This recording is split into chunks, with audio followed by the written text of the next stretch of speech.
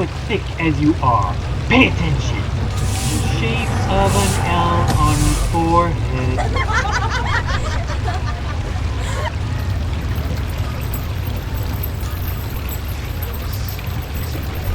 Sit, pumpkin. Pumpkin, sit. Firecracker, sit. Sit, firecracker. Reduced to just standing around. How absurd. But thick as you are. Pay attention.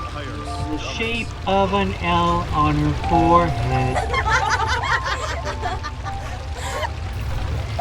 Pumpkin, sit. Pumpkin, sit. Firecracker, sit. Good boy. Sit. Good boy.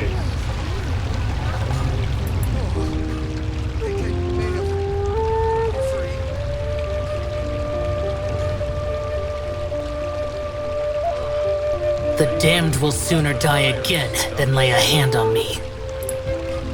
Welcome back, Mango3M. Here we're going to continue with Genshin Impact. There's a couple of different events that are ending soon, so we'll start with those. Some new Friends with Afar and Frenzy. Frenzy's probably first. Sounds like game's already going. Let's go with that. Alright, let me switch to my controller. Help if I plug it in.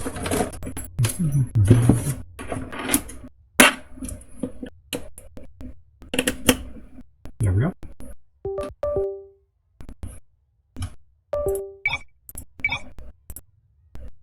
Aha.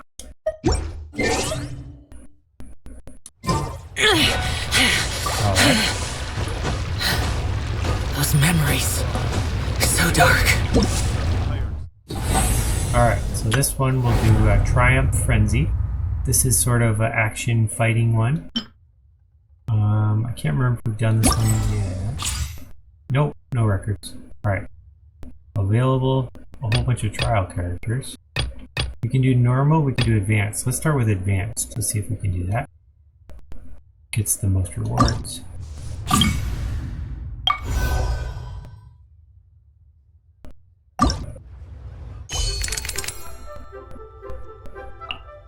Select starting trial characters. Okay, so he's awesome. How about details for opponents? Okay, so we've got Electro, Geo, Cryo, Pyro. Basically a mix.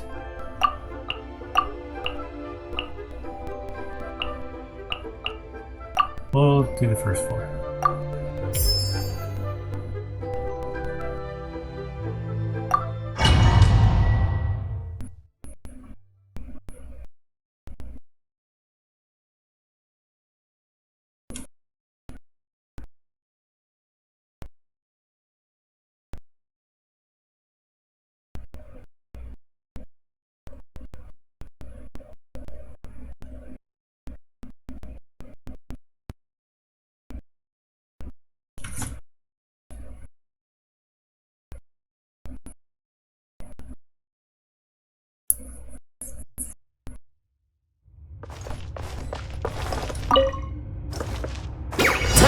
One with wind and cloud.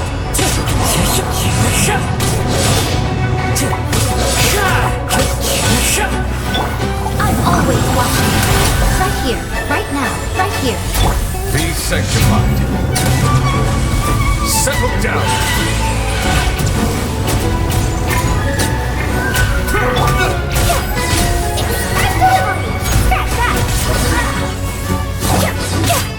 Emerge, right here, right now.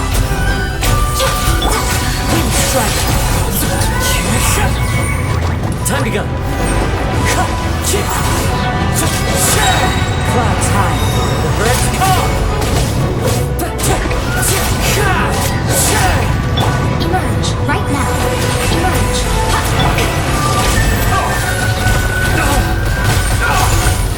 Silence.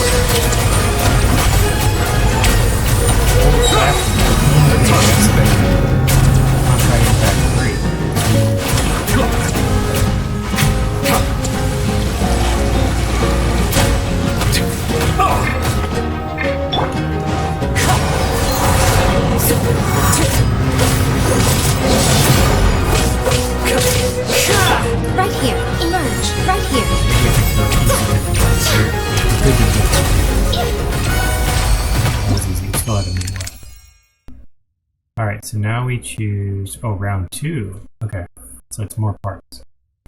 We can use Top Hat Dude. Okay, this is all water, cryo, water and ice, so fire.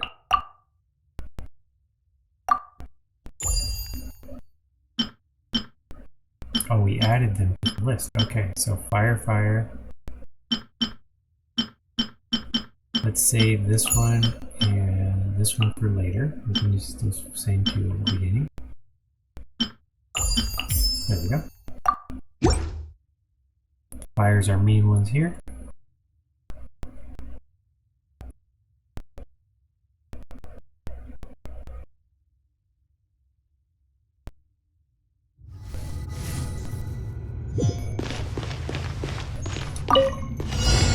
A sight to behold. Right now. Right here, please. Here comes the finale. Frostbite, crazy. Gloves off.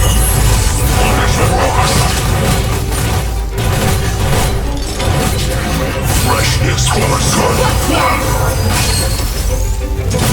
It's time for a flashback. Disappear. Show them. Right here.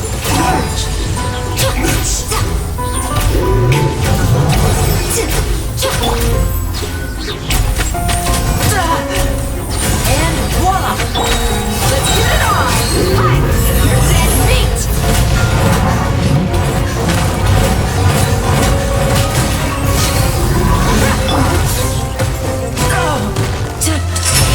Let's get this show on the road!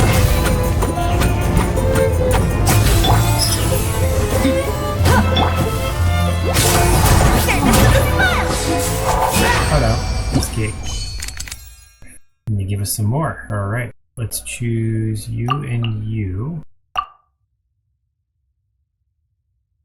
Because you're the strongest.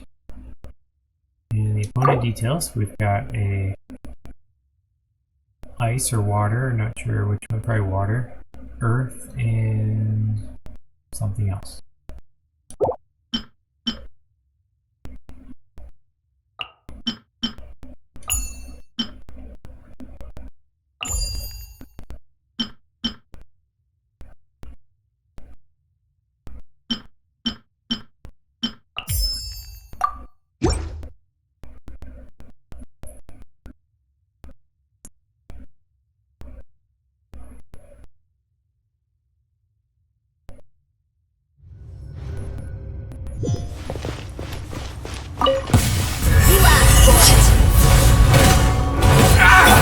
One with wind and cloud!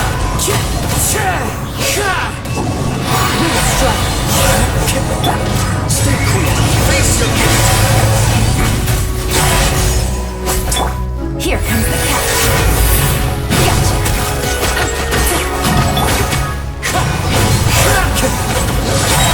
Fallen leaves, adorn my night!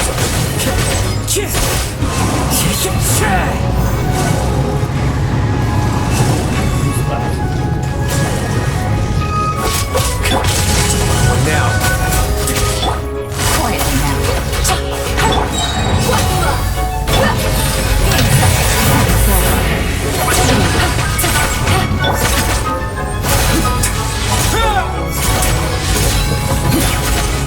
A moment, please. Got a strong attack. Alright, what we got coming up? We've got Earth, Earth, Earth, and Earth. In other words, choose me and you.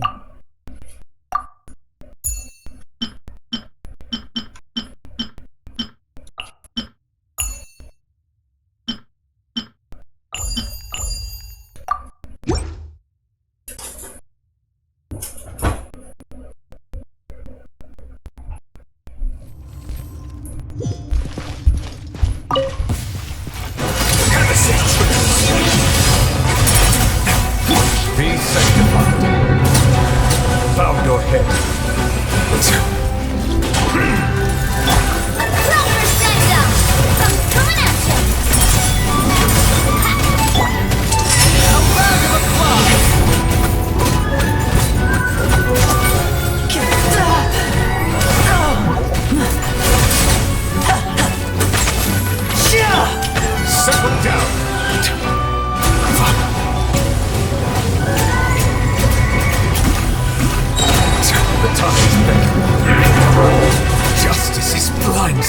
Crescendo! Frappuccino with love! Hey there!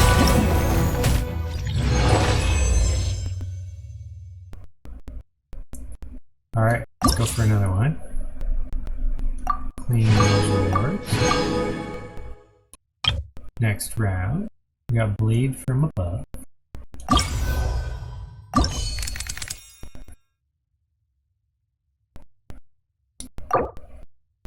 This one is, I'm guessing, all fire or all not anything.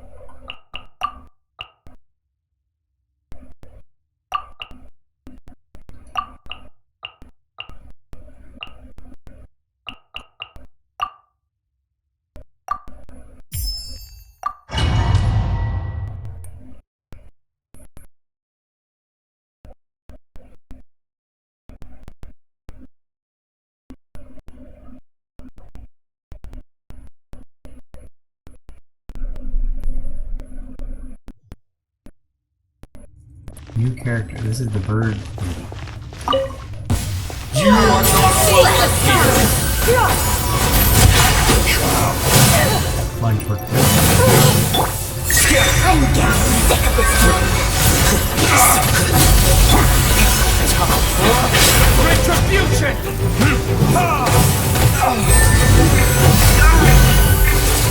Shadow Raven! Black Knight falls!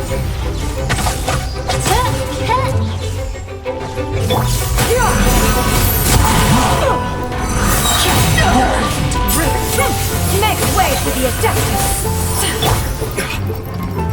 Further Your coming was foretold! as you wish, make boy life.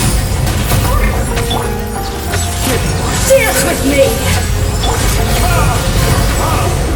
Bloom as the flowers in Tourmaline! Retribution!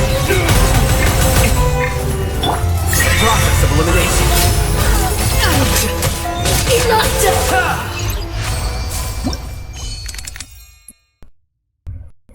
Alright, who we got coming up?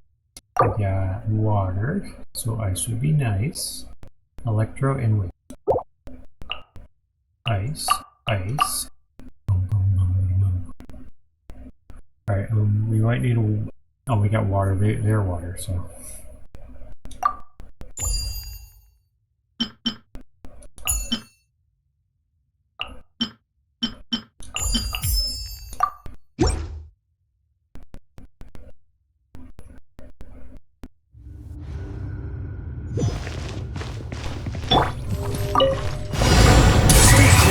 Face your gift.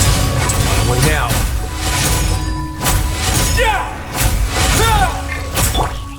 Sakura Swirl! Whirling Snow!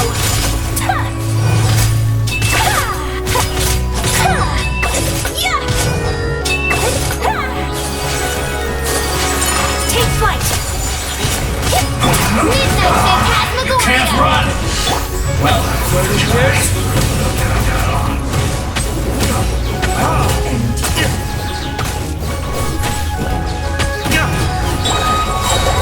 reveals thyself!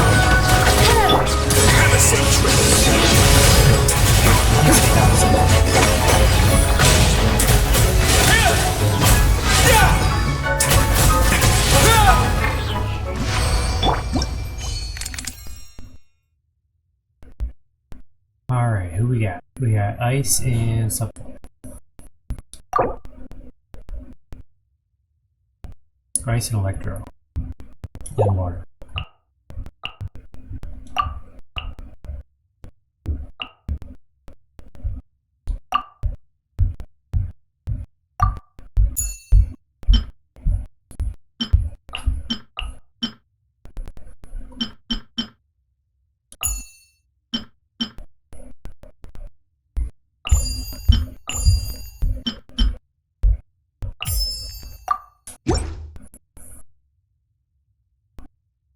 Oh, water, I should use dice. That's okay.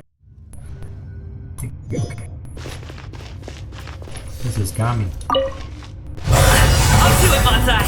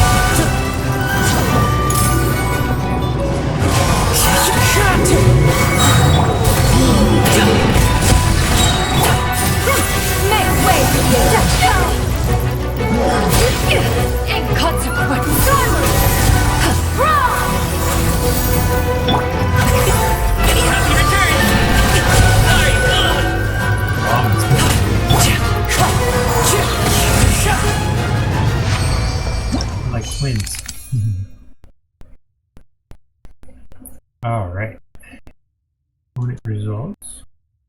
We got fire, water, electro, ice, and cryo. All people.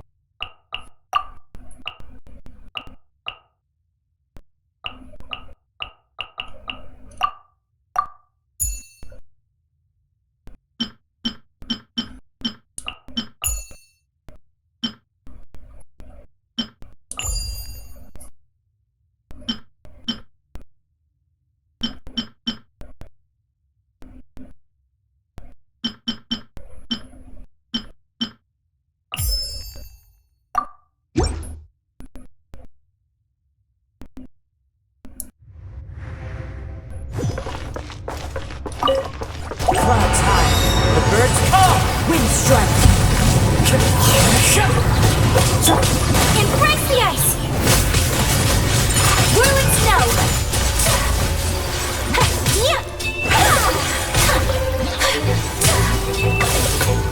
Fallen leaves, adorn my night.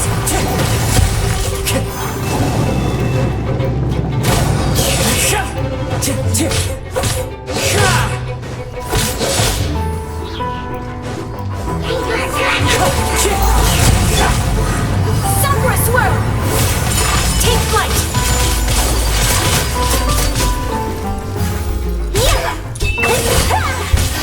Evil conquering.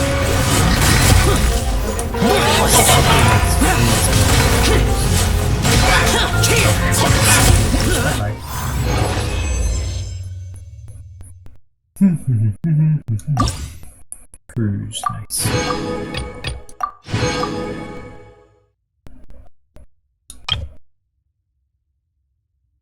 Blazing like a flaming flower. When triggering, vaporize or melt. Characters are off.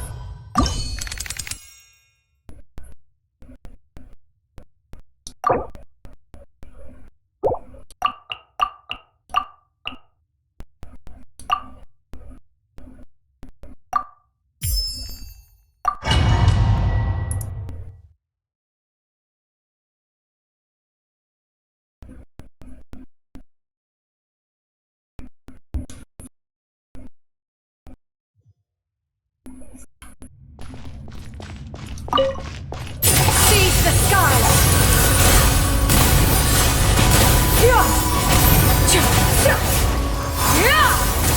Let the world collide! Strike a pose!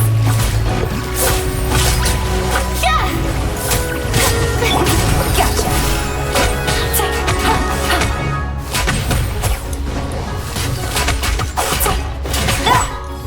Breaking news! Save cheese! Things are about to get dicey. Busted.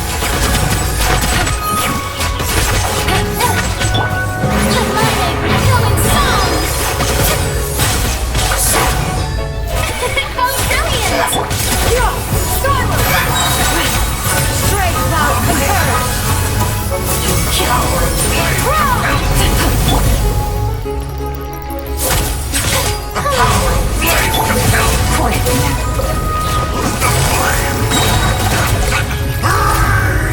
Busted.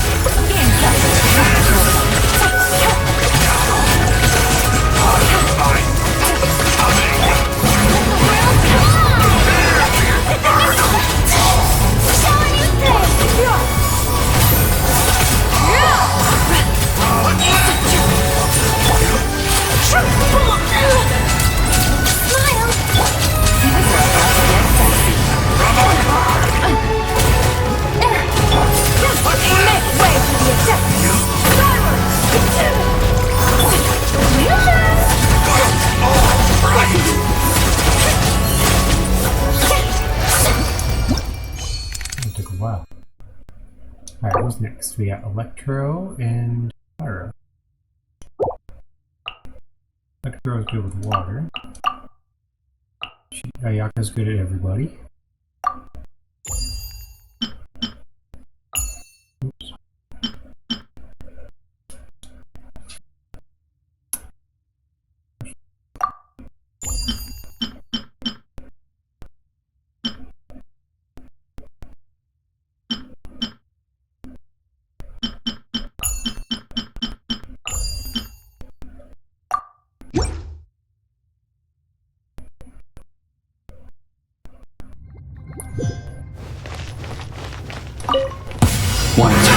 Hammer another test. Strike a pose! Here comes the catch. Quietly now. Breaking news!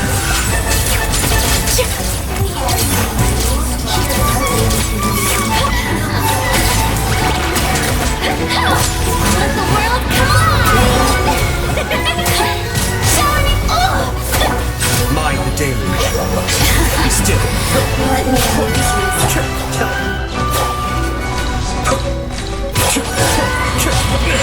Maple.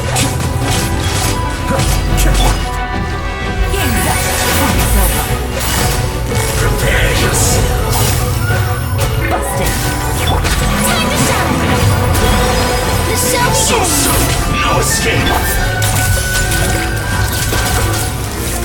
Hard-hitting exclusive!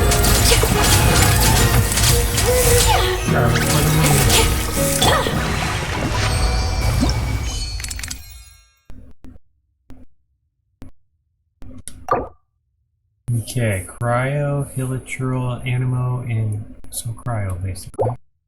And we won't fire. Get our healer. That's our first healer character. Fire's definitely for this one. You need healed. And we could get a teammate.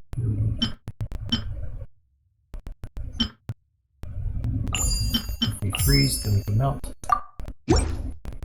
Melts get bonuses.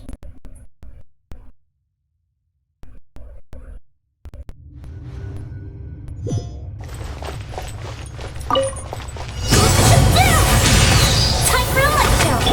Come on, bring your views! Embrace the ice! Whirling snow! Cascade.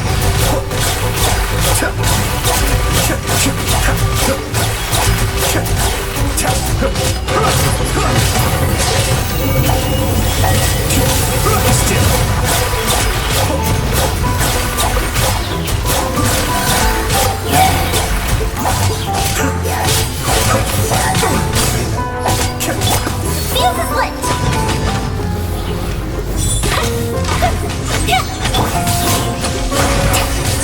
Allow me!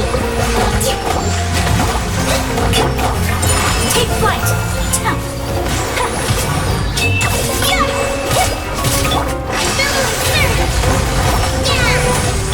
Mind the deluge. Cascade.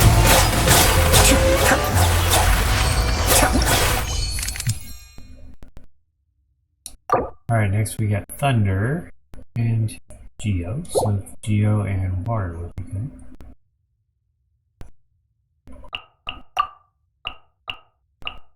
None of the above.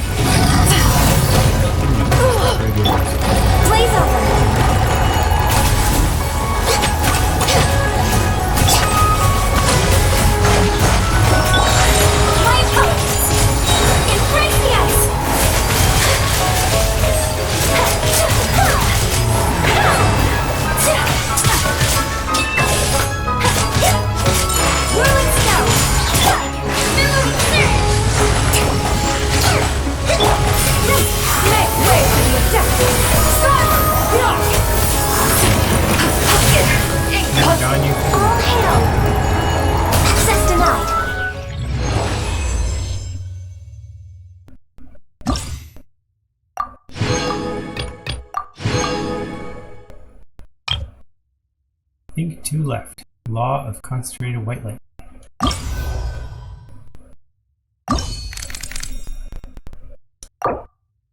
We got earth, wind, and water. So we want ice.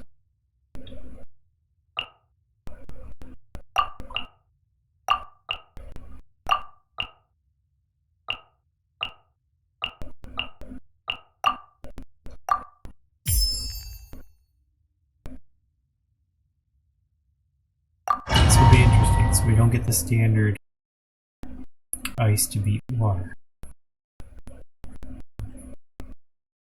We'll have to try something new.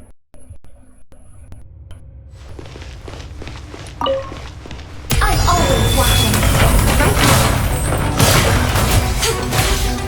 Right here. Emerge.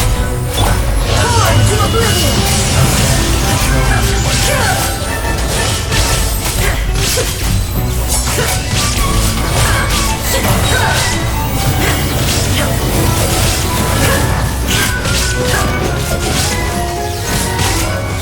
You are not Shine welcome. down!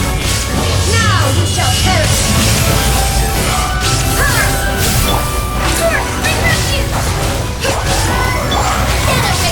Let night fall. A sight to behold. Right here. Emerge. Right now. On to oblivion! Illusion shattered! Midnight Phantasmagoria. How can you serve me?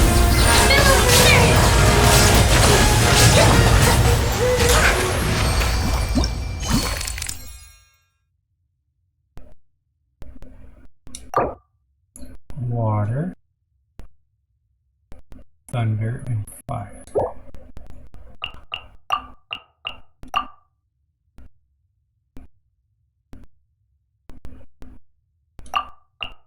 Yeah, could turn that one down. Maybe not today, but someday.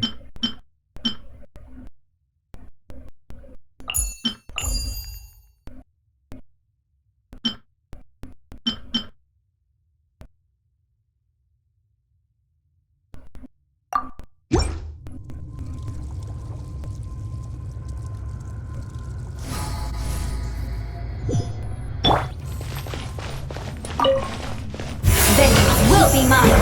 Shut up!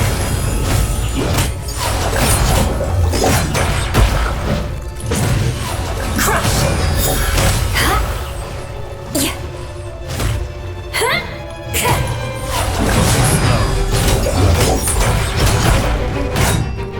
Shut up!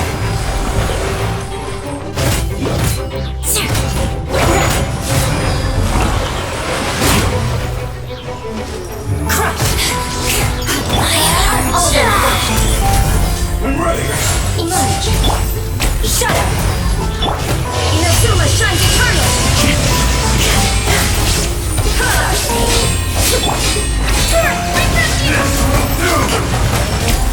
Beg for mercy!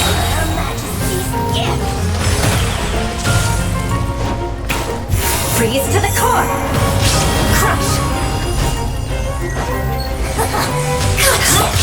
On to oblivion! There is no escape! Out of my sight.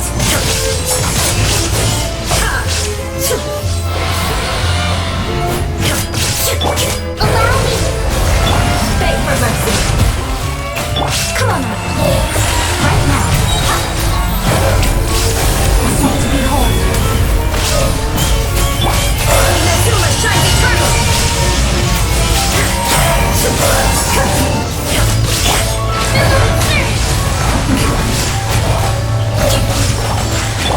Shut up!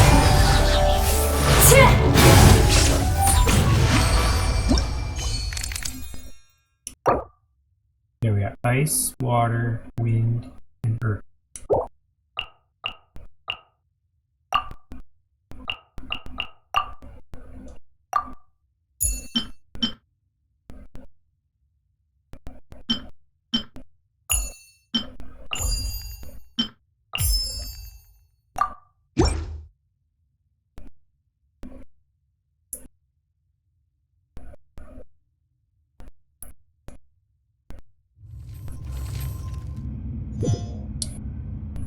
Alright, Eula. Please appreciate me. Let him out! Beg for mercy. Cut to the chase.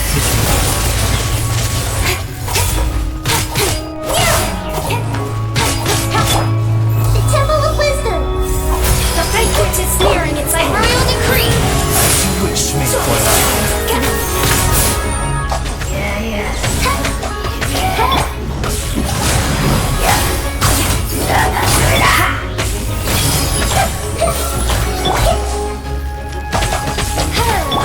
Speed of light. The sword comes down.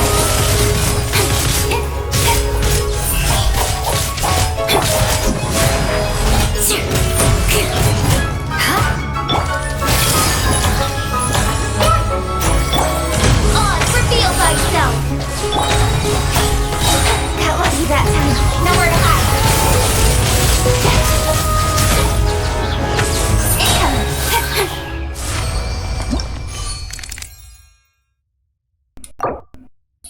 Fire dendro. Fire and dendro. Mostly fire, so we don't want it.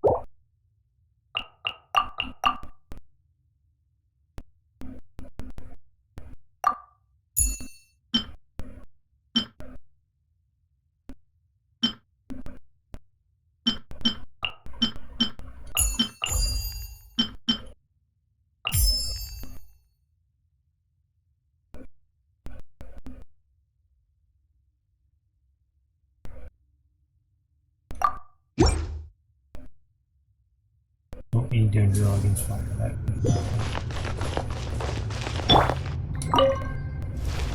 Kamisato Afar. Will be still.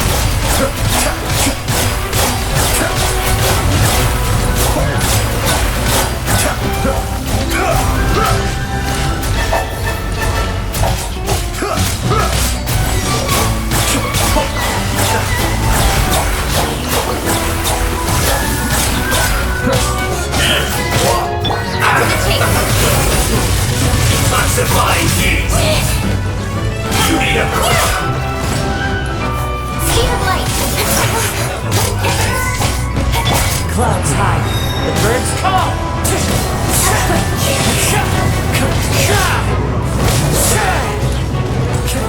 Wind strike. You need to hurry up. Unfortunate folks.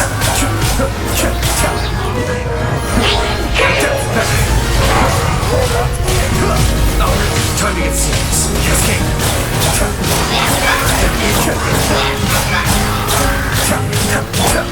Seize the sky.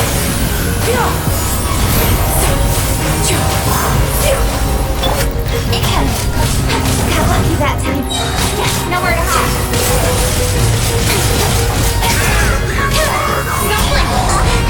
Let the flame!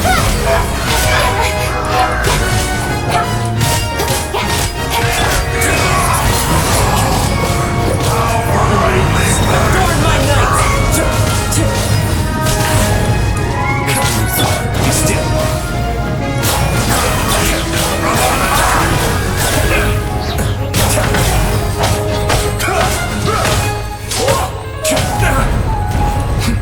Cascade. But the plan was watertight.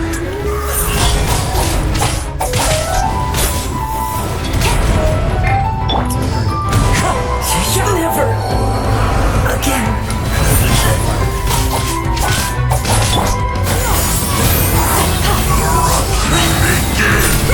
Make way for the Adeptus.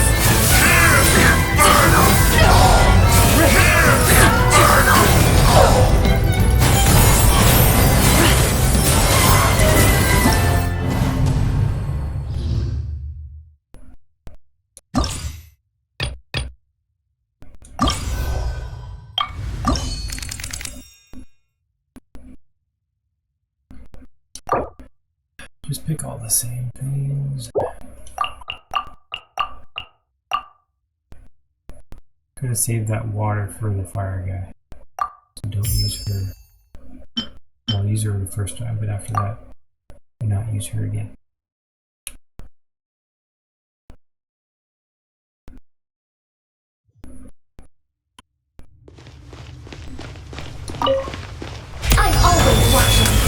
right here. Emerge, right here. Torn to oblivion! Shine down!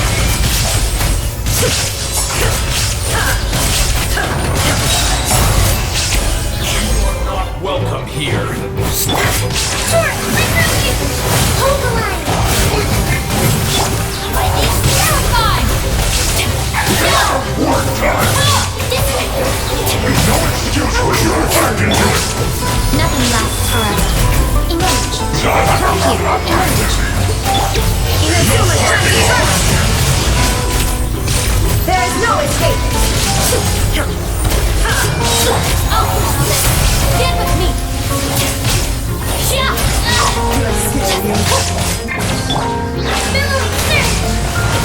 Rebuild.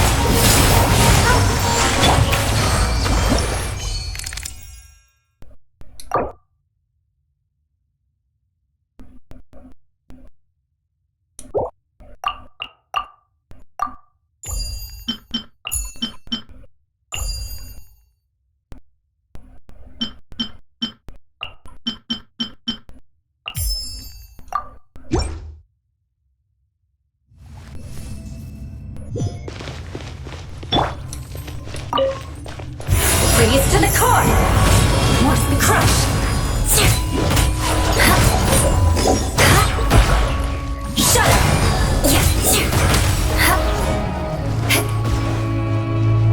Crush! Make yourselves a room. I'm always watching. Right now. Emerge. Out of my way!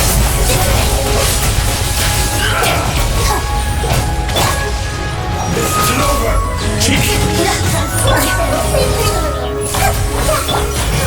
Right now.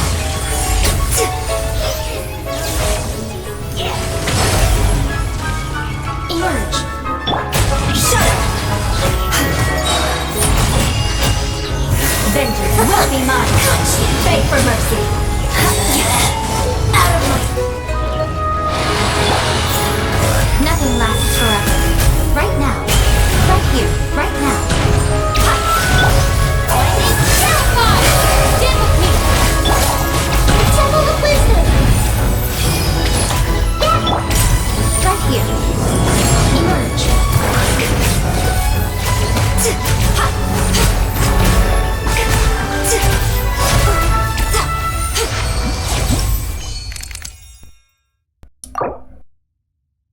Ice, water, wind, and electro.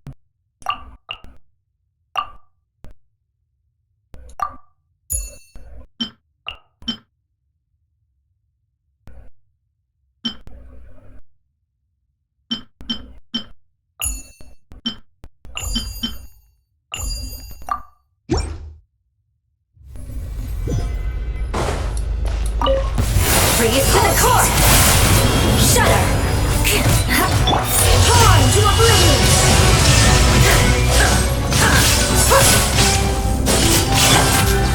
Seize the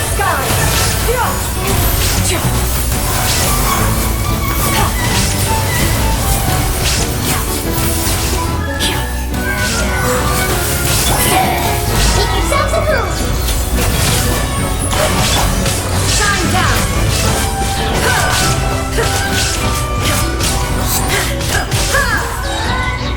Now you shall perish!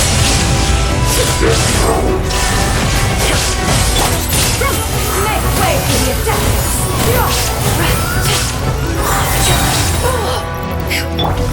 Surely knowledge. Vengeance will be mine! Crush! That was fast. Rushed it. Okay. And last is the annoying fire guy, the fathomless flames. It takes forever to beat, so always water. And we can use our extra water guy over here. Sanguinia.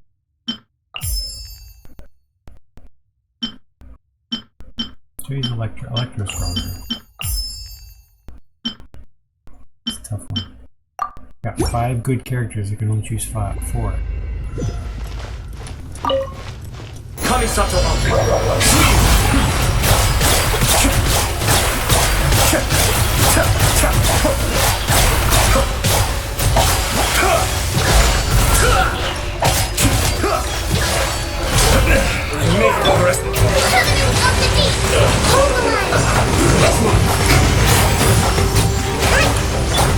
Clouds high, the birds call.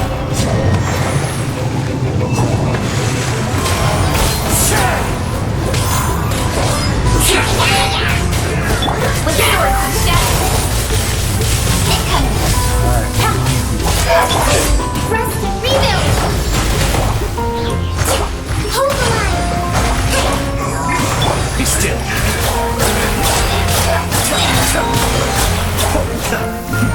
Adept back.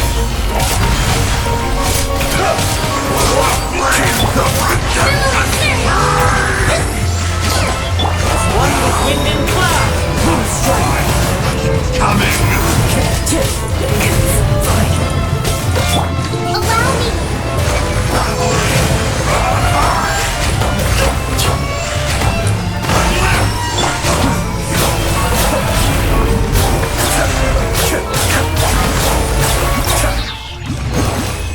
We did it! Alright.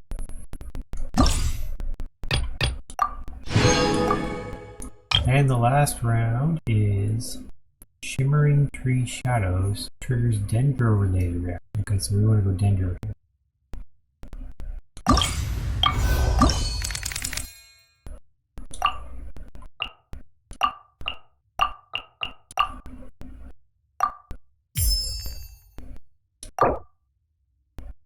Water. Earth.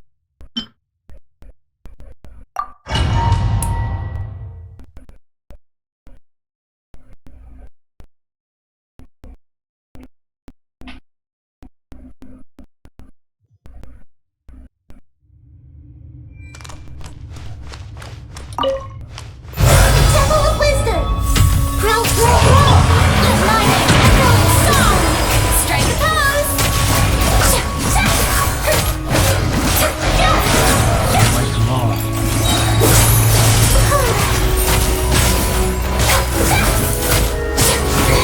Stop that! Let the world fly! Right this off the side! Dance with the wings! Yeah! Ha! Yeah!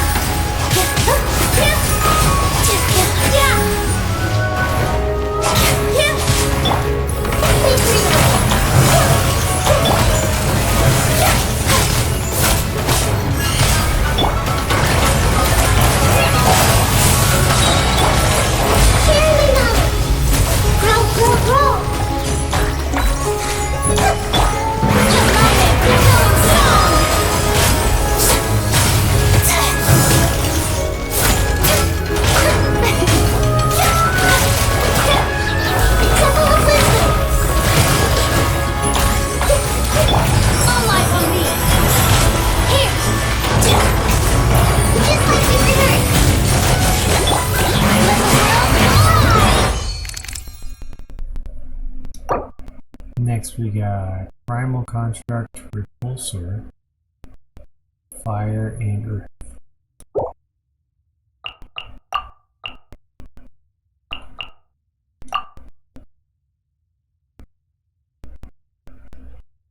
Actually, we need to get you to put out the fire.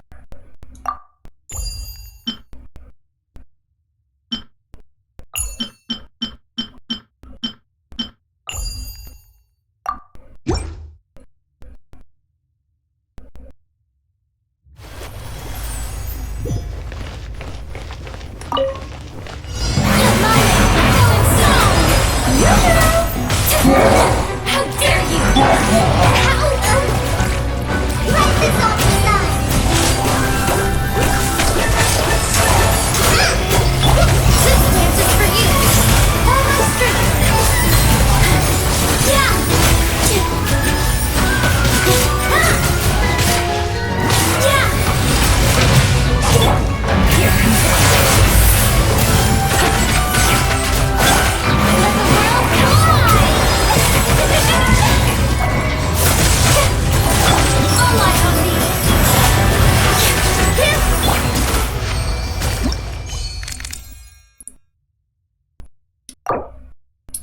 got thunder, and is that fire? Not sure. Stone, maybe? Thunder and geo? Sure.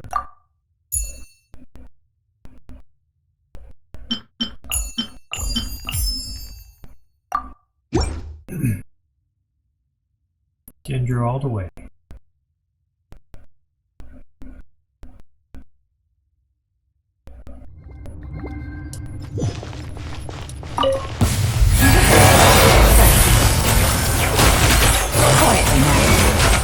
Remember, health comes first.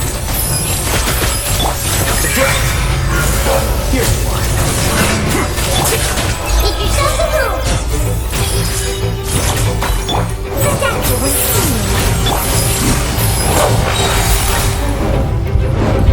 Busted. Game's up.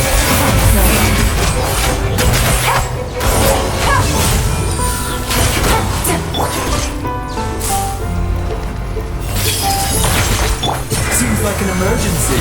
A bitter pill to swallow. the Temple of Wisdom! Committed to memory! Gotcha. Quiet now. Here comes the catch. Ends here. The process of elimination.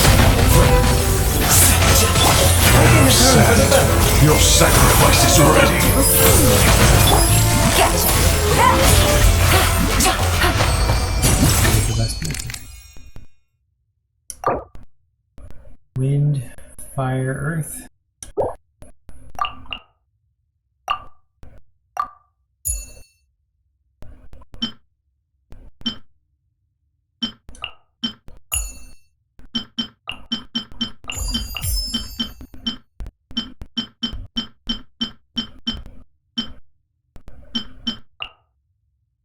Oh, it's the last round? Okay, I'll choose the best round.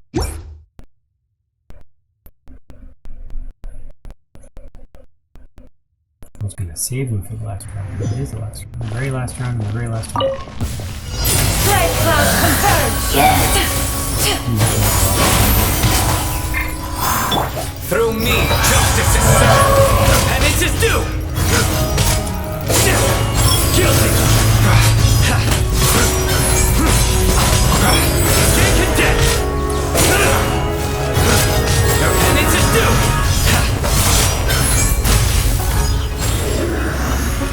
You stay condemned.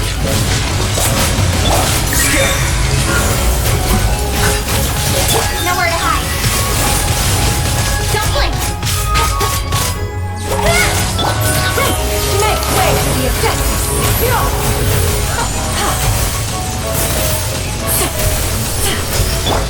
Sita. Judgment is upon us.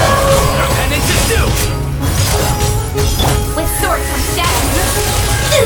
Speed of light!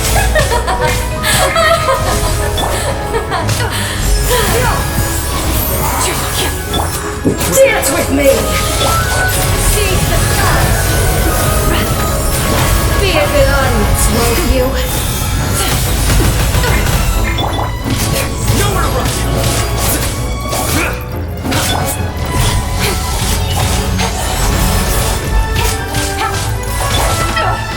Riveting.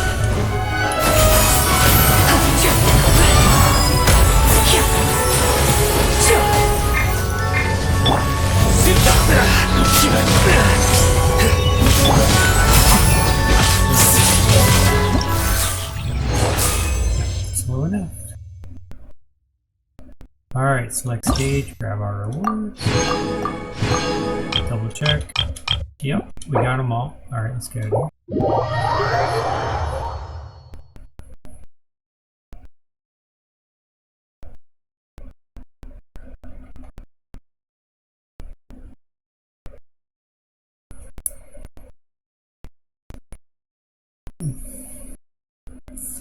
Coco Goat, legendary Adepti Beast. Chi-Chi Spring, Coco Goat.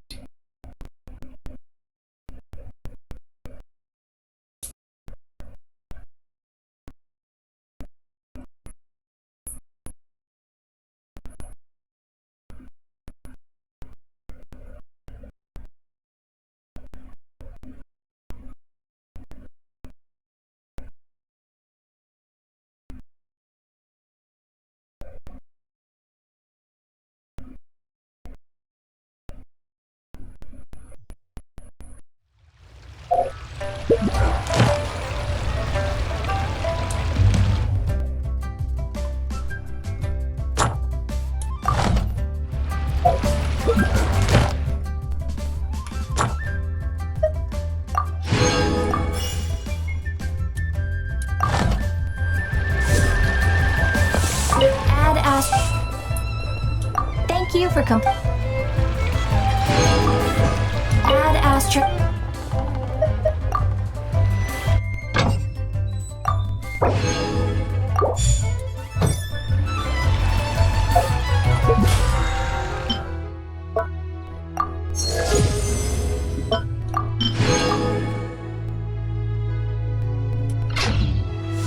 Reduced to just standing. Who we got? We got Xiao, we already have him.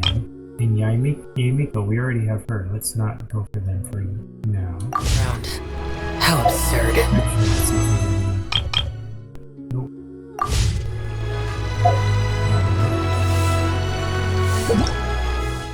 Alright, so we did this one. Triumph Frenzy. 3 shadows, that was the green one. And we want Receiver of Friends from Afar. One day you and Paimon passed through Wangshu Inn only for a notice to attract your attention.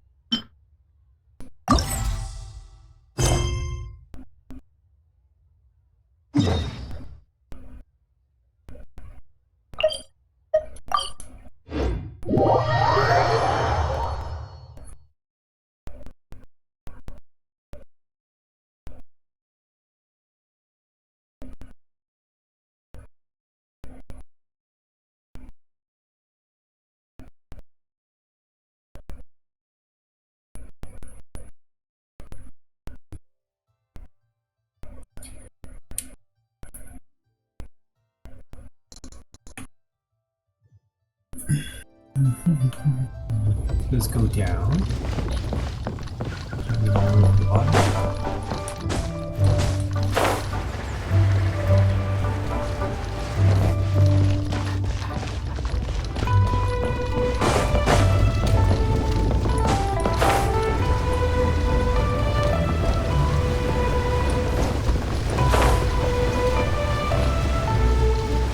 Useless.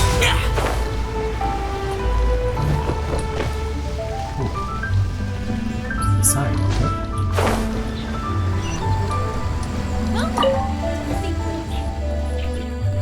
Wangshu Inn now hiring. Urgently seeking one temporary chef willing to pay top Mora, salary negotiable. Look, traveler, an urgent hiring notice and they're paying top Mora too! Oh, Paimon likes the sound of that. Strange, why would Wangshu Inn suddenly need a new chef? You're right, it is strange. Do you think something happened to Yanxiao? Cause that guy barely lets anyone ever set foot in his kitchen. Doesn't exactly seem like the type to hire help. The notice says interested parties should go upstairs and talk to the innkeeper Huayan. Should we go and see what's up? You want to check how much it pays, don't you? Let's check up on Yangshu. Yeah, and we can ask about the pay while we're at it.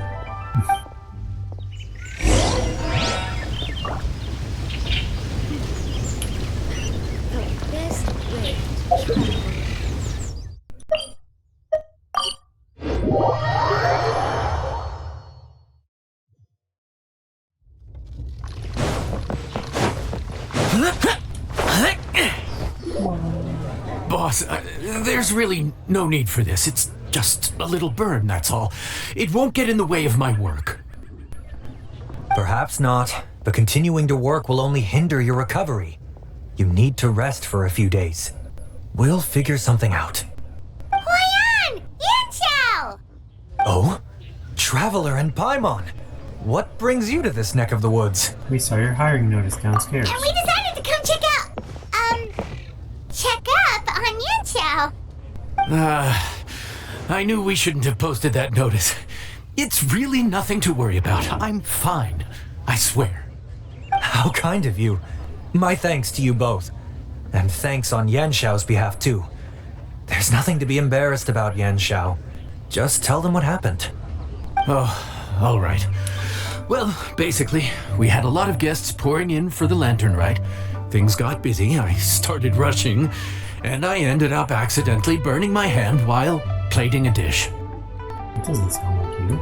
Well, you know what they say. Play with fire long enough and you're bound to get burned. Even the best chefs slip up sometimes. Anyway, it's nothing, just a tiny burn. I can still... Now, I don't want you pushing yourself. You'll only make it worse, and then you'll be looking at more than just a couple of days off to recover.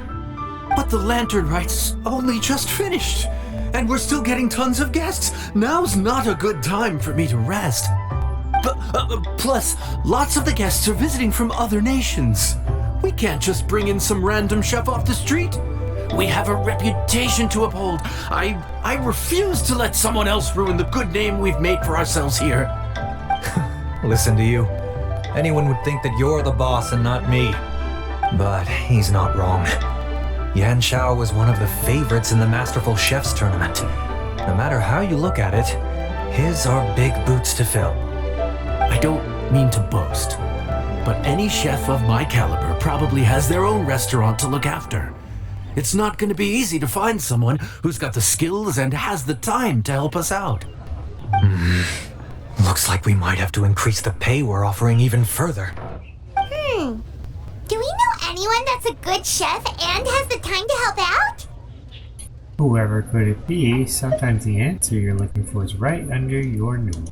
Oh, of course, you! Oh, right! Yes. Now I think about it, I do recall hearing good things about your cooking ability. I suppose I'd added you to my mental list of people who can hold their own in a combat situation, but forgot you can cook. Why are you even keeping a mental list of people who can fight? Maybe a story for another time. More importantly, I'm sure Yan Xiao would be comfortable leaving his kitchen in your hands, if anyone's. What do you think, Yan Xiao? I heard a cat. Well, since it's you, I suppose that's better than anyone else. What do you think, Traveler? Should we do it? You said something about increasing the pay? Never thought I'd see the day when Yan Xiao leaves his kitchen. I should warn you that cooking for customers is quite a different ballgame from cooking for yourself, so I'll stick around the kitchen over the next few days to help smooth things over. Oh, so he's not leaving the kitchen after all?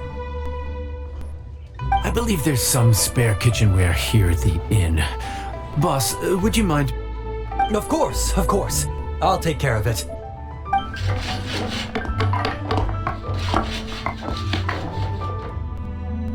Whew.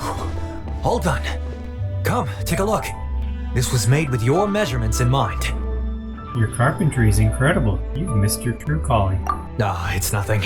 A little handicraft and elbow grease goes a long way. All right, Yan Xiao. I'll leave you to take it from here. You really went to all the trouble of building a new stovetop? What was wrong with the original? Boy, you really hate when people touch your stuff, huh? No, it's nothing like that. As boss always says, hire who you trust and trust who you hire. I just thought the original setup might be a little, tall for you. Well, everyone looks short compared to you. I don't think it'd be that big a problem. Anyway, as I was saying, cooking for guests is different from cooking for yourself. Not only do you have to execute on taste, aroma, and appearance, but you also need to ensure speed, precision, and consistency. Having the right equipment is a big part of that. Ill-suited equipment doesn't just make the job more tiring, it also slows you down. And paying customers don't have unlimited patience. Sometimes cooking is all about being well prepared. That's how you ensure speed. Okay, and what about precision and consistency? Precision all comes down to using your eyes. Where to slice into a particular cut of meat, how much oil to use, how to tell when a dish is done cooking. When you cook for yourself, you can always add salt if it's too bland or add water if it's too salty. You can tweak the taste as you go, but in a restaurant, there's not that much room for trial and error. I'm not too worried about that. Worst case scenario, Paimon can deal with any subpar dishes by making sure they get properly disposed of. The final thing you have to focus on is consistency. You have to be able to handle the most challenging orders with the same level of technique and skill as the easiest ones. This is particularly important when you have guests from all over, each with their own tastes and preferences. You have to cater to their own dietary needs while also giving them the opportunity to enjoy our local delicacies. This last point is making Paimon's head spin. Don't worry. Matter of fact, someone as well-traveled as you may even have a better handle on it than me once you get started. And of course, I'll be around to help you over the next few days. I don't think we'll have any trouble making all our guests feel right at home.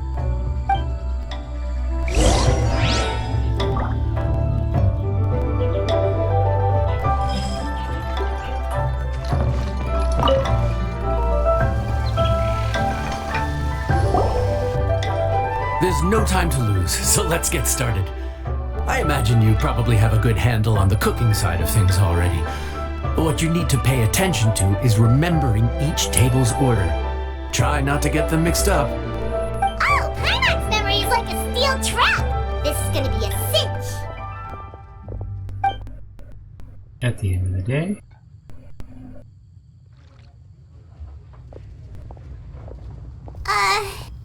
What ticket are we on again? Table 1 was onions, but no chilies. Table 2 was chilies, but no onions. And table 3 was, table 3 was chilies, but hold the chilies? all of the guests have already finished eating. Snap out of it, Paimon. Ah! Was Paimon just sleep floating? You've been talking nonsense since about halfway through the day. We didn't even get a break in the middle. Paimon's brain has turned to mush. Is it always this busy here? No, but this is peak season. You both did a mighty fine job for your first time serving guests at the inn. Luckily, all our customers were familiar faces this time around, so we didn't get any strange requests. Otherwise, today would have been even more challenging. No strange request? Someone asked for almond tofu drizzled in soy sauce. Even Paimon has never tried that combination. It's a wide world out there. People have all kinds of different tastes. Being able to cater to all is the real essence of Liyue cuisine. Also, the thing about requests is that they're usually very specific. So as long as you do what they asked, you're unlikely to have any issues. What's really tricky is when guests give you free rein to do anything you want. Excuse me. Are you still open by any chance? That's Xiao. Paimon knows that voice. Let's go check it out. Or Chong Yun. What should no. we do? It doesn't look like anyone's here. If only we'd gotten here a bit sooner. It's alright. If we start building a campfire now, we'll be eating before too long. Right. Besides, if anyone's to blame, it's Linny. So busy being a greedy culture vulture that he lost track of time. Linny, Lynette, Fremine, it is you! Paimon? So, is the traveler here? We're your chef. Greetings. Traveler Paimon! What a nice surprise! Bonjour. Paimon was gonna say the same thing. We're just lending a helping hand at the end.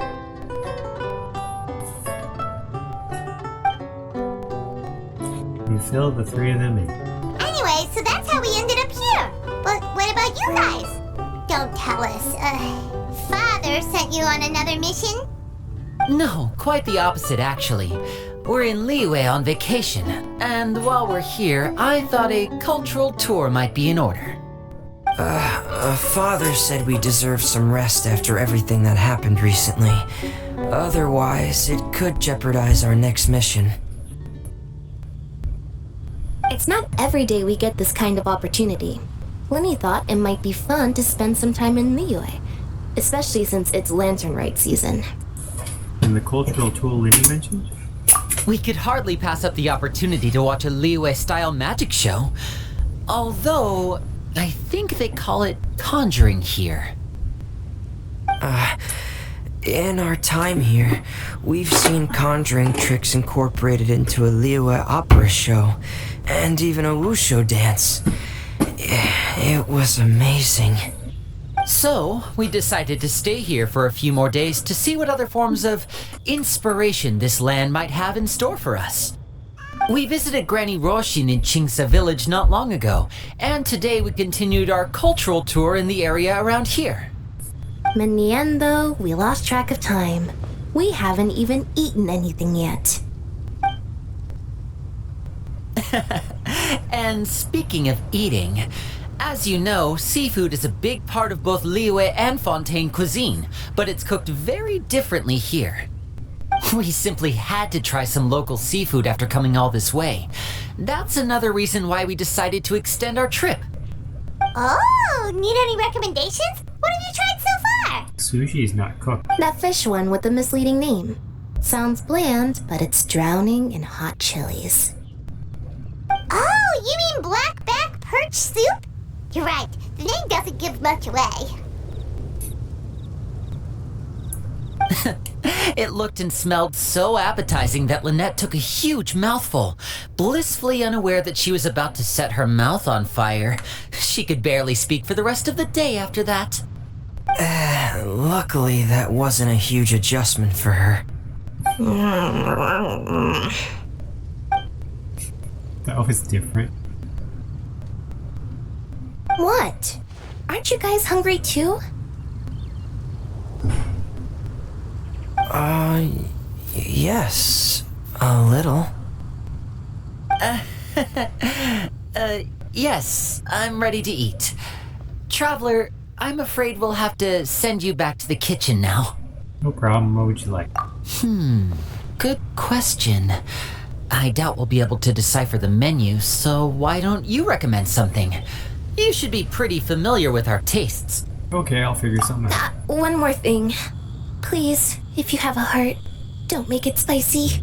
If you have a heart.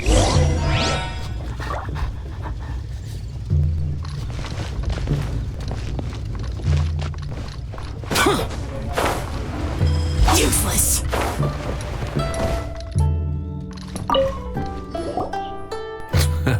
Fontaine, huh? No wonder they can't handle too much spice. Still, if we make the food too bland, they might as well be eating back home. What do you recommend?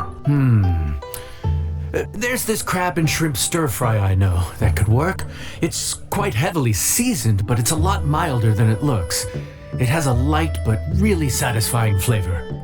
Yeah, Ooh, making me hungry. that sounds perfect! What's it called? Well, this is where it gets interesting. They call it the Palace Jewels. The crab roe is supposed to look like pearls of gold, and the shrimp meat like chunks of jade. That's a pretty enigmatic name. Here's the recipe. When you're ready, go ahead and give it a try. In each challenge of receiver or friends from afar, you must continuously prep, mix, and cook to make a dish that the guest wants. After you begin prepping, the indicator on the slider will move back and forward between each end. When the indicator points to the corresponding area, click on the button and mark instance of success. When you begin mixing, hold the button down, move over the sliding ring. The indicator bar points to the prompted area, release the button, change the instance of success. Could it be true? Hold it down to the end for cooking. Get to the end, it marks a success. Once it's complete, plate, decorate 3 elements of each dishes, tableware, accessories, add-ons. Each element, several decorations additional.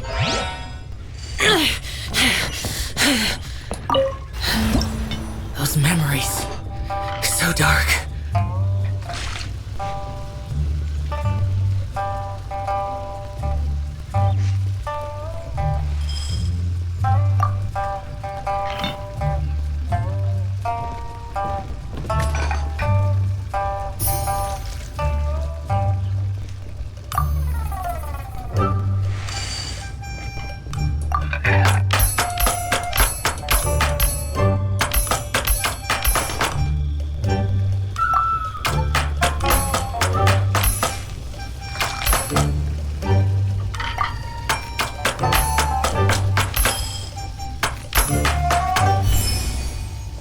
Prepping complete.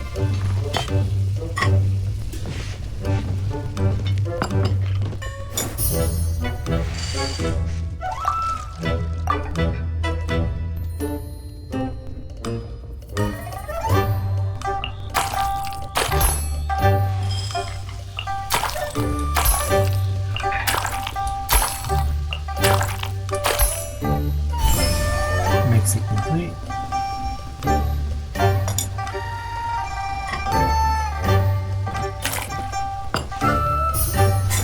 And cool. Don't overcook it or it'll burn. Whoa! I was holding it down, that didn't work.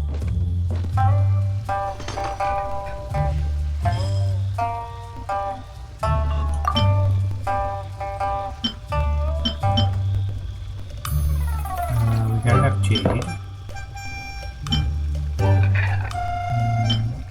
Lotus. And red.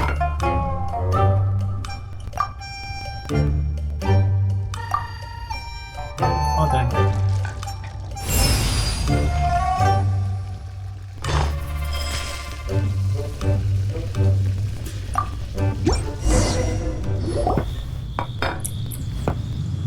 Sorry for the wait. This Making me dish is hungry. called the Palace Jewels.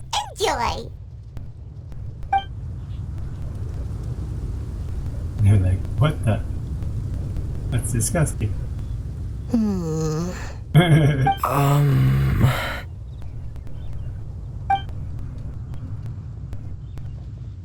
Yes, we meant to say, you two must be tired after a long day of work. Do you want to eat with us? And Paimon's like, oh yeah. Oh, now that you mention it, Paimon is a little hungry. Well, if you insist, then who are we to refuse? But we'll still let our guests enjoy the first bite. Oh, right. Of course. You're still our customers. Why aren't you eating? The sauce looks a little overpowering. According to Leowick custom, it's probably good table manners to let someone else go first. We don't have that animation. Looks delicious, traveler. I guess I'll dig in first. Here goes. What is it? Do you need some water? No, it's delicious. The flavor is so pure. It's drenched in sauce, but somehow it just enhances the natural flavor of the seafood. Try it for yourselves. All right.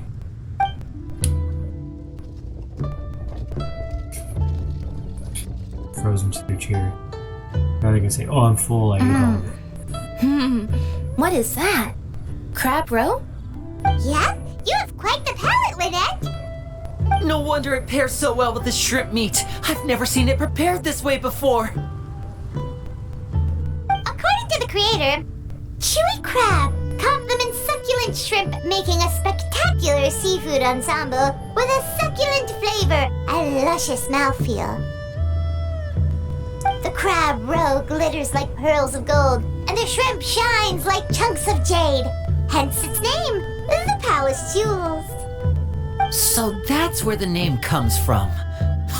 I suppose it's quite fitting then. Was Paimon always this well spoken? She just memorized what the recipe said. This dish must be right up your alley, Lynette. Huh? It's half gone already? When did that happen? Probably while you were busy yapping away. I heard that in Liyue. The biggest compliment you can pay to the chef is to leave a clean plate. It's delicious. Thank you ever so much. Wait, don't fight over it! Hey, leave some for Paimon! Clean plate award. In Disney, they give out a clean plate award. This could be awesome. Okay, so one of those. Boring!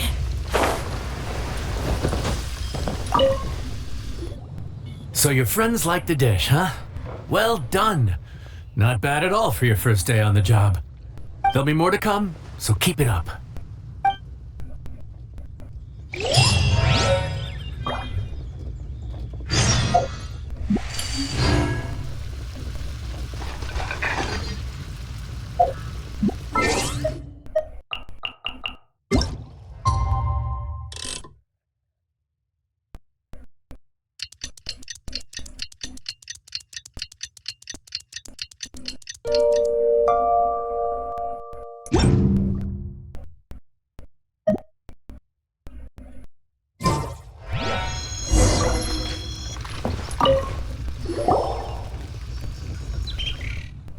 Morning.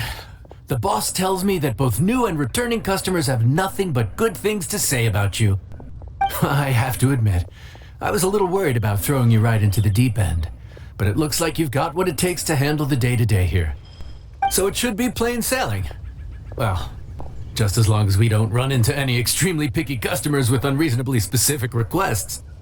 Oh, have you had someone like that before? Of course!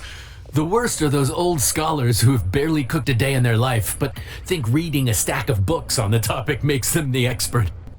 They criticize you for no reason, claiming your cooking method isn't faithful to the original, or that the flavor profile isn't authentic because you used an ingredient that wasn't in their beloved centuries-old version of the recipe. This is Wang Shuin. It does have the look and feel of a time-honored establishment. I know that voice. Oh, innkeeper! We'll have each of your signature dishes, please, as fast as you can serve them. The most expensive ones. Farzan! Oops, Madam Farzan. Oh my! Traveler, Paimon, whatever are you doing here? We could ask you the same thing. Where'd you suddenly get the funds to go sightseeing? And to order the most expensive things on the menu? I'm not here to sightsee. Exemplary scholars like myself are highly sought after by cruise operators in need of an onboard consultant as they travel the world. Madam Farzan, please, slow down. None of us slept last night. How come Madam Farzan still has so much energy? If she's really over 100 years old, I don't understand how she keeps going. Layla's always It's all my fault. She's been like this ever since I told her I'd be paying the expenses. Layla!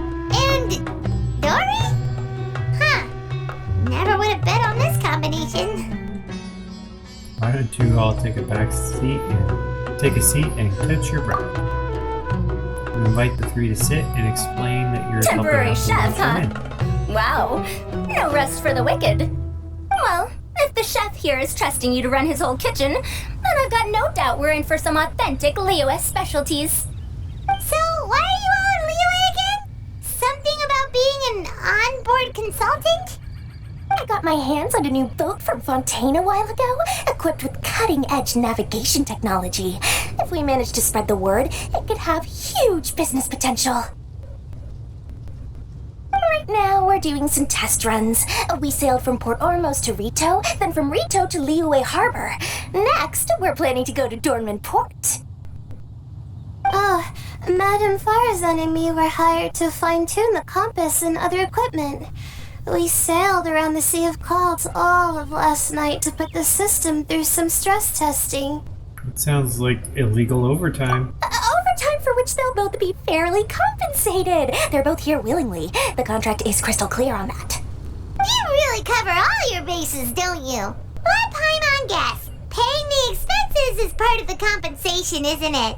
No wonder Madame Farzan is going for all the most expensive dishes. It's not every day someone tells you to order whatever you like. Now, first up, we'll have the... Farzan, Madam Farzan, that is. While I am more than happy to treat you both to the most expensive dishes on the menu, we must remember that most expensive does not always mean best. I've heard that the most expensive dishes in Liyue are usually either seafood-based or take an exceptionally long time to prepare. Now, I don't know about you two, but after so many days at sea, I don't think I can so much as look at another piece of seafood again for at least the foreseeable future. Huh. That's actually a good point. Not to mention that poor Layla here looks like she's about to faint from hunger. Huh? Oh, that's not because of hunger. Surely the wise and virtuous Madame Farazan could not bear to watch her poor students sit here and waste away. Oh, well, of course I care about my students' well-being, but why do I feel like I'm being tricked? So, let's not order anything that'll take too long to prepare. Aside from that and seafood, we'll take whatever other expensive dishes you have. Over to you, traveler.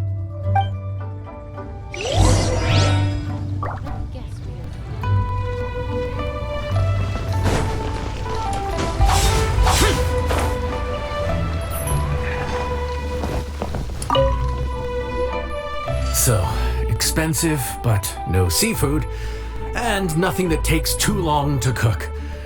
That rules out pretty much our entire menu. Do these people get a kick out of being impossible to please? Ugh, that Dory! Is she doing this on purpose? I'd bet more that she is. This isn't Lioli Pavilion or Xinhua Kiosk. This is Wangshu Inn. We don't stock up on rare and exotic ingredients. We only get them in if someone puts in a special reservation. I have a backpack with 100 million things in it. If we're stuck with regular ingredients and we're on a time limit, there's only one way to bump up the price. And that's by cooking a dish that uses the chef's expertise and creativity to the fullest. As it happens, I know a recipe for something called trembling strings and rushing reeds. It can be whipped up quickly with what we already have in the kitchen. One plate usually goes for 30,000 mora. 30,000? But if it's quick to make and isn't fancy, what exactly makes it so special? Quick doesn't have to mean quick and easy.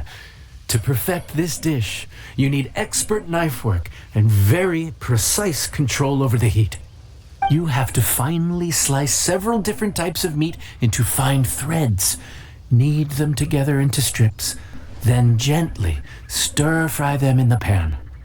What you end up with is a whole variety of flavors that come through layer by layer. This dish is unique in offering a harmonious blend of multiple kinds of meat, all cooked to perfection, while still bursting with their own distinct flavors. Do it right, and you've got a culinary masterpiece in your hands. But if you botch it, it's just a bunch of meat thrown on a plate. Oh, Paimon gets it now! So this dish gets its value not from the ingredients, but the chef's expertise! You think I'll be able to pull it off? Don't worry. I can take care of the kneading and other prep work for you. You just focus on bringing it all together. Believe in yourself. You can do this! And if you mess it up, Paimon will still be happy to eat it. Great Paimon. She knows just how to make me feel better.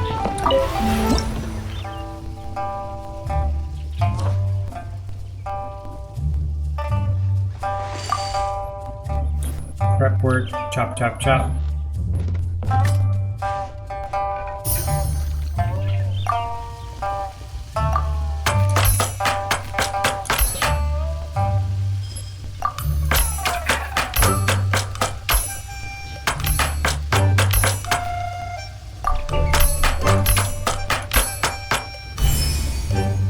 Mixing time.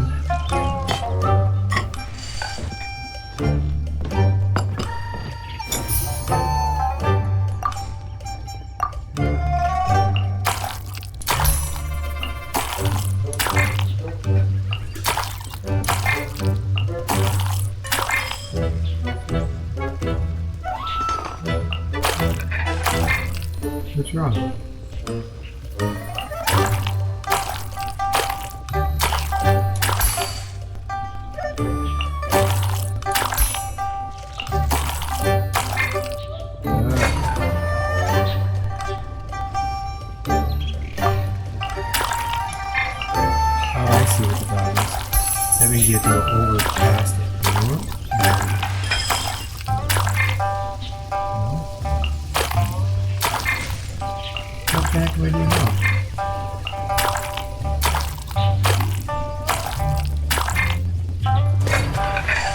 Alright, I think it's broken. 'Cause I know I'm doing it right.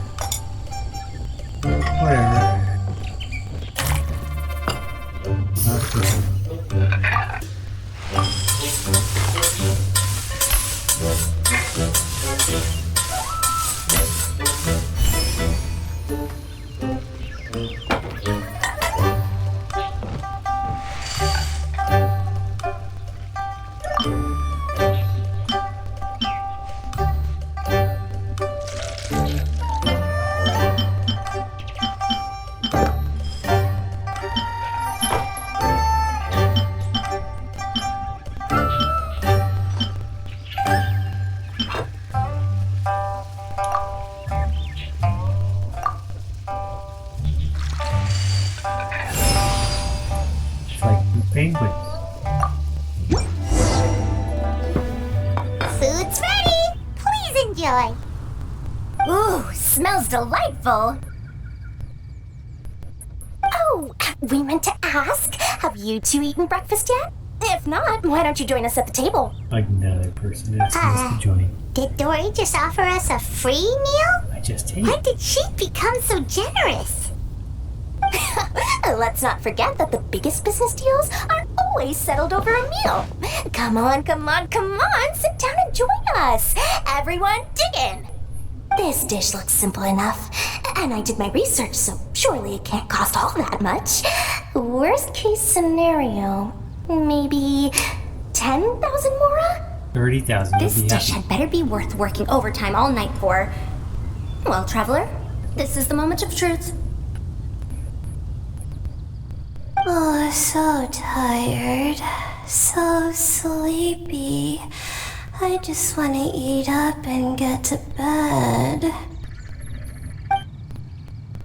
Everyone begins to eat, each Is harboring their this private concerns. Foul? Oh, wait. No, the texture is more like shroom boar. I love it. There's a different flavor in every bite. And the discerning palate might detect a hint of something smoked, too. Quite marvelous. How is this made? The smokiness is from the ham. That was my addition. Ham? But I don't see any ham anywhere. Oh. Haha! So you've noticed. Yep, every single strip is kneaded from several different kinds of meat. Paimon and Yanxiao put in a lot of effort to make it just right. So I'm not an expert or anything, but don't different meats have different cooking times? How is everything in this dish cooked to perfection? Well, you see, that's a trade secret. It's just a matter of practice. I know some special cooking techniques. Wow! So this dish really is one of a kind. That makes the whole trip worth it. By the way, does this special dish have a name? Paimon forgot to mention that part. The dish is called Trembling Strings and Rushing Reeds, alluding to the way that the different threads of meat are woven together. And also, The complex layers of flavor, yes? Akin to the harmonies of a musical ensemble? The name, if I'm not mistaken, is a Liyue idiom that evokes a vigorous orchestral performance featuring both stringed and wind instruments playing together. Quite an apt name for this dish. how did you know all that? Every student has to master at least 20 languages before they graduate.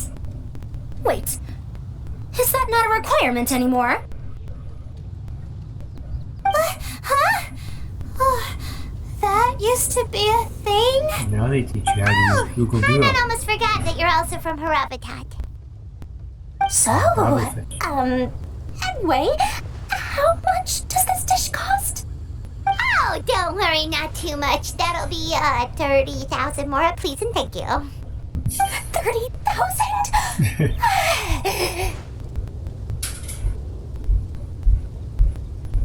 About that, Paimon, traveler, I merely invited you to join us at the table, did I not? I don't believe I committed to paying for you. So, perhaps we could split the bill accordingly? Oh, Paimon knew it was too good to be true. 30,000 more surely isn't an outrageous amount for the most magnanimous Lord Sangama Bay. I'll talk to the boss. We should be able to get you a 20% discount. Yeah! As a famous merchant, you've got a reputation to uphold. But every single mora matters, you know? Alright. I'll just consider that the cost of learning about this dish. Once I'm back in Sumeru, I'll be sure to find someone to help me recreate the dish. And then I'll make it all back.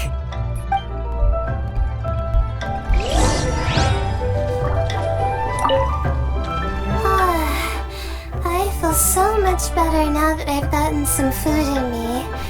Delicious food really does wonders for one's spirits. I never thought you'd take on such strenuous work. My advisor said that young people shouldn't stay cooped up in the academia all the time. They told me that I should take the chance to get out and see the stars in other skies. Maybe I can think of it as my first internship experience. But it sure is exhausting.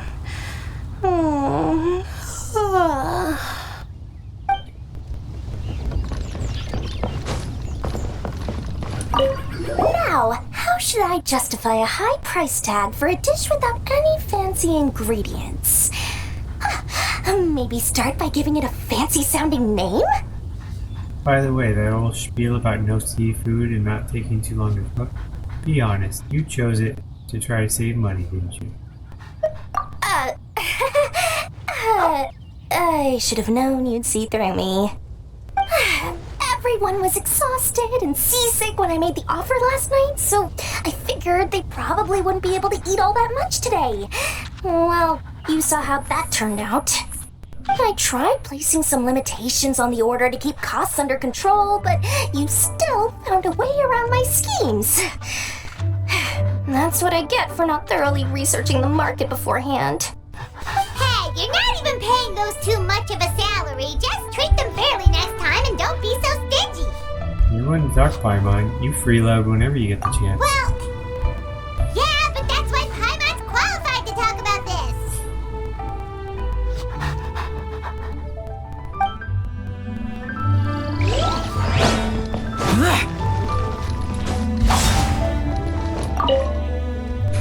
Even though I didn't get to try Adeptus Temptation or Bamboo Shoot Soup, this trembling strings and rushing reeds was still quite impressive. Thank you for making it. I never thought you'd take a job away from any ruins. Well, about that, even though newfangled contraptions are hardly my cup of tea, Dora's offer was quite enticing. She said that every time we stopped at a new harbor, I'd be free to go and pick out some ancient books at the market and bring them back to Sumeru. I couldn't resist an offer like that, so I offered to join for the lowest possible pay to undercut all my Kasharawar competitors. Shower work?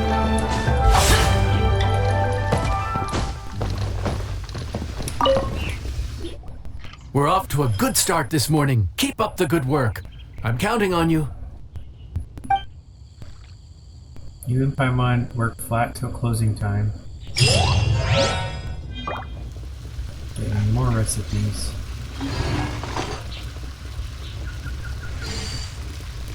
Is that it? I feel like that might be it. Or at least as far as we got.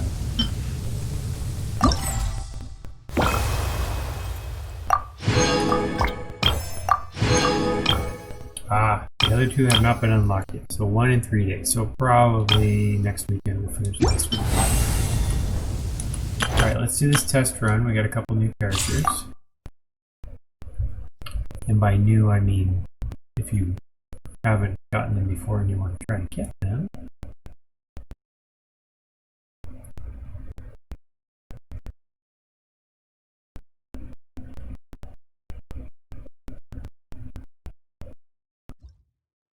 And then if we have time after these characters, we might try to continue a little bit more.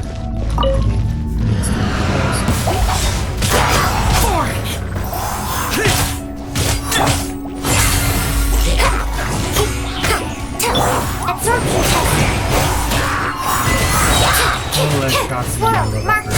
Stay clear! Everybody stand back! Disappear!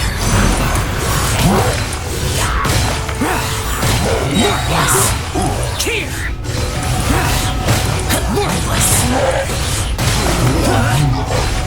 Worthless! Brushed it. Other stages.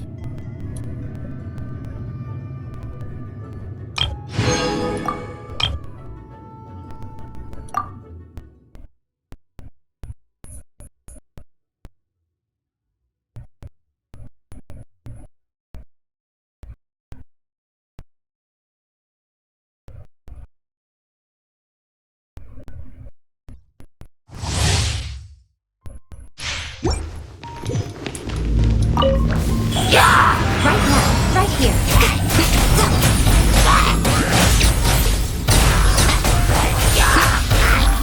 Shoulder, right now. Witness the power of the rock. A sight to behold. Right here.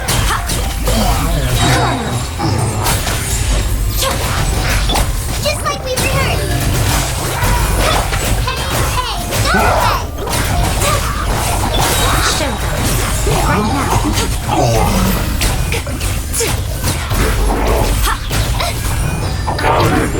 I'm always watching. Let me weave you a verse. Yeah, he's upside down. Alright, let's grab the reward.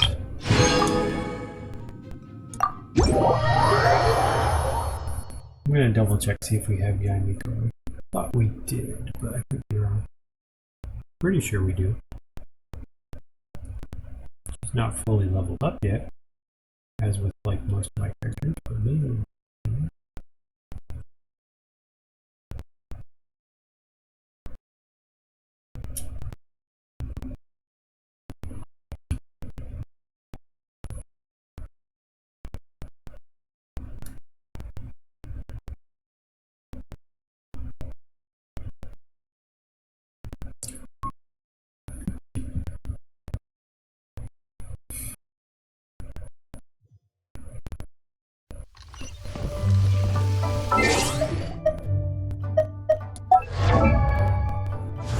Oh, we do have you over here. Is it worth it to try to get a second constellation? That's a good question.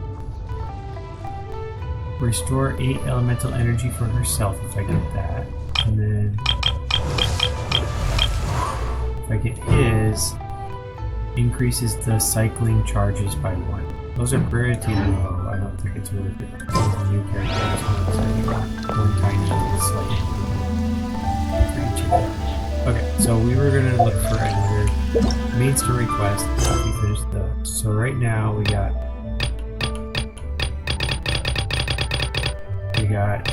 Hunters and Prophets going. Let's go for that one. Go to the Spina de Rusula base.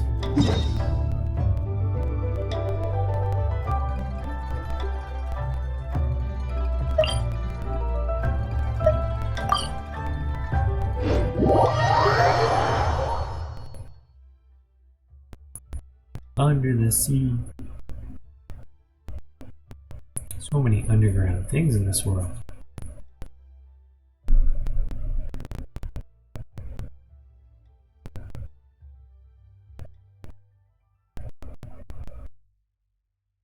Wonder if they're ever going to make underground places for the other areas that we've already been to, like Mondstadt. Mondstadt's tiny.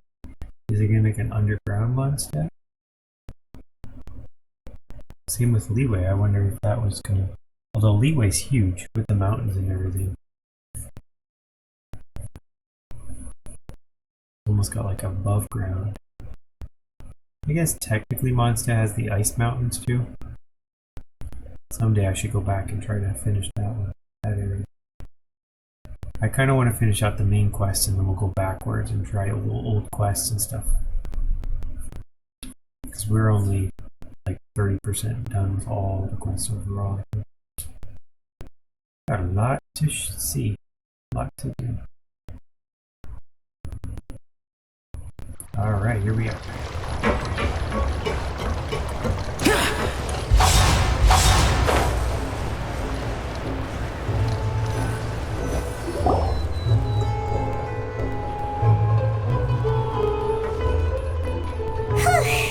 It's been a tough few days, hasn't it? So much has been happening. Those meetings sure did make me hungry. Paimon didn't think the meetings would go on for so long, but everyone seemed pretty fired up, huh?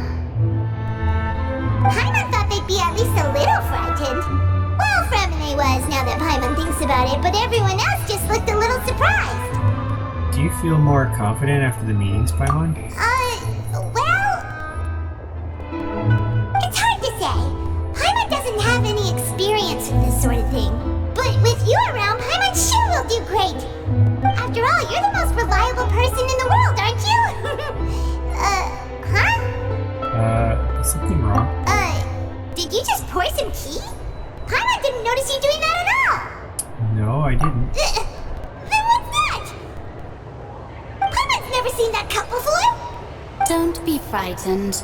I'm just joining you two for tea. I merely refrained from saying anything till now. Are you a ghost? Who's that voice? But there's no one here. What a strange conclusion, but also such an interesting one. You two make such a fascinating combo, and yet even you feel confused. As such, I couldn't resist but come by for some tea and a chat.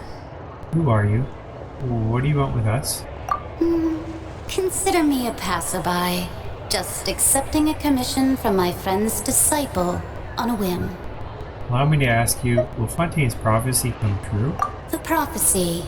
Yes, what has been prophesied will be fulfilled. You may view such things as the history of the future. What?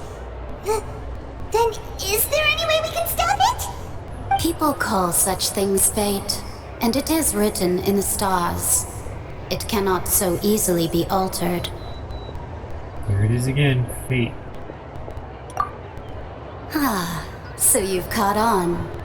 Just as prophecies are usually only the future as seen from the perspectives of the gods, could things be happening in hidden corners where the gods' gaze does not fall? Are the things that you shall see different from the fate that the gods perceive?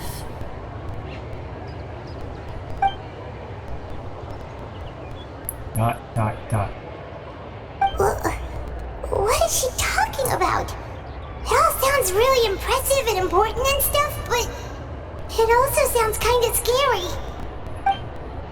The tea in the teacup is just about gone as well. I believe that you understand, right? Some things are insignificant, but others you must reach out to change. Ultimately, fate shall serve as your only guide, no matter what will happen in Tevat's future. All you need to do is to play your part. This was good tea, by the way. Thank you for your hospitality. Well, that'll be all for today. The voice. It's gone. Pour more tea, it'll talk more. Mage N, is this the clue you're leaving for us? The unexpected news leads to complicated feelings. You lie in bed, wake up, someone seems to be outside. Oh, what? I want to hear someone talking.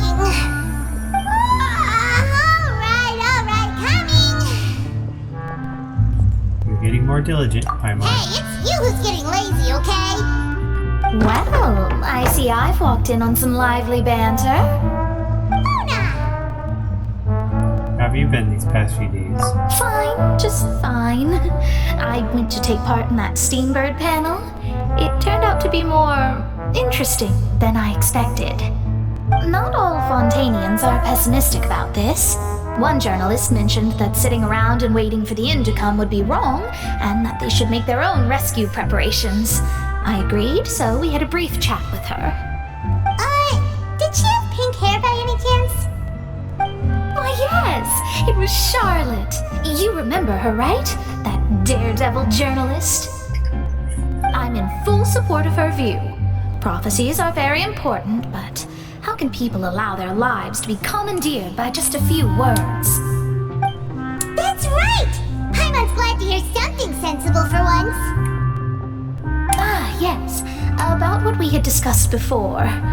I did try, but I'm afraid I couldn't reach the old hag. I'll try again tonight, but I wouldn't get your hopes up. Actually, someone already came over. Huh? You tell Mona about your mysterious guest. Goodness gracious. Are you serious? I believe she came to pass a message to us. She said that even the god's gaze has blind spots. Pretty bold if you ask Paimon. Most people would believe the gods to be all-knowing, right? The Hexen Circle members are certainly anything but ordinary. As for the mage named N, the old hag has mentioned her a few times.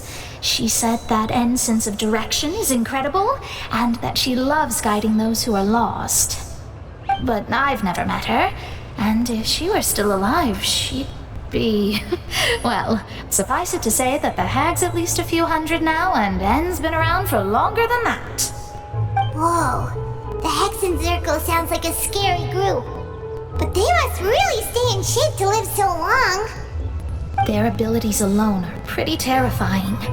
If she came to see you personally, then the problem you're facing must truly be of great importance. Well, it's not like Paimon could understand anything she said. Yes, she was quite cryptic, but I suspect she means that there is still a way to turn things around.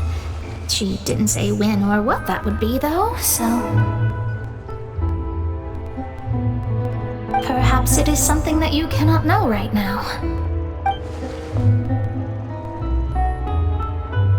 True, her words were meant as a helpful hint, but when will we realize their value and meaning? Was that the best answer that my question could have gotten? Traveler, Paimon, are you two alright? Oh, we're fine. We're just a little down right now. It kind of feels like the end is coming, you know? I see. I feel that same sense of desperation, too. I guess you could consider me someone who has often witnessed fate. So far as I have seen, it cannot be swayed. But even so, I still hope for and believe in miracles. Astrology is eternal and rational, but fate may not be. It is cruel, but it can also be beautiful. Perhaps that's what N was trying to tell you. Not to lose heart, and to believe that what you are seeing playing out before you is not yet set in stone. I did originally think of steering clear of all this, but I couldn't.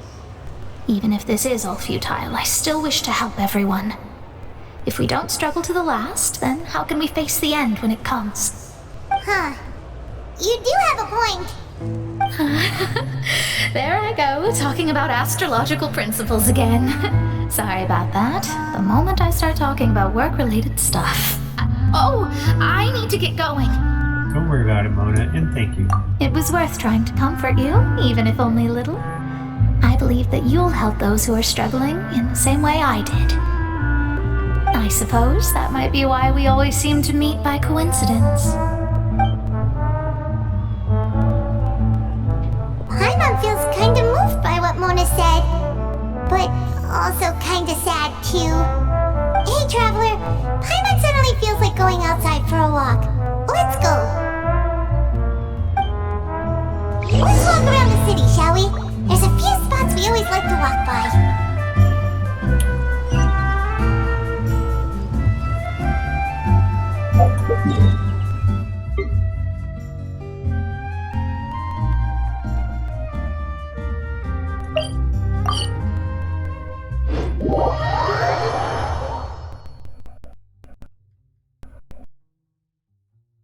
think they want me to go back up to the surface. So that we will do.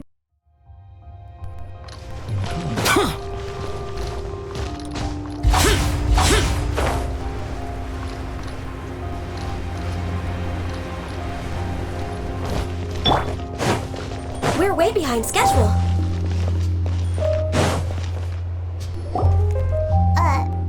Huh? Our names are written in this newspaper.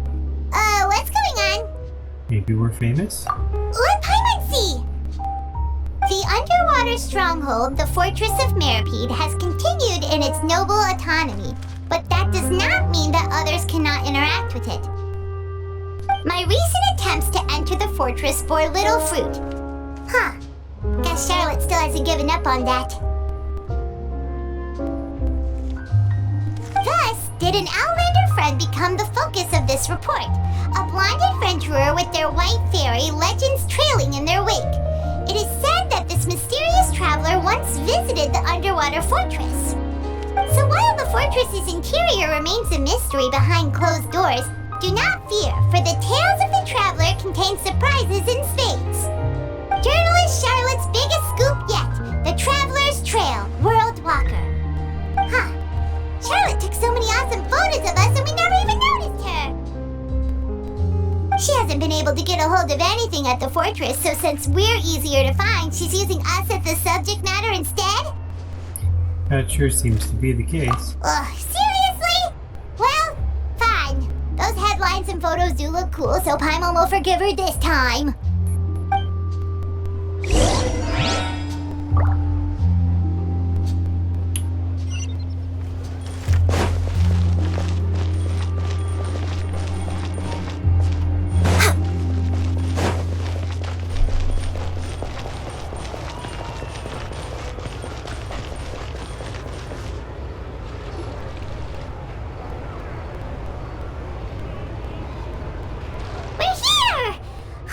Paimon's hungry. Should we go in and get something to eat?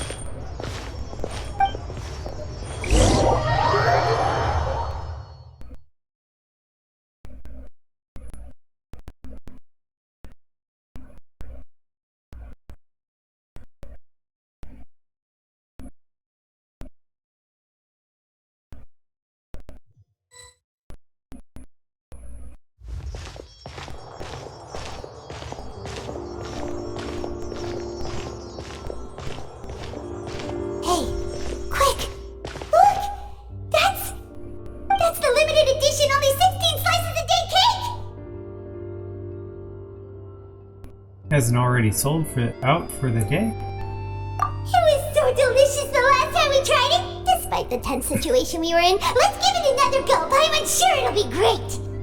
We can't let anyone get ahead of us. One slice of cake, please. Someone showed up after all. Oh, wait, you're the one from the Palais Mermonia. Oh, are you here to buy cake too? It seems Monsieur Neuvillette was right. You really can eat. Wait, did he really say something like that? That's right. Even he has his own preferences when it comes to food. As for me, I love the cake and coffee here. Do you come here often? Usually every day. No tact whatsoever. Every day? They just... It's part of my daily schedule, apart from work. I shall have my cake and coffee. Then what if someone told you one day that this place would be closing soon, and you wouldn't get to eat cake here anymore? What would you think? But why would it close?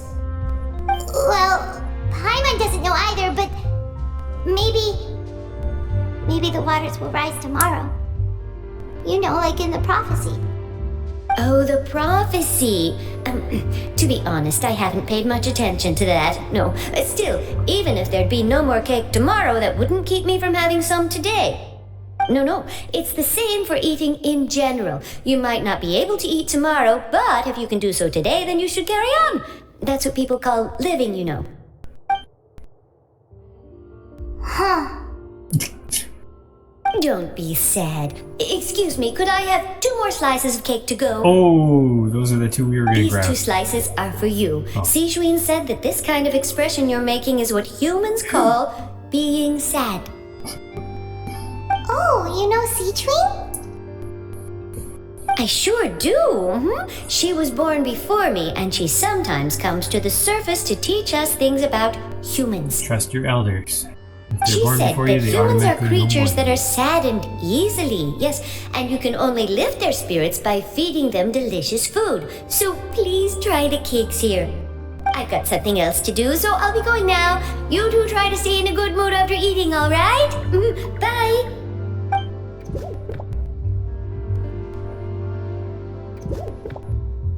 And there she goes. Alright, let's dig in. I'm sure this cake will be They delicious. skipped Paimon hopes to see you later. They just wrote it on the screen, but she didn't say it. I think she just missed it. You share a glance at Paimon. It's more delicious than last time. And the flavor gets even better with a sip of tea. It sure would be nice if we could come again tomorrow. Sure would be nice if we could always eat delicious food here.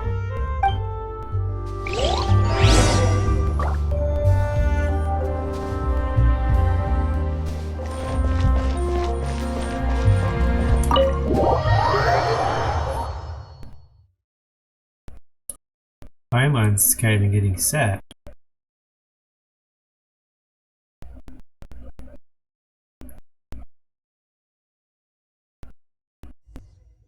Oh, we're near the Seabird office. Let's go look for Charlotte and have a chat.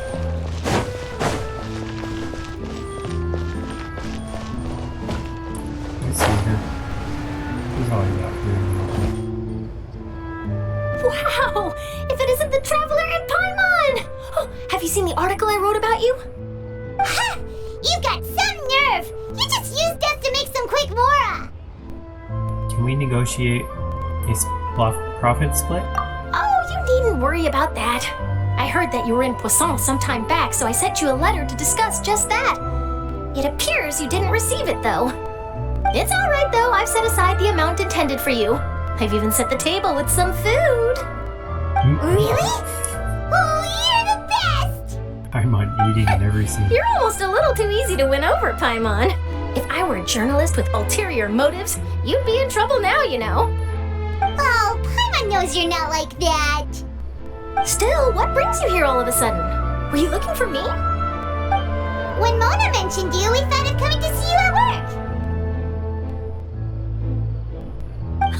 I see. It seems you've already bumped into Mona here in Fontaine. So she mentioned me? What did she say? She said that you're a real daredevil of a journalist. Nice. In which case, can this daredevil journalist dare to request an exclusive interview with the legendary Traveler and Paimon? Huh? So your article in the paper today doesn't count? Oh, of course it doesn't. That was more like live photography. What I'd like to do is dive deeper and ask you to talk about the things you've seen and experienced. You seriously want to interview me? Yeah. Are we even qualified enough? Why not? If I say you're worth an interview, then you're worth it. But not right now, of course. I'll need a few days to prepare. Oh, in that case, we'll just chat when you have the time then? Oh, so that's a yes? Oh, splendid!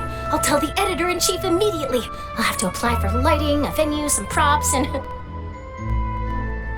Whew, so much to get done now. Talk to you later. Wait, Charlotte, Paimon's still got a question for you.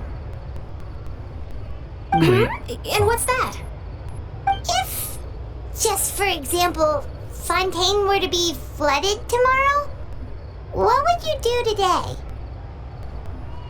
Huh, that's the prophecy you're talking about, isn't it? I mean, I do hear about it often, but I never once thought that the day could be tomorrow. If you're seriously asking, then I might try and think of a way to leave Fontaine. Oh, but I'm still a journalist first and foremost. That means I have a duty to be reporting from the scene. And secondly, I wouldn't forsake my homeland that easily.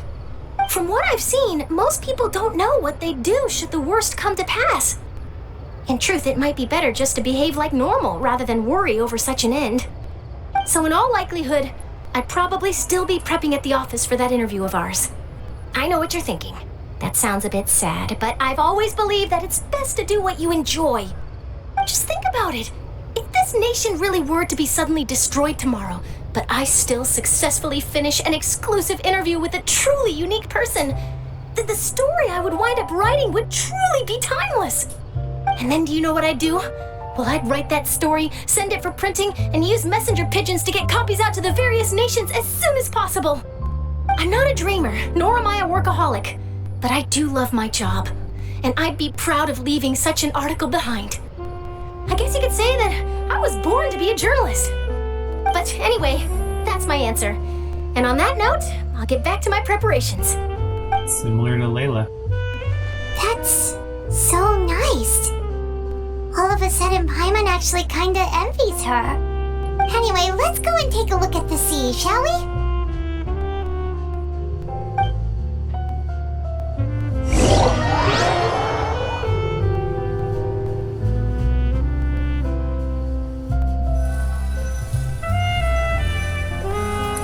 We'll all die one day, but we'll live every day. We live more than once. The sea breeze and scenery can be a pretty soothing combo, huh? Paimon's been thinking. Yes? If it wasn't Fontaine, but all of Tevat that would be destroyed tomorrow, where would we go and what would we do? No, Paimon should ask, if you could choose, what would you like to do? If I could choose, huh? Just like Charlotte said, suddenly trying to consider what to do is pointless. We've always been moving to the next destination, so we haven't spent much time thinking about these kinds of things. We didn't have to either, with us always being on the road and whatnot. Until that moment comes, I think I'll keep journeying on. You mean, still traveling? Yes, cherishing every single moment that I have to look upon this world. Huh. Wait, isn't that what we've always been doing? Banter goes on back and forth between two of you as time slips by. As night falls, you return to your accommodations and end this busy day.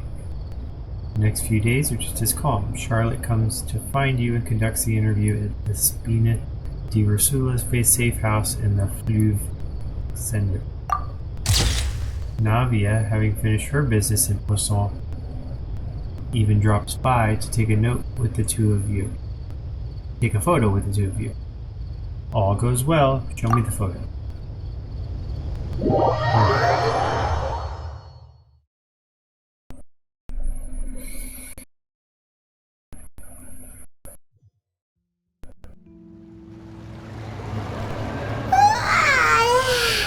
Feels like you'll grow mold if you stay here long enough. But it's still better than the Fortress of Mirapede, that's for sure. It's not only damp there, but salty too. So the two of you are still here. Wonderful. Oh, you're from the Palais Mermonia, aren't you? Yes, I'm Isadora. Monsieur Nervillac sent me to look for you two before. I heard that afterward you went to the Fortress of Meropide. So you're under the impression that we might be wanted criminals. Not at all. I'm well aware that you're friends of his. Actually, I'm here to pass along a message from him. Let's hear it. Did something happen? Yes, inside the Opera House. The Maréchaussée Phantom has declared the incident a small-scale riot. A riot? Well, that said, I don't personally think it was that serious. Lady Farina was watching a performance at the Opera House, and while she was resting during an intermission, some other audience members suddenly started harassing her, loudly accusing her of doing nothing about the prophecy crisis. And before she could respond, others started to join in. The crowd continued to grow, and protests against the Hydro Archon started to break out.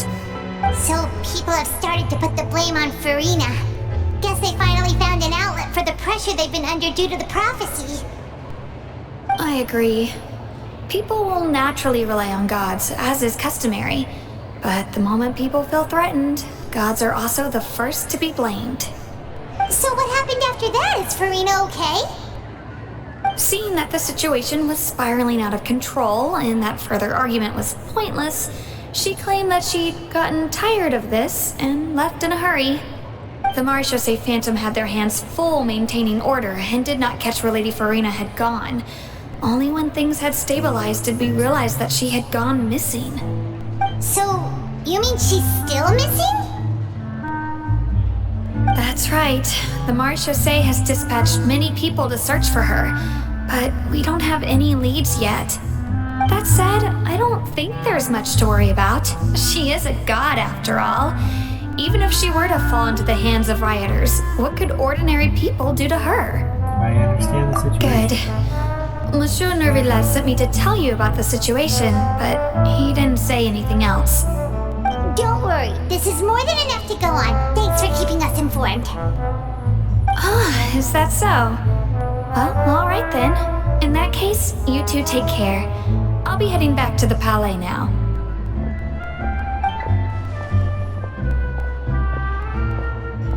Well, sounds like we should hurry over to Poisson then. You sure caught on quickly. If we know Farina, she won't try to fix things in this situation. Instead, she'll look for a place to wait out the heat. And, as we also know, she may be loud and dramatic, but she doesn't have a heart of stone. When Nervalet was talking to her in the Palais Mermonia, and she heard about Poisson, she couldn't hide her sadness and remorse. It would be hard for her to ignore being accused by the public today. Paimon thinks Farina's probably taken the opportunity to slip away to Poisson and try to relieve the sense of guilt that she's feeling. Huh. Well, what do you think? Paimon knows the answer, of course, but Paimon can do the analysis to back it up too. Cool, huh? I see becoming a detective's done you some good. It's like those detective novels have had an effect on you. In that case, there's not a moment to lose. Poisson, here we come! I'm reading all the books by about Sherlock Holmes right now. There's a lot.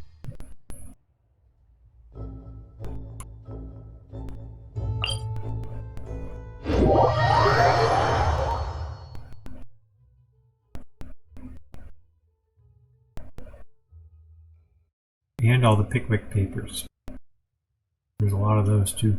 I think even more Pickwick papers. It'll take me a while to read all of them.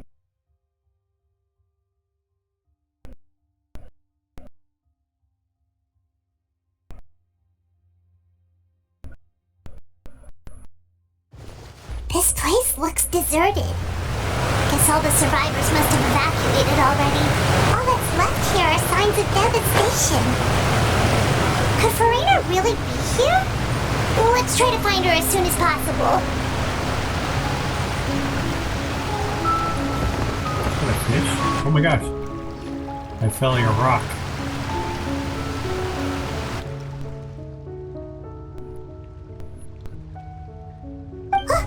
That's Farina, right over there. She really is here all on her own. Shh.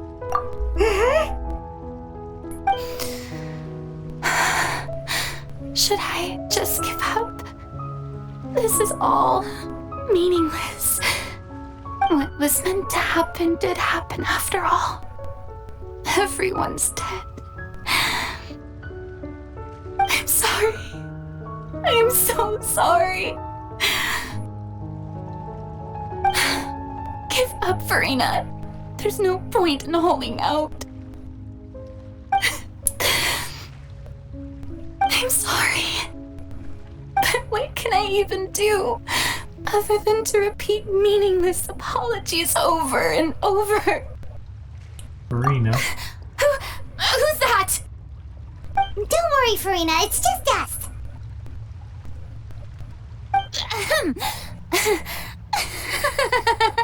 So it is you, blonde traveler from another land. Why, I almost thought you were someone from that mob of my ignorant subjects. Come to kneel and beg for my forgiveness. Farina, you were crying just now, weren't you? The tear stains on your face are obvious. What do you mean, tear stains? Oh, I remember. The show at the Opera House earlier this morning was so moving. I'm still trying to process it. Who did that uncivilized rabble think they were, disturbing my enjoyment of the arts? They even dare to tout their Archon. I must teach them a lesson. I can just imagine their twisted and frustrated faces once they realize that I'm nowhere to be found. Oh, and I'm sure Nouvellette and those people from the Marche Chaussee Phantom are freaking out right next to them too. Stop trying to act tough, Farina. You're actually beyond devastated right now, aren't you? Of course not. Hey, there she is! The Hydro Archon's over there! Quick, after her! Farina, those people seem to be after you. They are? They're just some rabid fans who want to cut the line because they haven't been able to meet me in person, aren't they? That's against the rules. I can't let them get their way. Farina just ran off! Quick, we have to catch up with her!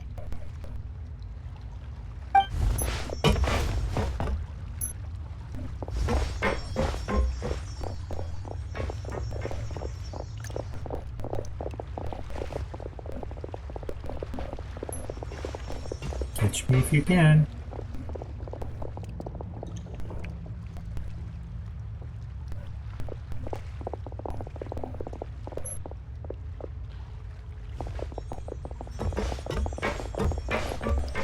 This should be the place, right? Hey, Farina! There's a good hiding spot over here. Quick, come to Paimon before the rest of them catch up to you. What is this place? Hurry, they're almost here! Fine. I suppose haste is warranted. Lead the way.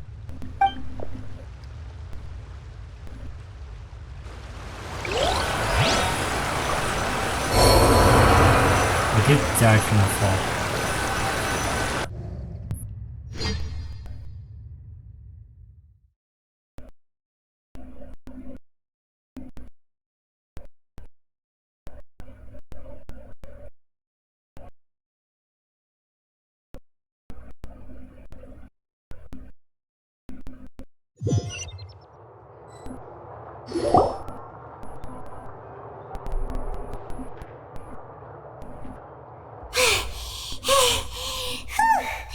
Paimon's exhausted.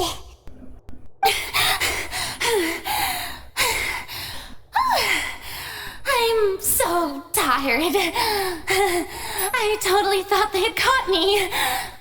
No, I merely gave in to the sheer enthusiasm they displayed. This place is not what I'd call soundproof. You might want to lower your voice to stay hidden. You're right. Yep, that's a good girl.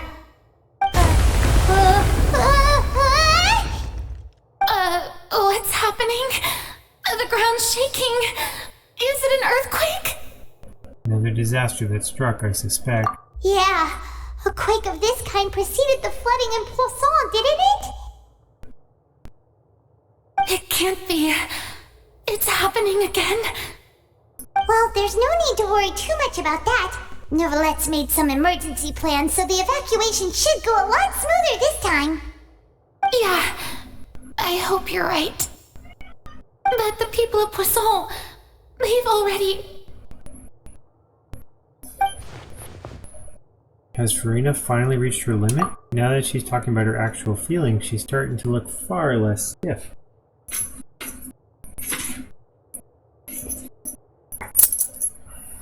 Say hi to Firecracker. Firecracker woke up. Hello. Yeah, hello, Firecracker. He's purring like crazy now. You just rub him right here on his cheeks. And he goes crazy. He likes when you rub him on his neck. You feel happy. He's like...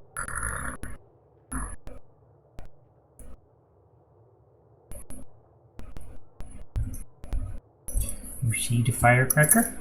Say hello.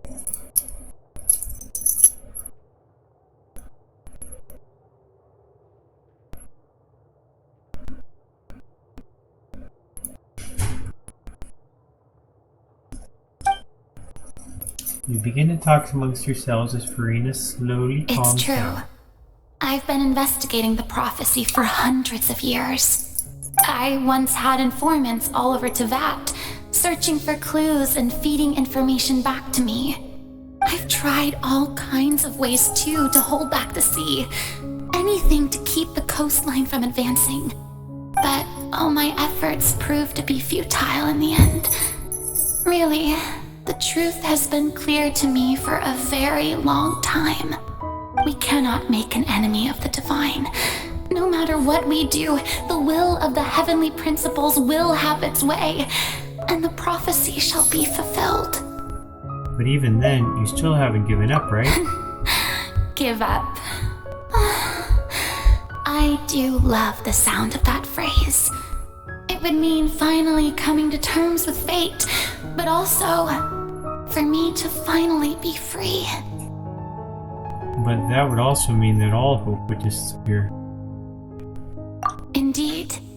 I've thought about giving up so many times, especially after we almost lost Poisson. Fate is really unreasonable, isn't it? It has no heart and obeys no rules. The prophecy has only just started to come true, and so many people have already lost their lives. But just now, it all became clear to me. I still don't have the right to come to terms with fate on behalf of everyone else. As long as the final moment hasn't come, it's still not too late. Don't worry. I will keep hope alive for everyone until the very end. Well, that's enough for now. I got the impulse to play the stricken maiden, but honestly, considering my rank and station, that wasn't a good fit at all. Don't take any of what I just said seriously. How could I possibly let Fontaine fall to the whims of trivial prophecy? Come on! Paimon could have sworn you were actually being honest just now. We're running out of time. We can't just go back to square one like this. I have to get more information out of her. Farina, you might not have to shoulder this burden alone. Although I don't know what you might be keeping from everyone, your people are more than willing to share your burden with you. Share my burden? That's impossible. It was fated right from the start that this would be my duty alone. But even if your burden doesn't need to be shared, you can still choose to confide in someone. Just share it with me. I am what you'd call a witness. A witness? Yes. I've heard that you came to Tevat from beyond the stars, yes. In other words, you never belonged here. And if Tevat is, in its entirety, a show on a stage, then you're just a spectator, aren't you? If that's the case... There's no time left. Please, Farina, just spit it out.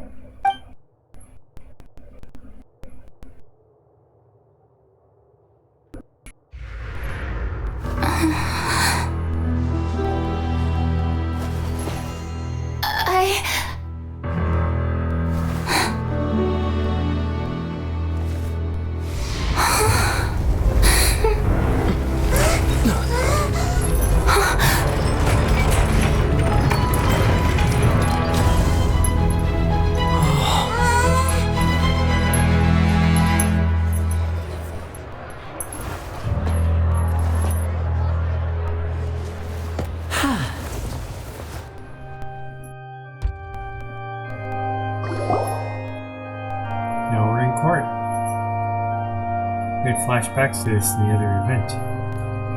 Ladies and gentlemen, this concludes my opening performance. Now, without further ado, we may proceed to the trial of our god. So, this is what it is. Yes, you deserve praise for the effort you took to raise the dramatic stakes. Do not forget, however, that I am Fosalor, the god of justice, the embodiment of justice itself. Does it not strike you as even the least bit absurd to bring the very concept of justice to trial?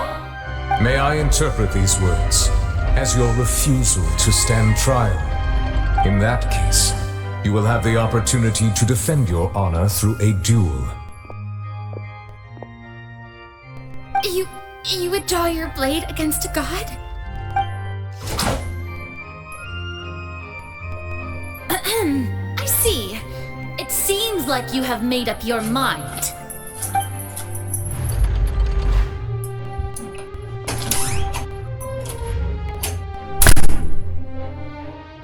Paimon can't believe it. She just surrendered. What the heck is going on? Did I just see an Archon surrender to a human? Wow, how utterly humiliating. Lady Farina, what is the meaning of this? It would seem that there has been a misunderstanding. To be clear, the raising of both hands is not always an indication of surrender. Looking for excuses again, huh? I raised my hands just now to indicate my acceptance of the trial. No duel shall be necessary. I will admit that I've been running away for a long time. I'm sorry, everyone. I was unable to protect the people of Poisson. It is my duty to stand trial for my crimes. You are not the only ones to be disappointed in me. I, too, am exceedingly disappointed in myself. But now, it is time for the Hydro Archon to show you her courage and resolve. I, Farina, will use this trial to show the world the true meaning of justice. This time, I will protect you. Applaud and rejoice! One of the most outrageous and fantastical arcs known to the opera epiclese is now unfolding before your eyes.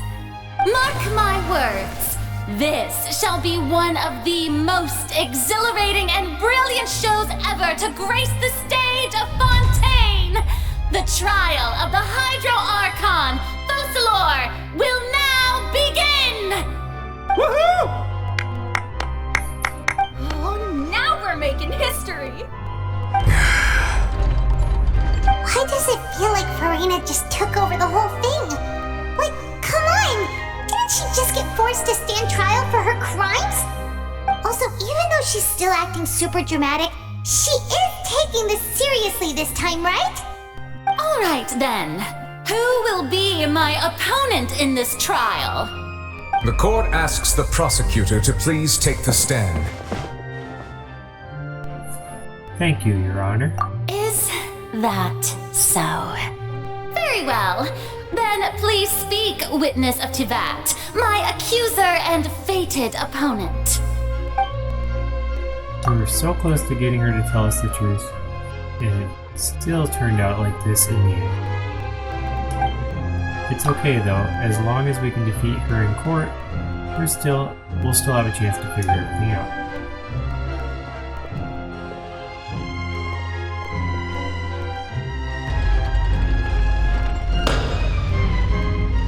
Also, please allow me to ask, as a final question before the trial begins.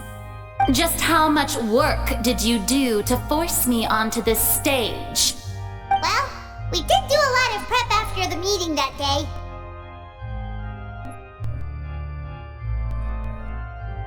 I can go over the tasks assigned to the Spina di Rosula, since they were rather straightforward and easy. Navia, the president of the Spina di Rosula. Most of the people who participated in the disturbance this morning were my subordinates. They changed into plain clothes and came to the Opera House as regular audience members, waiting for the perfect opportunity to incite insurrection against you. The people's resentment against their Archon has been building as more and more of the prophecy is fulfilled. A spark was all we needed to turn smoldering anger into a flame. Moreover, according to our understanding and analysis of you, when something like that occurred, you would likely flee the scene and head to Poisson by yourself. So, we arranged for a second group to lie in wait there. So, you mean the ones who scoured the settlement for me were also from the Spina? And their goal was to force you to step into the giant magic box so you may personally participate in the greatest magic performance in all of Fontanian history. That's right. That house was a magic box rather than someone's residence. As the super ultimate version of the setup that I used when I first performed at the Opera Epiclese, the volume of the box was increased by a whole order of magnitude, and the distance it traversed was the entire gap between Poisson and Areneas. Its cargo, of course, was an Archon instead of a human.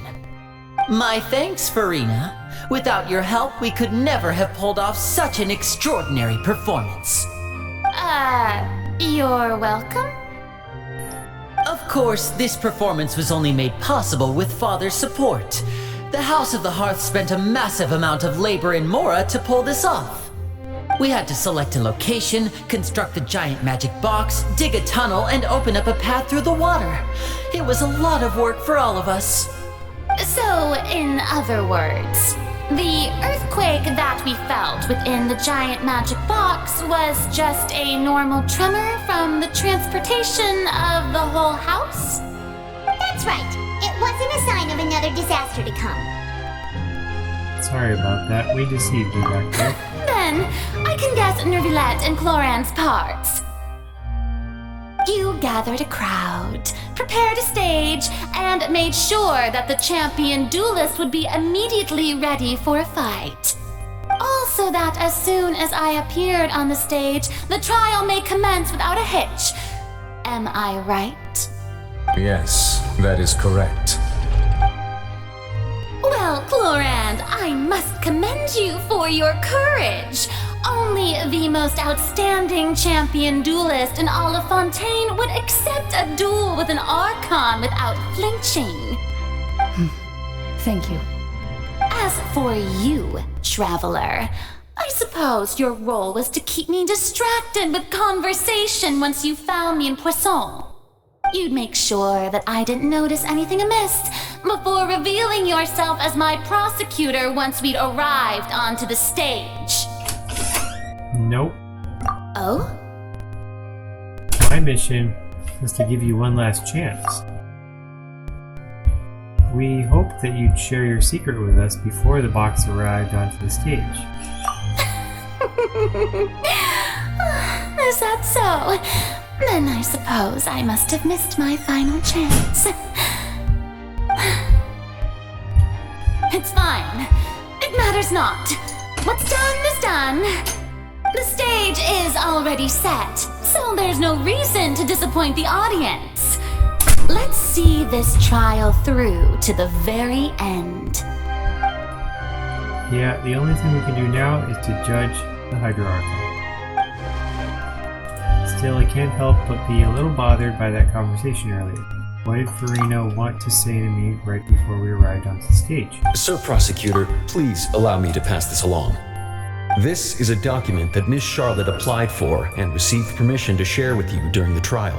According to her, it should speed up the proceedings. Huh? Charlotte wanted to give us something? Oh, so she's here too! Hey, Charlotte! Oh, let Paimon see. Isn't this the exclusive interview that she did with us before? So she's already finished it, huh? Wait, then that means this document is a perfect timeline of everything that's happened ever since we stepped foot in Fontaine! So in other words, we can refer to this anthology of evidence every time we want to use something from our journey as It's a super practical gift. I never would have thought of using it this way. Let's quickly confirm the information in it. Just think of it as a refresher, alright? You defeated the Hydro Archon in the very first duels you took part in at the Opera House. That's one for the history books, all right. I didn't think that you'd wind up getting to the bottom of the case I've been following all this time. I guess you could also see this as a happy coincidence. This is the first time Monsieur Nervillette had a difference of opinion with the Oratrice. Even the Hydro Archon can't figure it out. A Fatui Harbinger. She's an extraordinary person. Her instinct must mean something. The fortress of Meripede was almost destroyed in a single day. That I didn't witness that scene personally will always be a source of professional regret, I think. According to Monsieur Nervillette, both Child and that whale should have been in the primordial sea at that time. I nearly lost my awesome friend Navia. To be honest, that still gives me shivers. The words of someone as extraordinary as a witch can probably only be truly understood when something surreal happens to you.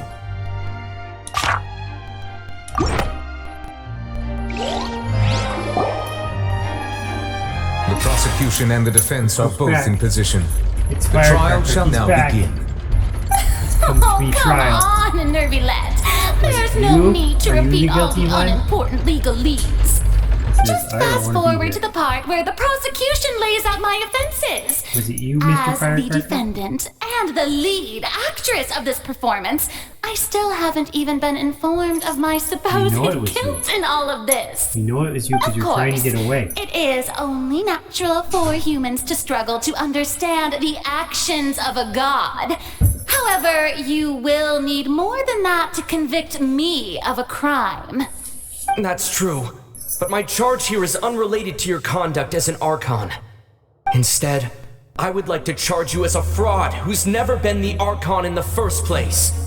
Wait, what was that? Lady Farina's a fraud? Hey, I came here thinking that we were going to try the Hydro Archon for forsaking our duty, but did I hear that right? She's not our Archon at all? Charge accepted.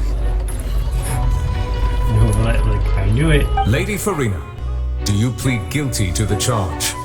It'll be over with soon. Just say yes. Lady Farina, I plead not guilty. How can I be guilty?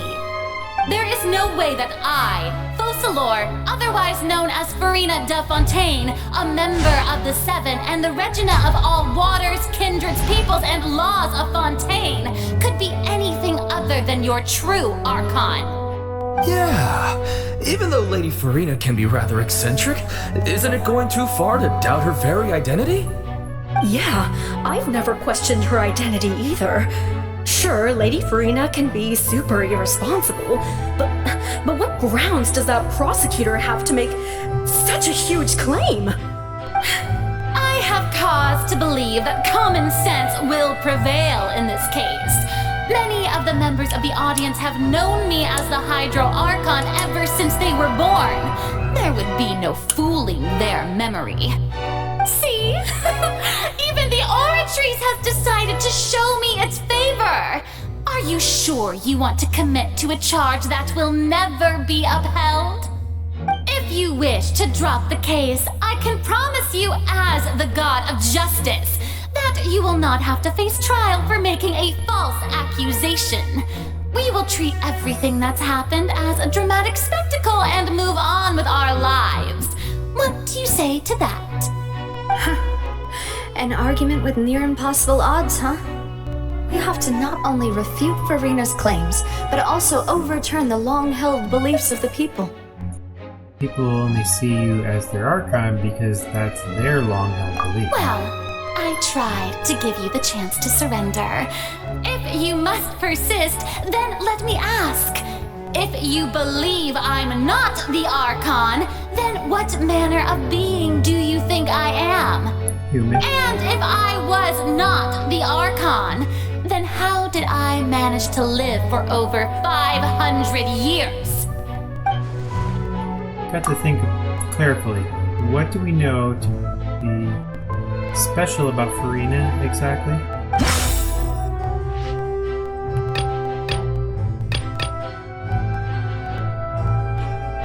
Though Nervalet believed child to be innocent, the oratress judged him as guilty in the end. Even Farina didn't know why. Tea time with me. End. Communicated by believed prophecy will certainly happen. Needn't give up all hope. It's interesting that some of them were highlighted and some of them were not. During the diplomatic meeting with the knave, she revealed that she already probed Farina on her own and believes it is possible that not only is Farina not really an Archon, she's actually afflicted with some kind of a curse. First of all, you may be a member of another long-lived race, which would allow you to naturally possess an extended lifespan. And second of all, even if that wasn't the case, there could be other ways to extend your life. Such as a curse. Who gave you that idea? Was it the knave? You'd sink so low as to use a harbinger's words against me. Doesn't matter who gave us the information. A curse? I once thought it possible that the aura of an Archon might naturally resemble a type of curse. But in light of this claim, perhaps what I sensed was not your divinity, but a curse after all. Nervalet sensed it too, huh? So Farina, instead of an Archon, could you just be a cursed human? Lady Farina is actually a human? Well, it is true that it's extremely difficult to tell humans and gods apart just by looking at them. It's not impossible.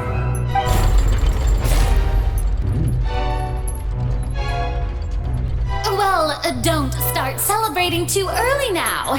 Even if I have been carrying a curse like you said, how does that prove that I am merely a human being? Besides, everyone knows that the main difference between a human and a god is the possession of authority. Gods can do what humans cannot. That's why they're worshipped as gods. For centuries, manifestations of my authority have served the nation of Fontaine. One need only to turn their eyes towards the Oratrice Mécanique d'Analyse Cardinal in this very opera house, or consider the endemitium that is used in every aspect of life. Wait, that one trial proved the opposite. Farina actually has no control over the Oratrice at all.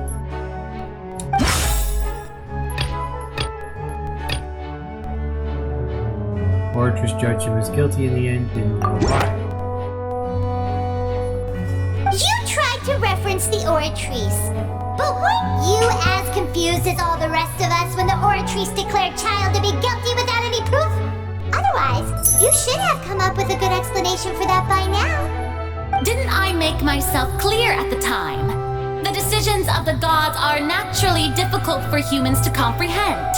There is no need to provide an explanation. Lady Farina, I believe a reminder of your current circumstances is in order. While the court is in session, the principles of justice and the law must come before all else. While you are an Archon, you are also first and foremost the defendant in this trial. You will prove yourself unable to defend against the prosecution's charges if you continue to withhold vital information against the rules of the court. I never thought you'd use that kind of rhetoric against me. That was no trick of rhetoric, Lady Farina. I've merely reiterated the rules of the court. Rules that all should respect and follow. So, you neither knew why Child was declared guilty, nor did you understand the structure and operations of the Oratrice. Instead of having been created by you, the manifestations of authority you mentioned have been made by the real Hydro Archon, haven't they? The real Hydro Archon? Well, now you're really losing me. It is true that I did not know why the Oratrice gave out a guilty verdict that day. But the Oratrice handed out that verdict unilaterally, and it has been operating independently ever since it was first created.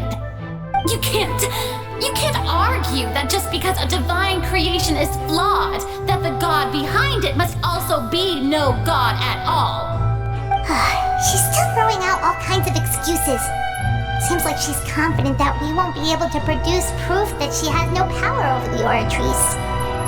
Sure, we can put the orifice aside for now, but Miss Farina, could you give us a brief demonstration of your power as an Archon? My power as an Archon? There are many ordinary citizens in the audience. How can I just carelessly demonstrate the formidable power of an Archon? If that poses a concern, I'm prepared to extend my protection to the audience. You don't need to go that far. A brief demonstration of your power over Hydro would be quite harmless. Surely an Archon can at least match the capacities of a human with a vision. Aren't you the Hydro Archon? Or is it that you can't even wield the power of Hydro, much less the authority of a god? Indemnitium! Yes! It's all because of Indemnitium! All Archons derive their power from the faith of the people, and I've converted the people's faith in justice into Indemnitium! Thus did I give up all of my divine power to provide everyone with energy for their daily lives. Have you ever seen a more magnanimous god? Isn't that a huge stretch? Yeah, no matter how generous an Archon can be, how could they give up all their power? Can a god with no power even still be called a god?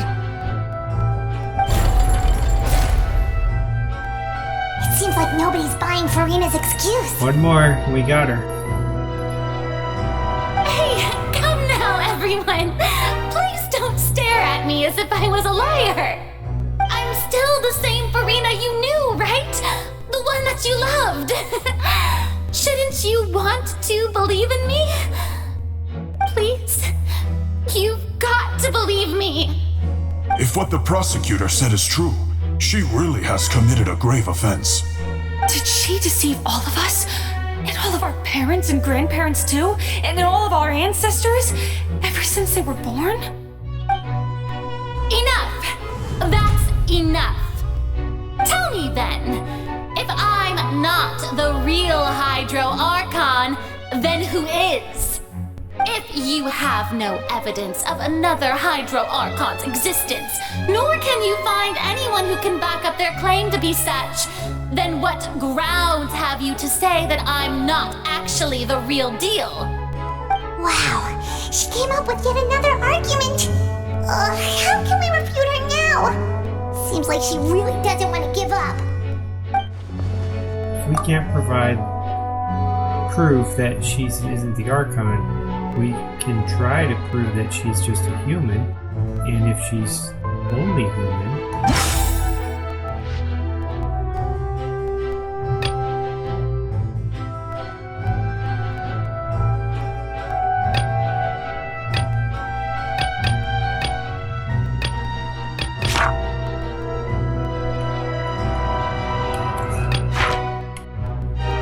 How come it won't let me move my mouse?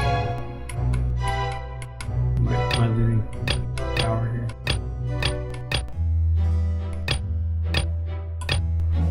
There we go. Okay. Intrusion of the primordial sea.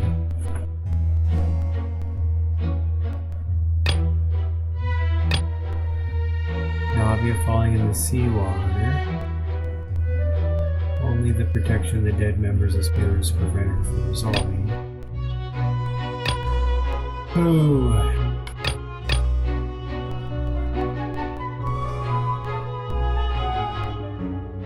Keep talking about the water. Primordial sea, primordial sea, primordial sea.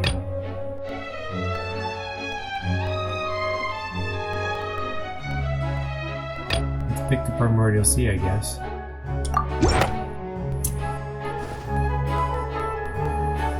It has been established that all Fontanians can dissolve in water from the primordial sea. And that means... You could too, if you're a human.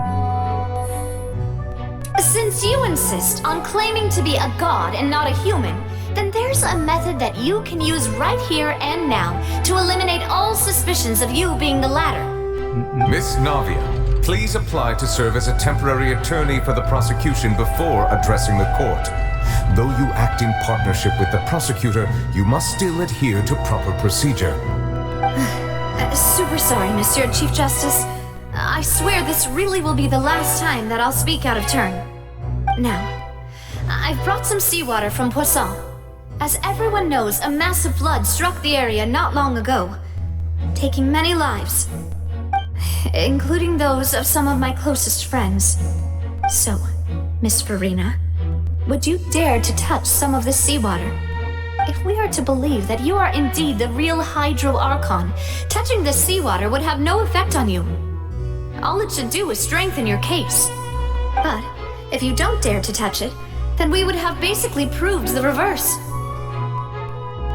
Oh, and I must remind you that after the disaster at Poisson, nobody wants to see any more people dissolve. I do hope you'll act prudently and choose the simpler path of admitting guilt. Navia from the Spina di Rasula. The Spina has governed Poisson for many years. I guess her suggestion is valid. If Lady Farina is indeed just a human, she's probably Fontanian like all the rest of us. Would she really dare to try?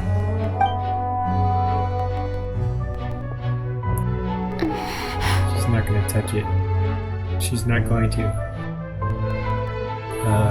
Farina. Lady Farina, this test has been unilaterally proposed by the prosecution. As it falls outside the realm of standard court proceedings, you possess the right to decline participation. Decline it. It means you're guilty. Well, of course he had to tell her that. But refusing to participate is basically the same as a confession of guilt. Exactly. You're gonna get 4 dinners. She's just staring at the water without saying a single word. It really does seem like she's quite terrified of it. That could only mean... What's going on? Is she really planning to...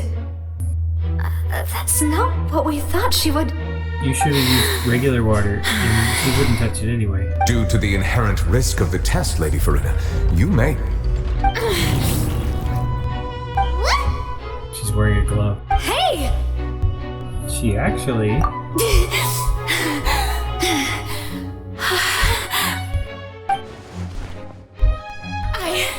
I'm fine! Look at me, everyone! My hand is still here! I haven't been dissolved! Will you believe me now? I really am your Archon! I'm nothing like a normal human who would fall apart as soon as they touch this water! Really?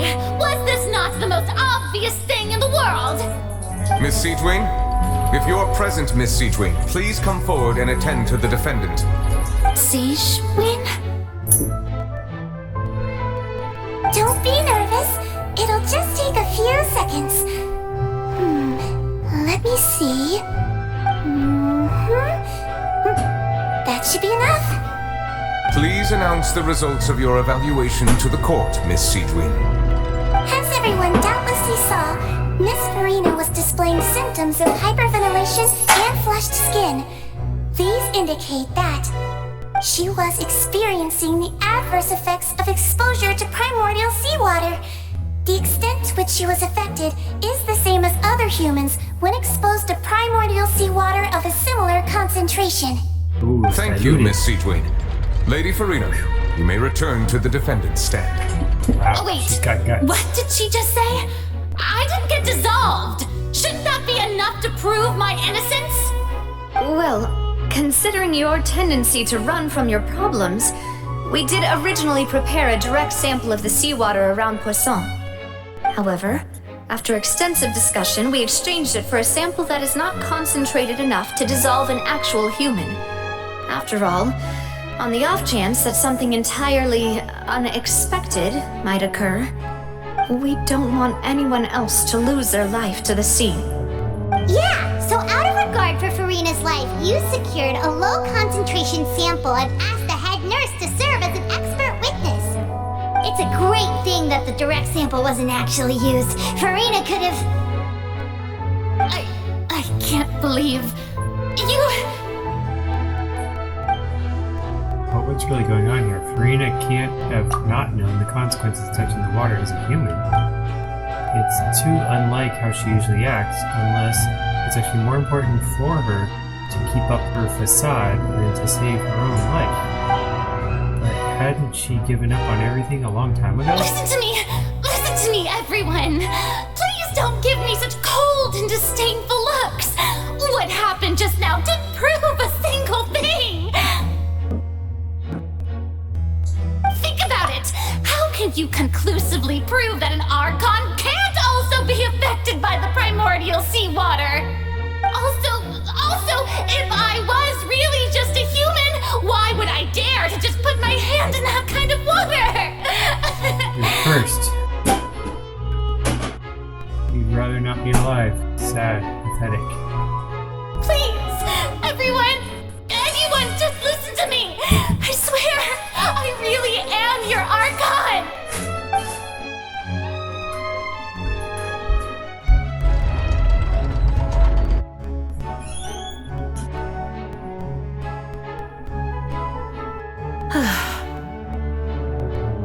I don't think anything she says at this point will sway anyone. The odds are just too stacked against her now. With all the things that have been said, Paimon doesn't think there's any way left for Farina to win. I believe the time for arguments and presentation of evidence has come to an end. If there are no objections, we will move on to the final judgment.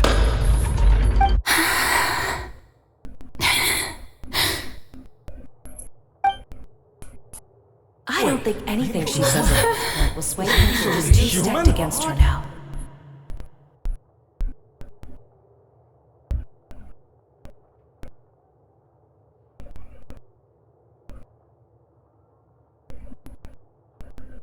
In my capacity as Chief Justice, I shall now render judgment on Farina's misrepresentation of herself as the Archon of Fontaine. As a human who knowingly deceived her fellow citizens, Farina is guilty.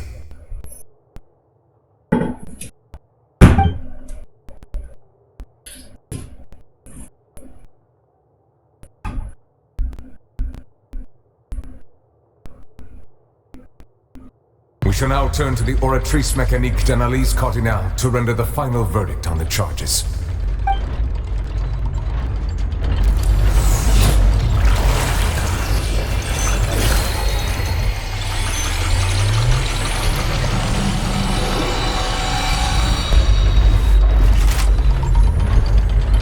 According to the judgment of the Oratrice Mécanique d'Analyse Cardinale, Farina is... Well, what's wrong? What's the Oratrice's verdict?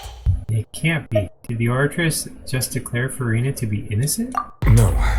The Oratrice also displays a guilty verdict. Isn't that correct then? However, the exact wording of the verdict is thus. The Hydro Archon, guilty, to be punished via the death sentence. But she's not the Hydro Archon. The death sentence? That's actually one of the available sentences? I've always thought that it was just a myth. The one and only time the death sentence has been handed out at the court, and it's been given to the very person we've worshipped as the god of justice? What an unexpected twist. She'll have to admit that she's not. Sentenced to death by the Oratrice? We just wanted to use the trial to show her the seriousness of things so she'd tell us the truth. How did things escalate this quickly? This outcome is indeed quite strange. According to Fontaine's current definitions of justice, as well as its recommendations for criminal sentences, is this sentence really appropriate for the crimes that have been committed? Yeah, even Vacher wasn't sentenced to death by the Oratrice. You know, the real evil mastermind behind the serial disappearances case. What's so strange is, instead of Farina, the Oratrice rendered judgment on the Hydro Archon. Exactly. Indeed. Not only is Farina's sentence overly excessive, the very point of our trial today was also to prove that Farina has never been the Hydro Archon in the first place. But now, the Oratrice seems to have deliberately invoked the title of the Hydro Archon. What does this mean?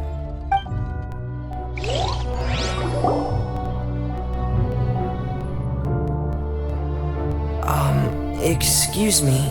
If I may interrupt. Is the trial still going? Fremine! You finally made it. I assume this means you've completed your mission? Mm-hmm.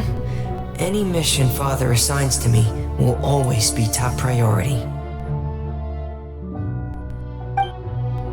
With some help from the other Fatui, Fremine brings a stone slate onto the stage. That the first prophecy slate? Huh. So the knave privately arranged for Fremine to try and find the missing slate. I looked everywhere and finally found it at the bottom of the sea. It took me a long time to get around some dangerous stretches of water, but has the trial already concluded? Then, doesn't that mean I've come too late? Oh no, Father will be disappointed in me. Don't worry, the mystery still hasn't been resolved yet. It's still not too late for you to shine. Thank you for your hard work, Mr. Fremine.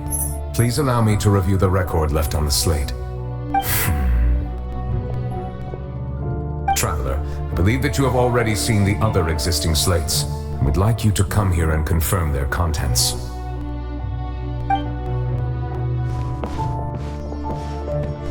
Huh?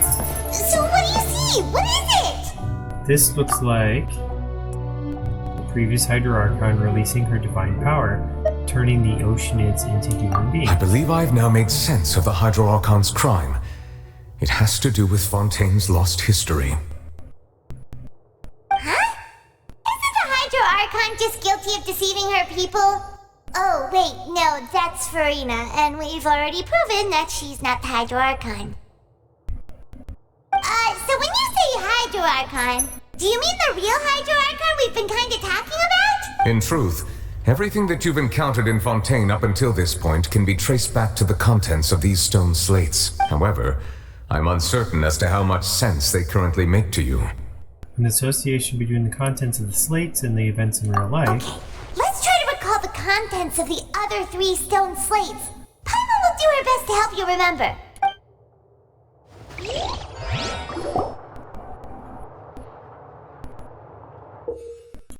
Select to check the descriptions on the stone slates to extract key information from them. You can find scenarios related to the stone slates contents and the incidents recorded in the interview notebook. There you can verify said content. As the verification process continues, the Fontaine water level in the menu interface will rise. When you finish verifying all the stone slates, the prophecy behind the prophecy shall be read. The first stone slate describes what you just said.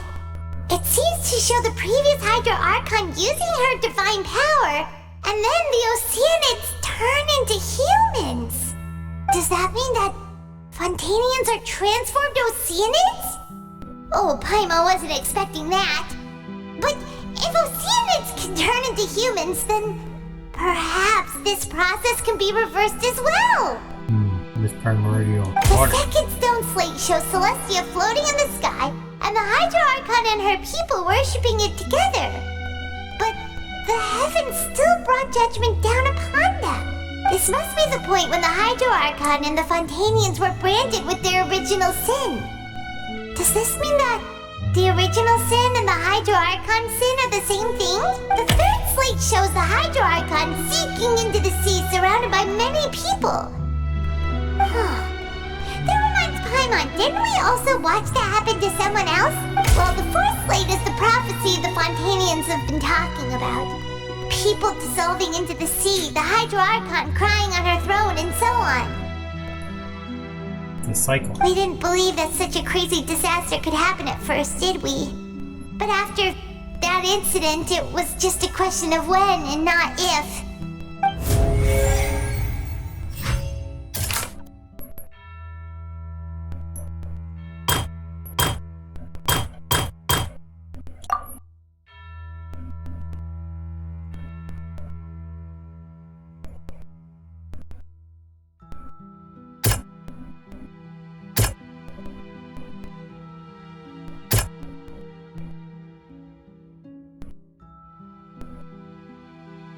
That one. That doesn't sound quite...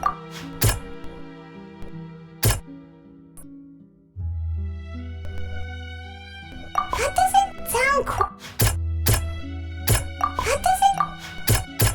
That doesn't sound quite... That doesn't sound quite...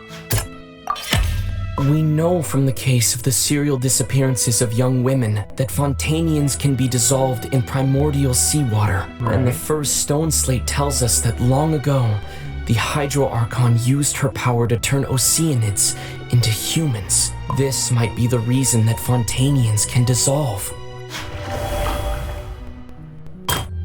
Okay.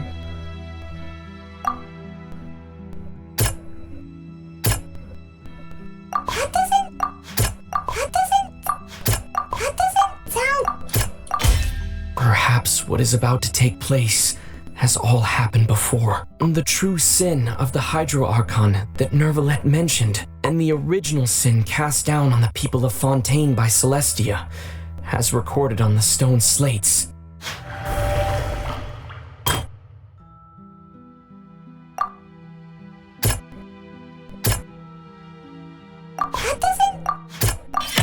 It's not as simple as falling into the sea. When Navia fell into the sea, her consciousness was subjected to judgment. The stone slates show the people gathered around the Hydro Archon in the sea. Could that be alluding to the same thing?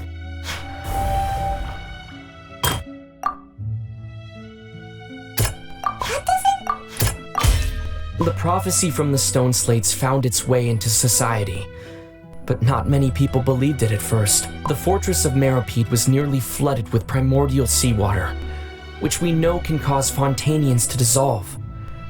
It seems increasingly likely that the prophecy may come true. If we hadn't dealt with it in time, things could have gone very badly.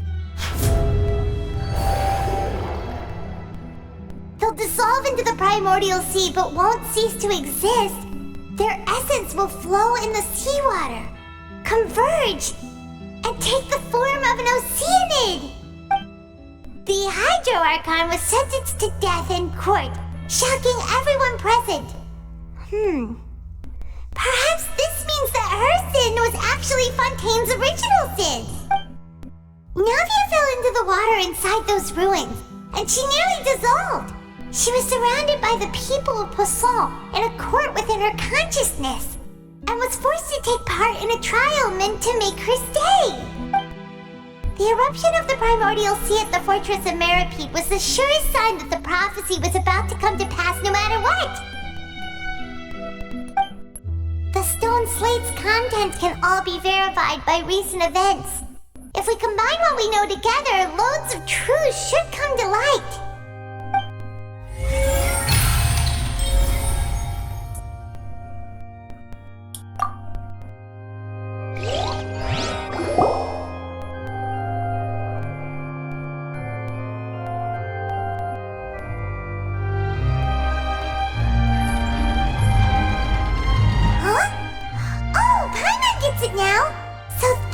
You can make sense of it.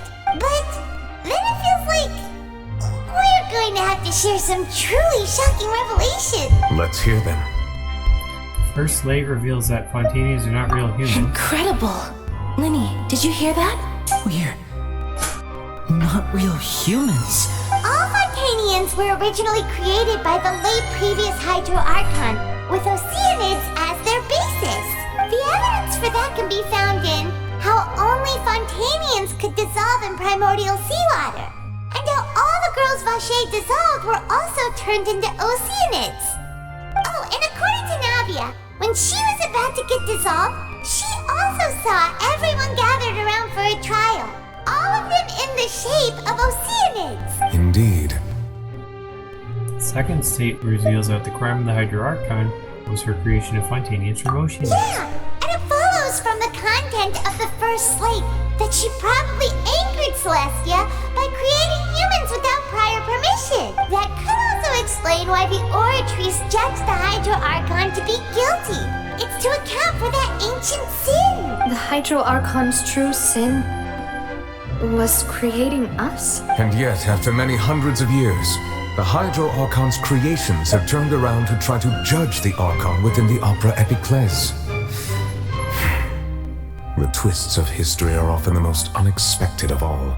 As for the third slate, I'm still convinced that it should come after the fourth slate. Yeah! Isn't the image here just like when Navia fell into the sea? So wouldn't it be trying to show the image of the Hydro Archon also falling into the sea once the prophecy has been fulfilled in the fourth slate?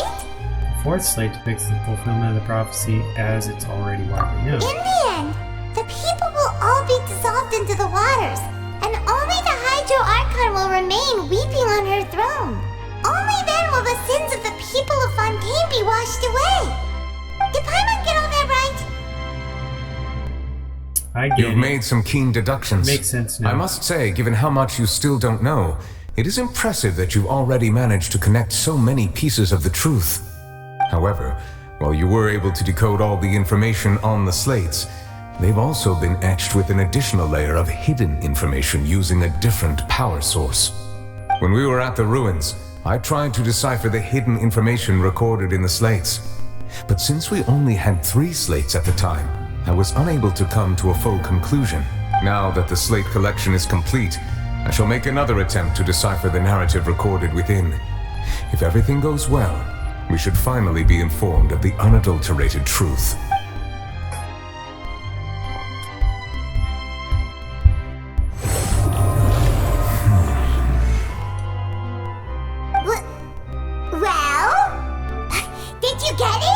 I believe I should share this truth not only with you, but with all the people of Fontaine as well. I will try to briefly summarize it for you.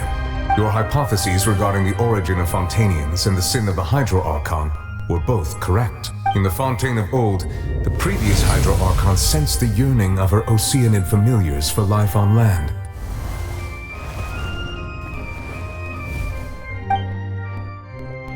The Oceanids were enamored with the beauty and romanticism of human beings, and wishing to have those experiences for themselves, expressed to the Hydro Archon their desire to become of a similar kind.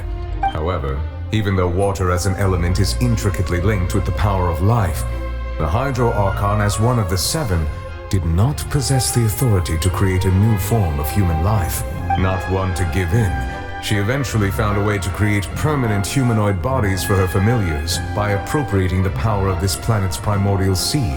She poured primordial seawater into the Oceanids' blood vessels, creating humanoid mimics in the process. But if Fontainians were to ever come into direct contact with water from the primordial sea, the power within their bodies would escape these artificial restraints and return to the sea. As a result, their forms would collapse, and they would be reverted to their original forms as Oceanids. Of course, the Hydro Archon never received permission from the heavenly principles to create a new human race. And thus, the Hydro Archon and all of her creations came to shoulder the original sin of appropriating the power of the primordial sea. That is the true history of how the people of Fontaine first came into being. So we were all Oceanids before we turned into human beings? That's way too much information for me. I think I'm just going to pretend that I never heard a single thing. Wait, but if that's the truth, we can't let the Hydro Archon be sentenced to death. After all, her only sin was creating us. This really might be too much information for your regular Fontainian, but it does answer a lot of our questions. Alas, your hypothesis regarding the 3rd and 4th stone slates was inaccurate. The slates' respective positions are, in fact, correct. So they're in the right order. What's the 3rd slate supposed to represent? A key point of the visual on the 3rd slate is how all the individuals depicted in the water are humans rather than Oceanids. They have not been dissolved, which implies that the water depicted in this slate is not water from the primordial sea. The nation of Fontaine is the nation of Hydro, as well as the nation of trials and justice. Instead of being the literal element, the water in the scene symbolizes judgment and justice. You may also recall Navia's experience. When she fell into the sea, her consciousness was surrounded by that of many others who intended to hold a trial to determine her fate. Therefore, the meaning of the 3rd slate is justice. That the people of Fontaine shall try the Hydro Archon at the court of justice. Exactly. Yes, It refers to our present situation. That's what we're doing. I think I'm following now. So, what you're saying is, even though we decided to put on this trial to avoid fulfilling the prophecy, in truth, everything we've done has happened exactly as the prophecy foretold. So now, it seems, we're the ones making sure it comes true. Or not. What should we do? I don't know. It feels like there's no way out of this. Huh. No matter what, the prophecy will be fulfilled. Is this what it feels like to be a prisoner of fate? If that's the case, does that mean the scene in the fourth slate will also be fulfilled soon? Traveler, I would like to point out another small fallacy in your deductions. About the fourth slate, you probably thought that the eruption of primordial seawater beneath the fortress of Meripede served as the surest sign that the prophecy was about to come to pass, yes? However, I believe that rather than being a sure sign, that eruption could in fact only be a small warning of something far worse to come. As for the root cause of the catastrophe, I believe you've already encountered it once before. I have? Wait, could it be...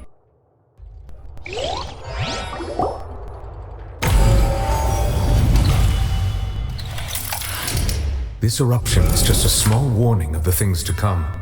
We must find the root cause of the disaster.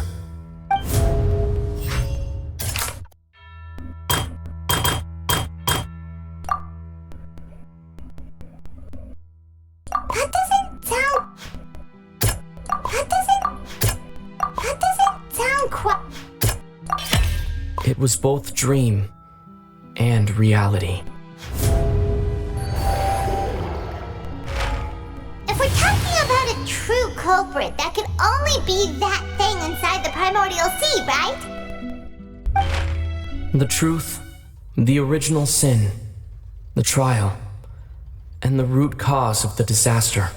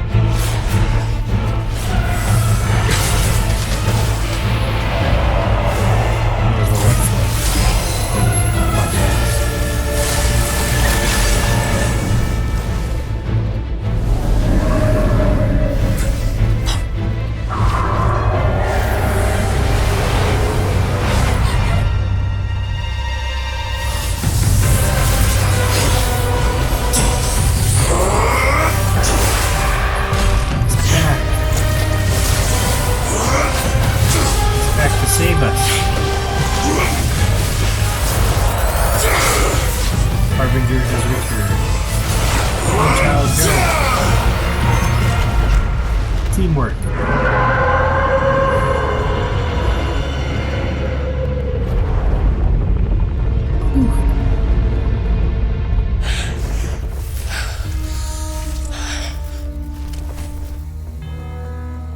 It's Child.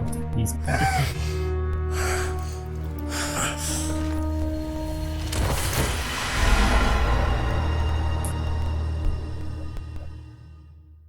That's why he got sentenced to death.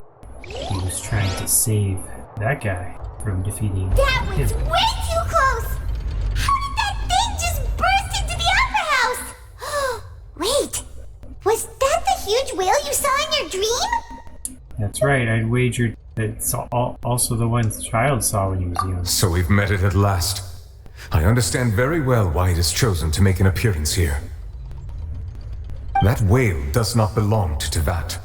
It is a monster that has traversed the stars, weeping all the while. It has been greedily consuming the energy from the planet's primordial sea, using it to grow. That is the main cause for the rising sea levels. And once it has finished consuming all of the energy contained within the sea, its next step will be... You said that when the Hydro Archon first created Fontanians out of Oceanids, she filled their blood vessels with primordial seawater. Precisely. That whale finds the blood of Fontanians nigh impossible to resist. Therefore, when it left the primordial sea, it decided to make its next stop a packed opera house full of food. Food in the form of Fontanians. We just barely managed to push it back, right? In that case, won't it come back to target the people again once it's managed to recover its strength? That is correct. Indeed, it is more accurate to say that we should thank that Harbinger for buying us some time. Without him, the whale would have likely come onto land far sooner. From the way he looked, he must have been fighting the creature for quite a long time. That battle maniac! We've always known that he had a special connection with that whale, but we definitely didn't expect it to help us out like this! Anyway, now that we know that this whale is the actual cause of the disaster recorded in the prophecy, all we need to do to stop the prophecy would be to find a way to beat it up, right? It is too late. What do you mean? It had already absorbed too much of the primordial sea's energy before we could notice it. At this point, it has become practically integrated with the sea itself. Even if the entirety of Tevat were to be destroyed, it could still survive and swim off towards some other world. That's not something I will accept. We've already done everything we can, and we even found the true culprit. We've come so far.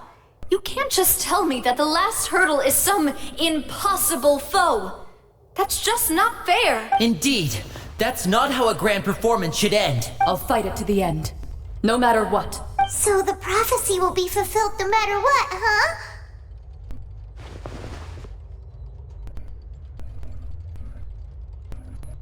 The prophecy. Yes, what has been prophesied will be fulfilled. You may view such things as the history of the future. After everything, it still turned out like this. We couldn't fight against fate. Wait, but if this is all about fate... Just as prophecies are usually only the future as seen from the perspectives of the gods, could things be happening in hidden corners where the gods' gaze does not fall? Ultimately, fate shall serve as your only guide, no matter what will happen in Tevat's future. All you need to do is to play your part. Could it be that even if the prophecy will be fulfilled, there's still a way to save everyone? Did I miss something? Wait, I forgot about Farina. What was it that she wanted to say to me at the last moment in the giant magic box? What is her real secret?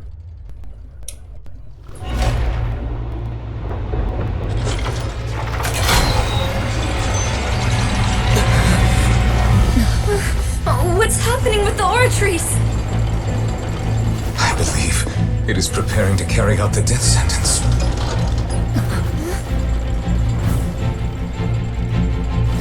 Farina!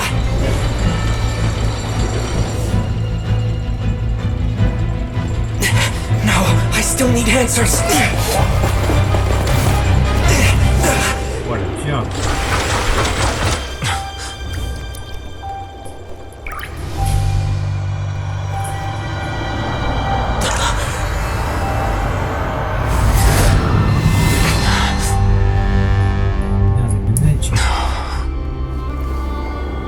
Space.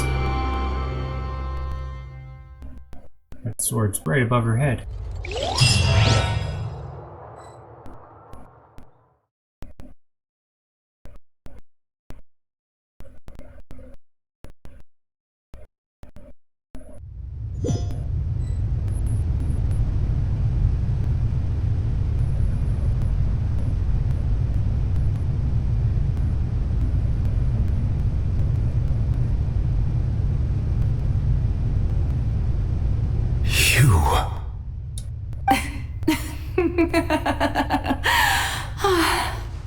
Sorry. That shocked expression on your face is just too amusing. I couldn't help myself. You are not Farina. Who are you? The sweet sound of bewilderment. Marvelous. A sure sign that my attempt to deceive everyone was a resounding success. But to answer your question, I am Focalor, You know, the god. Fusalo, why did you deceive us? Oh, that wasn't my goal, of course. Goodness, no. But I had to fool everyone else too, if I was to stand any chance of deceiving the heavenly principles. Deceiving the heavenly principles? It's all because of that pernicious prophecy. Dreadful, wasn't it? Everyone doomed to dissolve. Fontaine condemned to be flooded. One was not amused. In fact, one was positively bemused when that problem was thrust upon me by my dearest predecessor.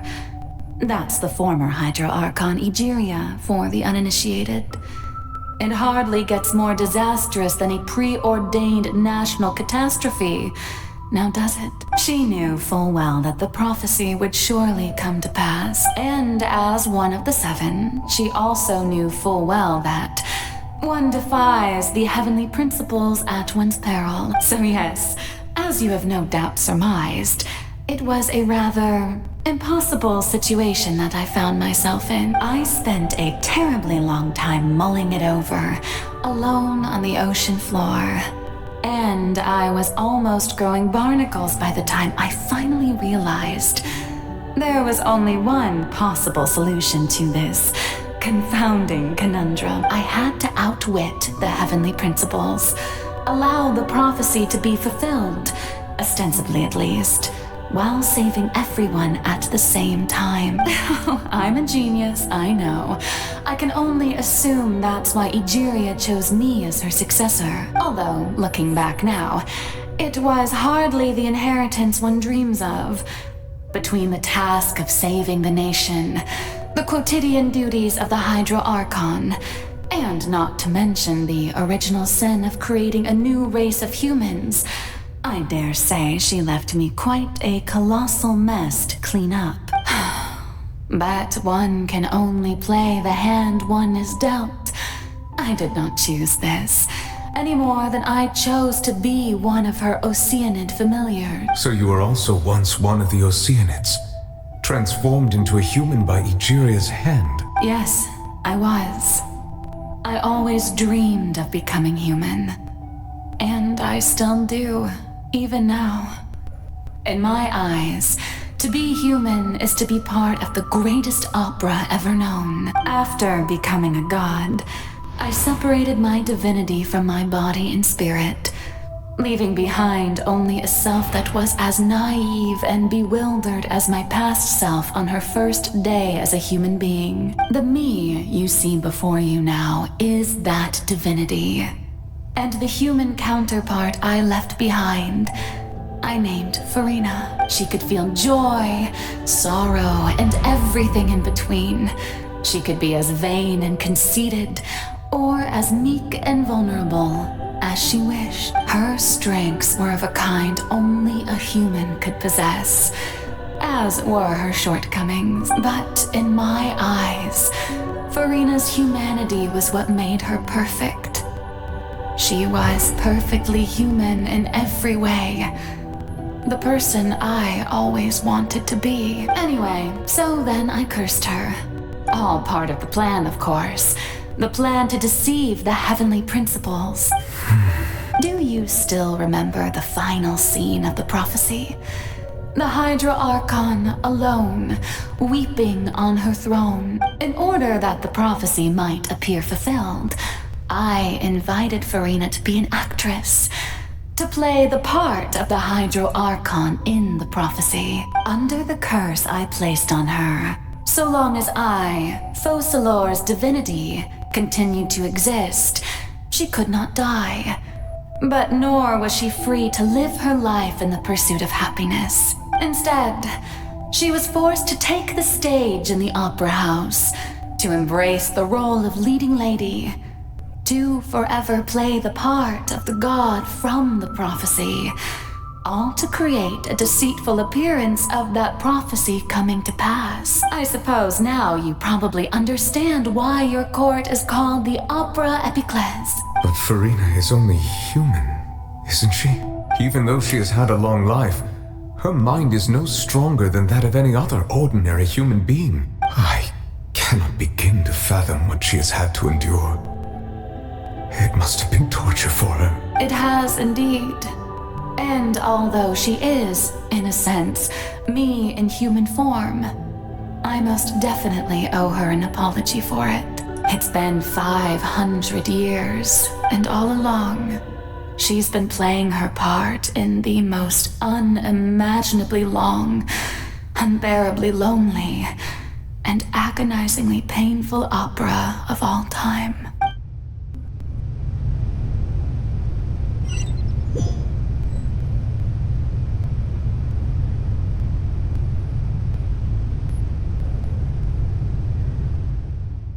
Came into contact with Farina's tears. If I remember correctly, tears often contain a being's strongest emotions. With sufficiently strong hydrosensitivity, I can form an emotional connection, just like I did with that Oceanid of the Fountain of Lucine. Wait, could this be Farina's inner world? Farina? What is she doing on stage? Wait a moment, that probably isn't Farina. That's likely a reflection of her inner self. If I can directly speak to that self, I might be able to easily get what I wanted to know.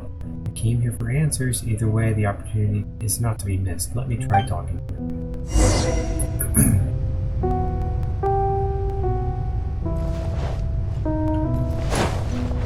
I'll catch up.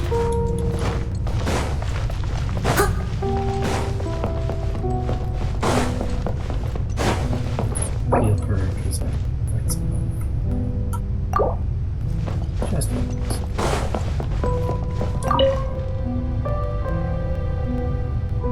Oh, who permitted you to come onto the stage?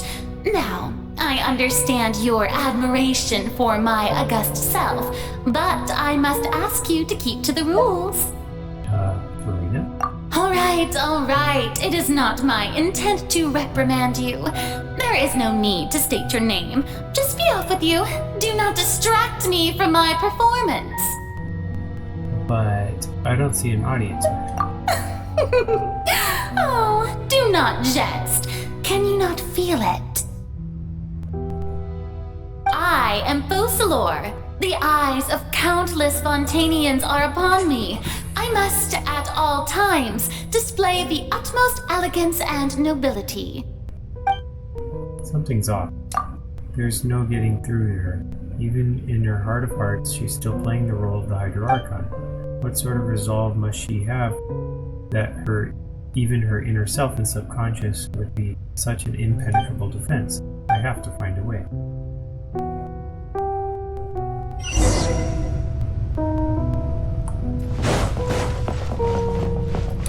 Dear audience, the performance is experiencing a technical difficulty, but worry not.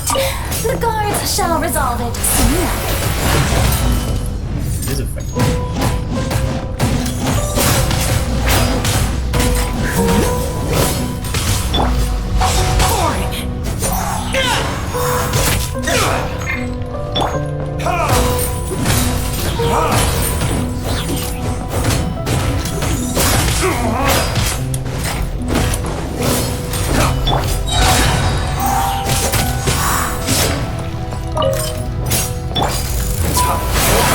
Retribution!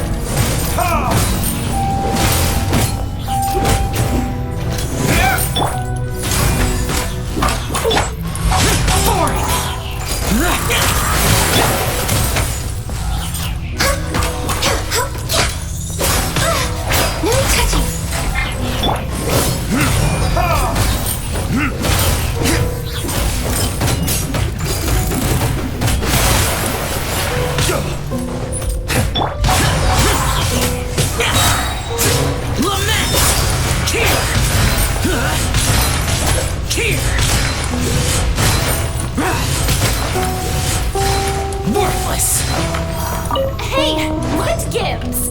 The audience is still watching me, you know. Guards? Wait, where are the guards? Guards!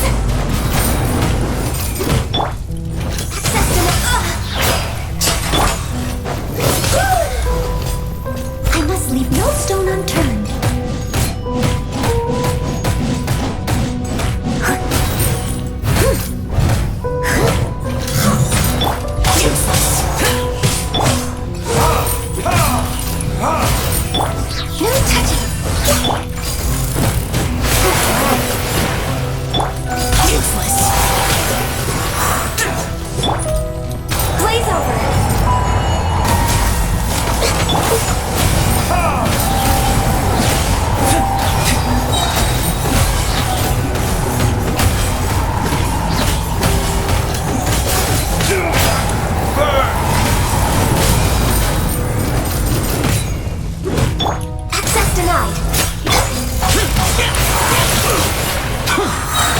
Evil conquering!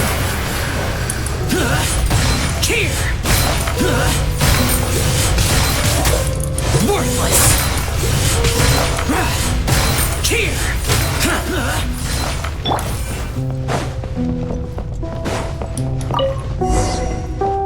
There we go. Phew. With all the spotlights turned off in Purina's heart, they must have symbolized the eyes of the people on her. Speaking of which, I think I just received some sort of signal. Was that her true voice? A ticket? When did that end up here?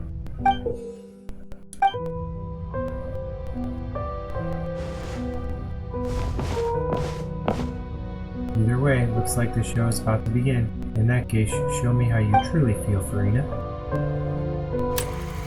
Scene 1. Behind a mirror, Farina. Before a mirror, Farina.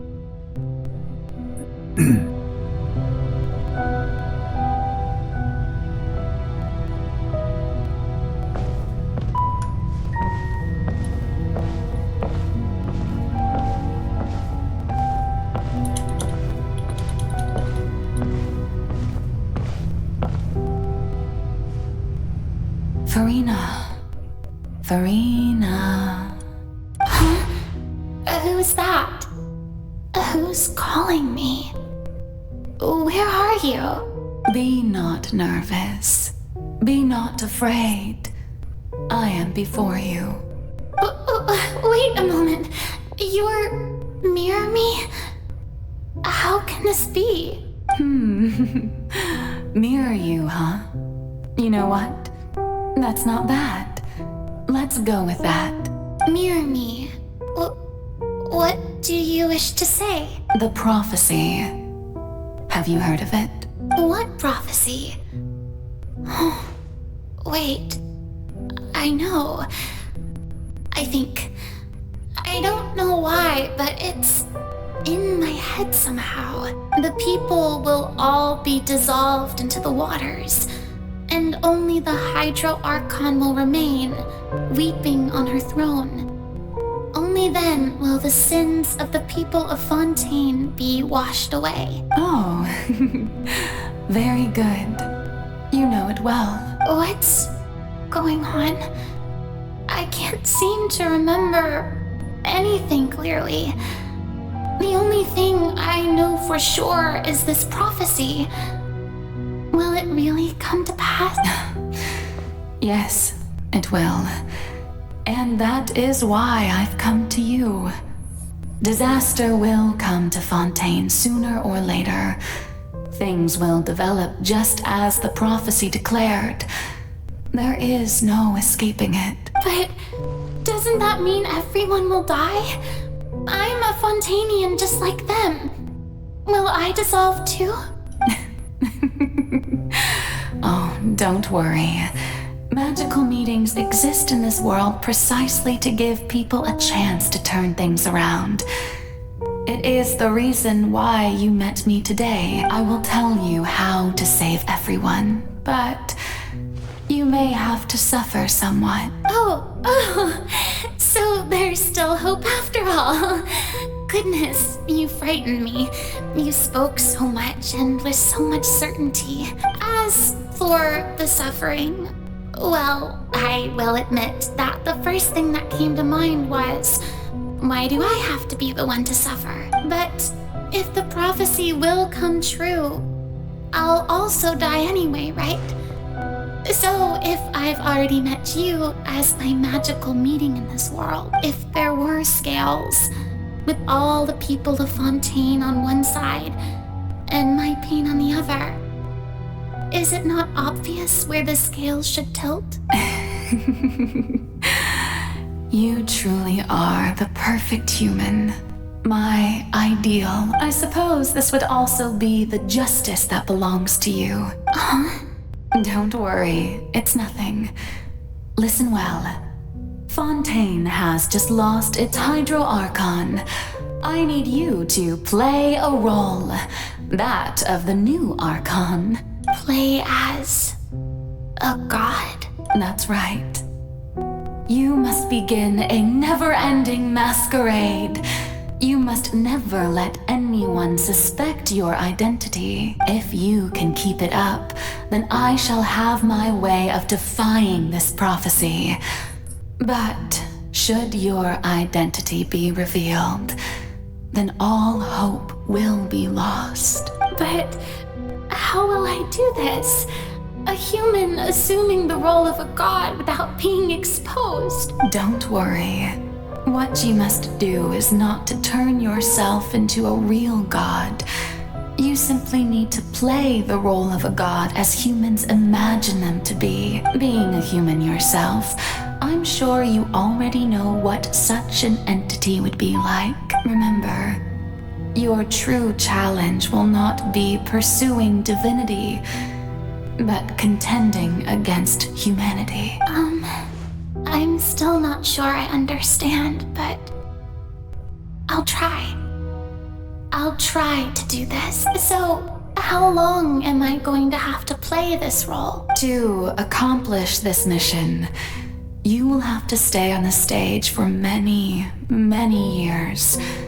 You will endure and not grow old until your task ends, but I promise you, all will eventually end in a magnificent and dramatic trial, and everyone will be saved. A trial? Huh. How exciting. I'll be looking forward to it.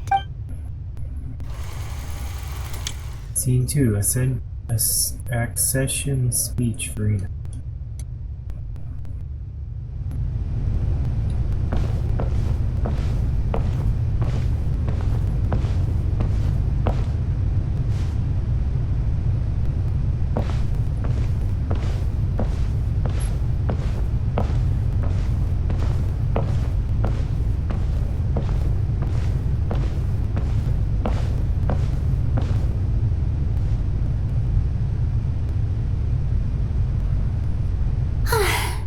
The Maison Cardinalise has announced my accession, but this is my first time facing the people. What should I say to most appear like a god? To be honest, I still don't know. Perhaps I should first try to act natural. Summon courage. Ladies and gentlemen, good evening, and welcome to the Opera Epiclade. I'm sure you've all heard about how I have taken on the role of Hydro Archon. Indeed, I am Farina de Fontaine, your new Archon. You're earnest. In truth, I know little about becoming a nation's new god, but it will be my honor to guide you all as the god Focalor, the god of justice. I shall do all within my power to lead you into an age of fairness and justice. Always polite. Once again, thank you all for coming. If you should have any questions or suggestions, please send them to the Maison Cardinalise. The future of Fontaine will require us to work together, after all. This should do it. I thought I might stammer, but thankfully, I was able to convey my thoughts just fine. Okay, and next. That's the new Hydro Archon. Is this some kind of joke by the Maison? I would have thought that a being that surpasses humanity would be a bit more assertive. Hey, did you hear that? She even told us to send her suggestions there at the end. Shouldn't gods be all-powerful? She's being so modest. What's the difference between her and an ordinary person, then? If you ask me, perhaps the succession didn't actually happen. She might just be a Maison-back puppet. Wait, what's going on? Why is everyone suspecting me of being a fake? Oh, this is bad. If I get exposed here, there'll be no saving the people from the prophecy. Right. Mirmi said that I just need to play the role of a god as humans imagine them to be. Calm down, Farina. Think. What do the people want? How would they imagine a god to speak and act? Assertive, with a strong sense of presence. One who can dispel all doubt. That is the character I'm fated to play.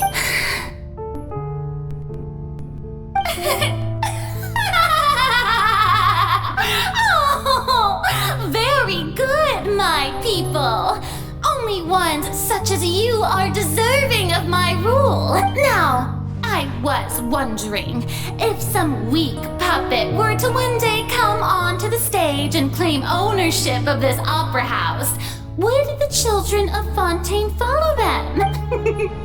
Well, it seems that you would all see right through them.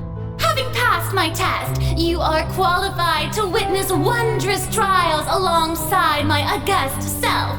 Here in this opera house, you may consider my previous act a door gift of sorts. I thought it was a debut that suited the atmosphere. Now then, let us be reintroduced. So that was just a performance. How could I have forgotten that we were inside an opera house? Personality? It's quite shocking, to be honest, but I suppose it's a better look than before. Such a fascinating and bold deity. How wonderful! Our future may yet be bright after all. It seems I've turned them around. Best follow this flow and restart my accession speech. Resolutely with conviction. My dear people, whether you acknowledge me or not, whether you trust me or nay, I say to you, keep faith in your ardor for justice. We have heard it said that this nation's sins can no longer be washed away.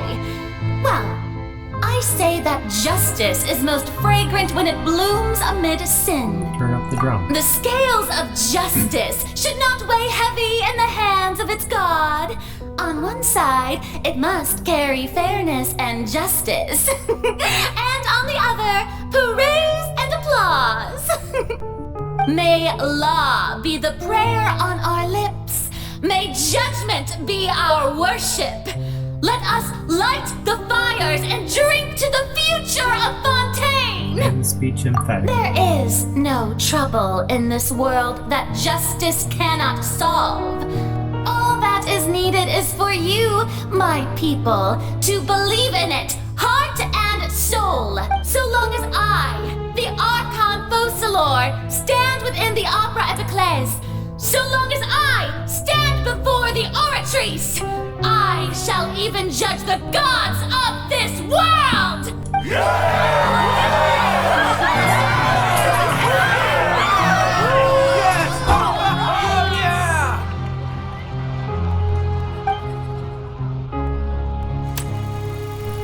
Scene 3, Opera House Farina.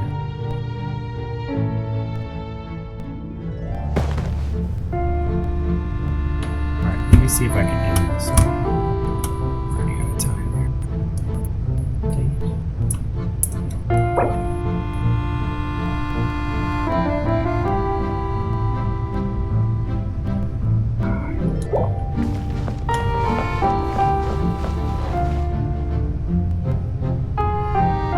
Lady Farina, here are today's case reports, as well as a summary of the follow-up for your perusal. Come now, was I not just at the Opera House in person? Leave these kinds of things to Neuvillette. Besides, none of these trials were the one that I'm looking forward to the most. If I may be so impertinent, what kind of trial are you truly looking forward to? A magnificent, dramatic, and wondrous trial. A trial to end all things. How could you hope to understand? That's true, I fear I lack the ability to grasp your divine thought, Lady Archon. No need for fright, and do not take what I said before too seriously. Go now, do your duties. The trial I await. It will come one day.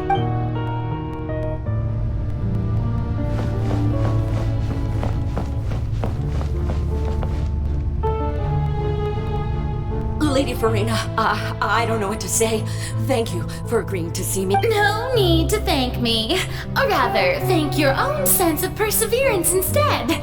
Long have you stood in line to meet me, have you not? Oh, I'm afraid that's just an inevitable consequence of my divine charm. All right, Deoteria, is it? How is your son's illness? You remembered me, and you knew of my family too. He is doing much better now. In fact, he is far more of an ardent believer than I. He was the one who forced me to seek an audience with you and to bring your words back to him. Oh, good. Very good. If this should happen again in the future, please do not hesitate to come and tell me. Going down to citizens' homes every so often, while not usual practice, should serve as a fine change of pace. Oh, you're such a gentle and wise god. Thank you once again, on behalf of my son.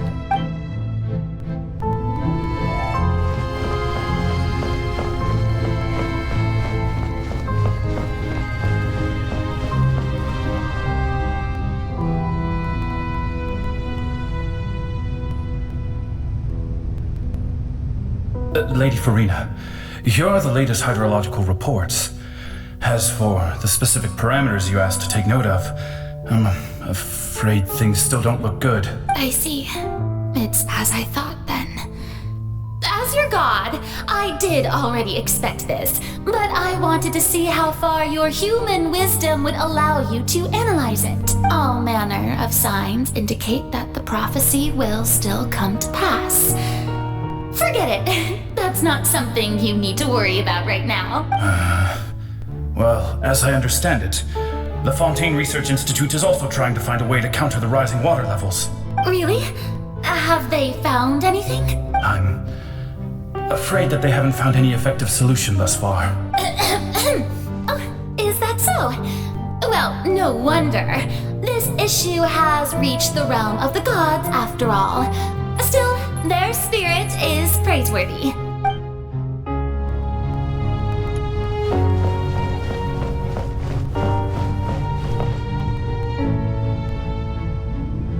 The day is finally over. I haven't had a moment to breathe this whole time, but it's good to see that everything's getting on track. There are no longer any voices of suspicion. Maybe this is fine. I just need to keep going, and everyone will be saved. Alright, Farina, don't think too hard about this. You need rest. Tomorrow's a new day. Scene 4, Opera House, Farina. Lady Farina, here are the new trial reports for the latest cases, as well as a summary of the follow-up. There'll be no need for that. I've seen them already. There's no need to go back over scenes I've witnessed in person before.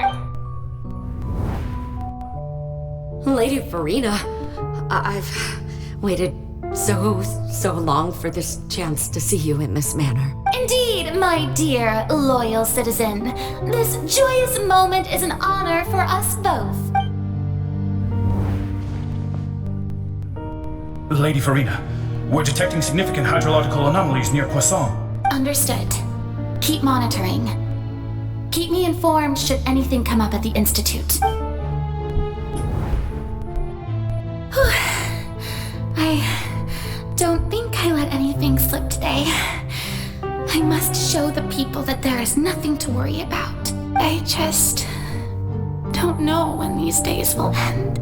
I feel utterly exhausted. Best to rest early today, too.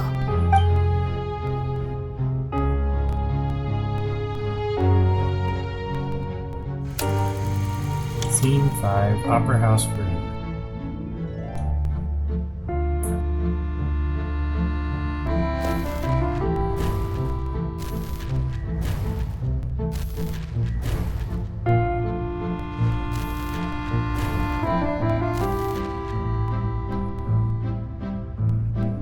Scene 6. Oh, scene 182,375, Opera House, Farina. Lady Farina, it's like a dream being able to speak with you up close. I've heard that the first member of our family who was honored to receive an audience with you was Madame Dioteria, almost 20 generations ago. And what a fine family yours is indeed. It brings me great joy to meet such a faithful believer, a descendant of a line most ardent. Surely you exaggerate, Lady Farina. My lady? What is it, good citizen? Are you crying?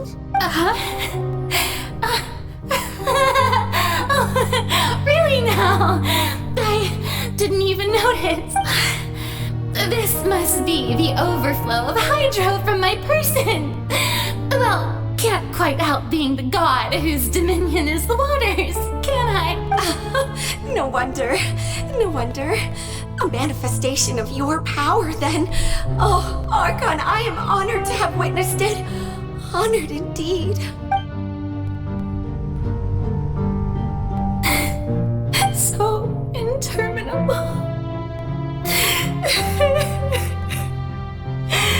So lonely. Just how much longer? Hundreds of years must have passed by now. Perhaps the show must go on for hundreds more. I never imagined that it would hurt so much. Have I reached my limit? No. Perhaps I reached it long ago. Today I didn't even notice my own tears. I want to tell someone, anyone, about this. But would that not destroy all I've done so far? I've conducted so many investigations across the centuries. But there's not even a sliver of hope that we might break the prophecy. All I can do is keep heart. I must maintain this act. It is the only way to save Fontaine. Please, mirror me. You have to succeed. Scene 182,376. Opera House for Farina and...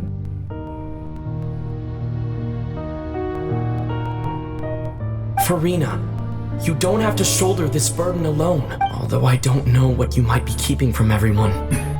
Your people are more than willing to share your burden with you. That's my voice in this scene from when we were in the giant magic box. This is great. I didn't think that this scene would play in her inner world. Surely I'll find out what she wanted to tell me this time. Share my burden. That's impossible. It was fated right from the start that this would be my duty alone. But even if your burden doesn't need to be shared, you can still choose to confide in someone. Just share it with me. I'm what you'd call a witness. A witness? Yes. I've heard that you came to Tevat from beyond the stars, yes. In other words, you never belonged here. And if Tevat is, in its entirety, a show on a stage, then you're just a spectator, aren't you? If that's the case... He's right. I could confide in him, couldn't I? But if things don't play out as expected, the people of Fontaine will be the ones to pay the price. No, Farina, you shouldn't be selfish. But what if it's really alright, Farina? You've worked so hard for so long. Surely it would be okay to put yourself first for once. Just this once. Is it such an outrageous thing to do anyway?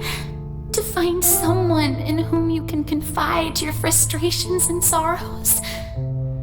Surely it could not hurt. If you let this opportunity slip through your fingers, it might never come by again. Think about it long and hard.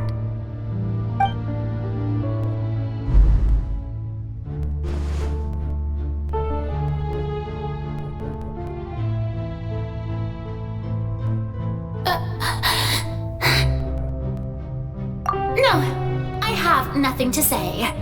I am Farina, the Archon of Fontaine.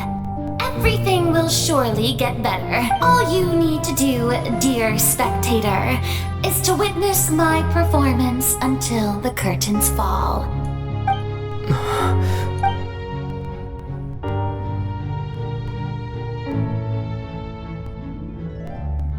fine.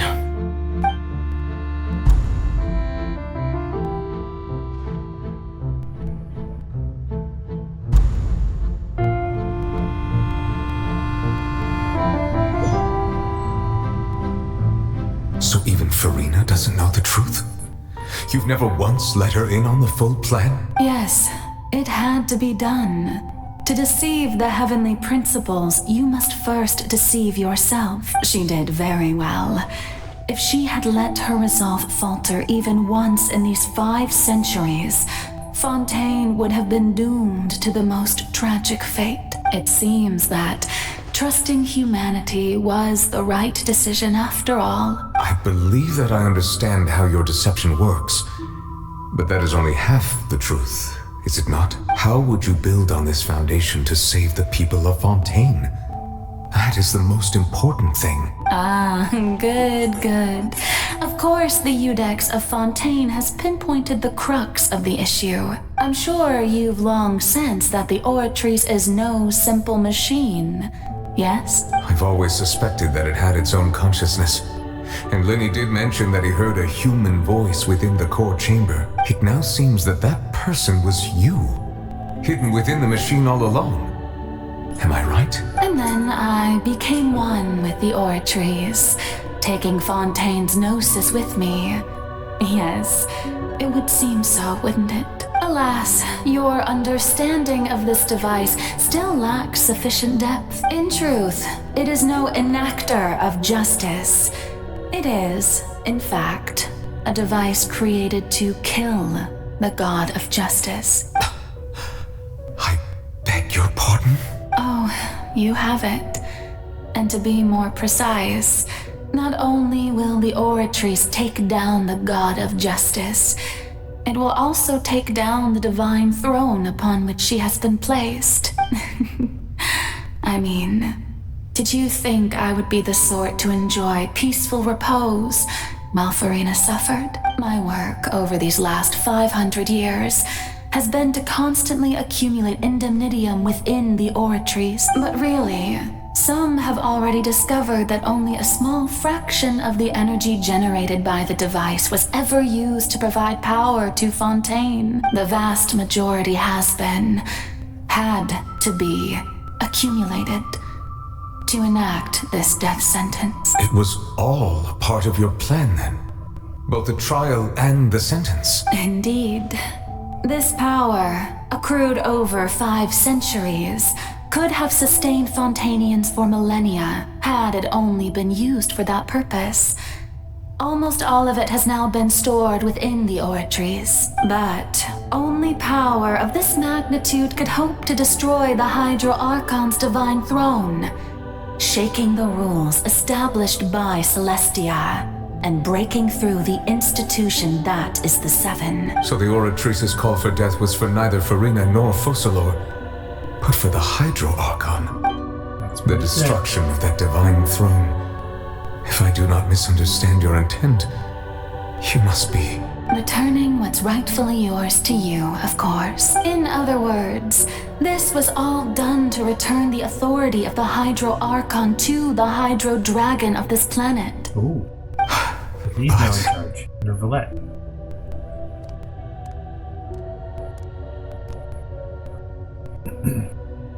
Oh, what? Getting sad again, are we? The authority of the ancient dragons shall soon be yours once more, O Hydro Dragon Sovereign. And this is the face you make. All you've done throughout the years is just so you can sacrifice yourself at the very end. I've never quite seen it that way, you know. Even now, I'm quite pleased at how well my deception worked.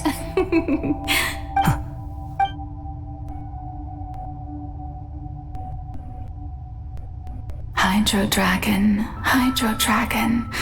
don't cry. I must say, had it been within my rights, I would have loved to judge the heavenly principles themselves.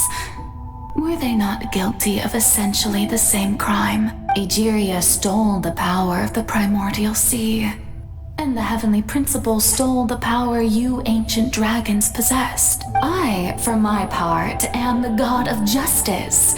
And is it not just that your original powers should be returned to you? Speaking of justice, I have always believed that justice lies in the process of pursuing human existence itself. So, if the theft of the primordial sea's might was Fontaine's original sin, then, leaving matters of procedural right and wrong aside, the descent of the Fontanians as humans and their right to exist in this world would be Fontaine's original justice. In other words, existence was Egeria's justice, and to me, justice is the continuation of that existence, defying the prophecy and ensuring that Fontaine's people shall live on.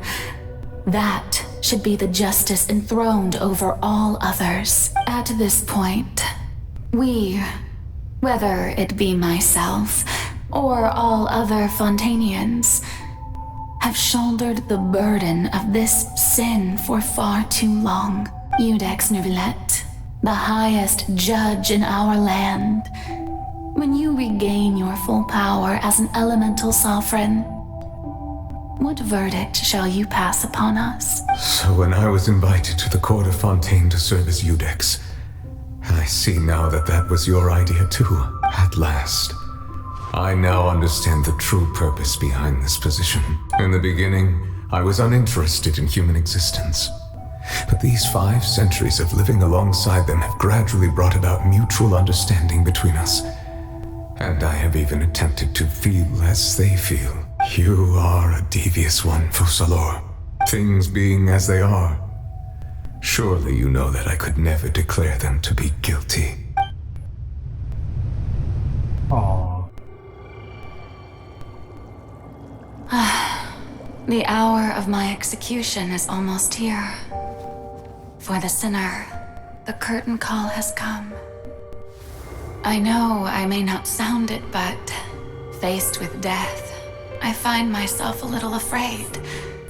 Perhaps this is one thing both gods and humans have in common.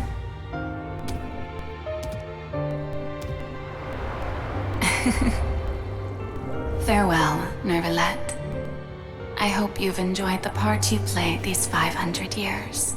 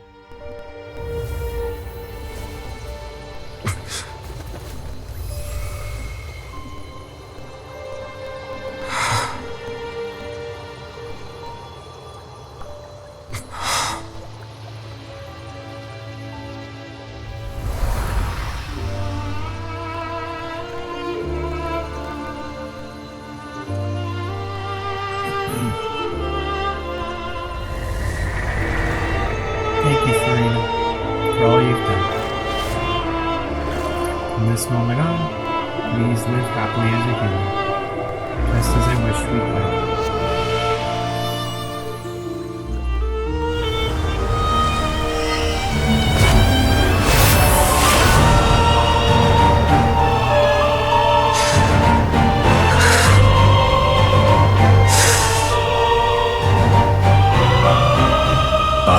Iudex Neuvillette, hereby declare, people of Fontaine, your sins are forgiven.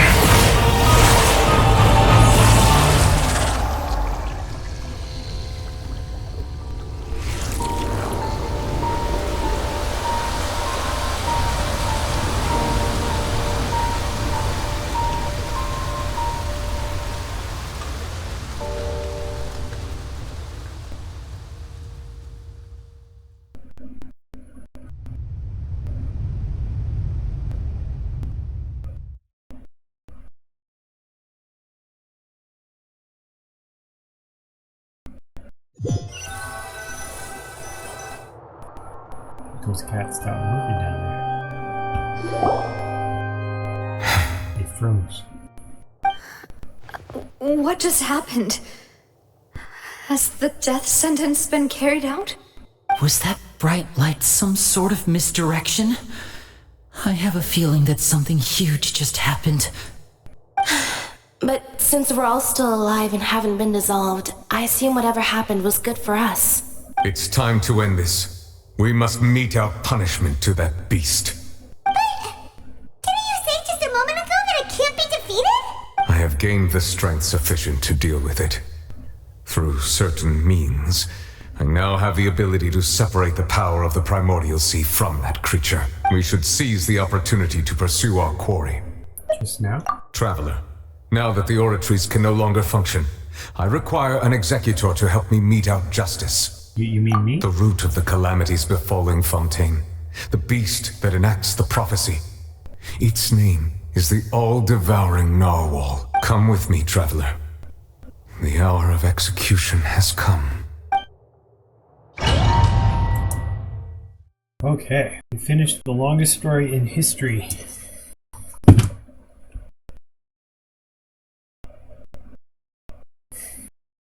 I hope. I think. Oh no.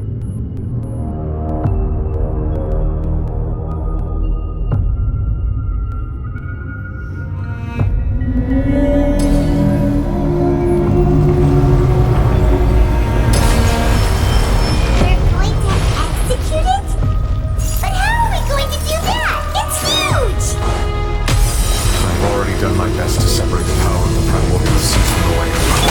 Considering the size of the beast, I cannot reach the power source. Unless we can find a way to attack it from within. I shall share part of the ancient dragon's power. I shall look for an opening to go.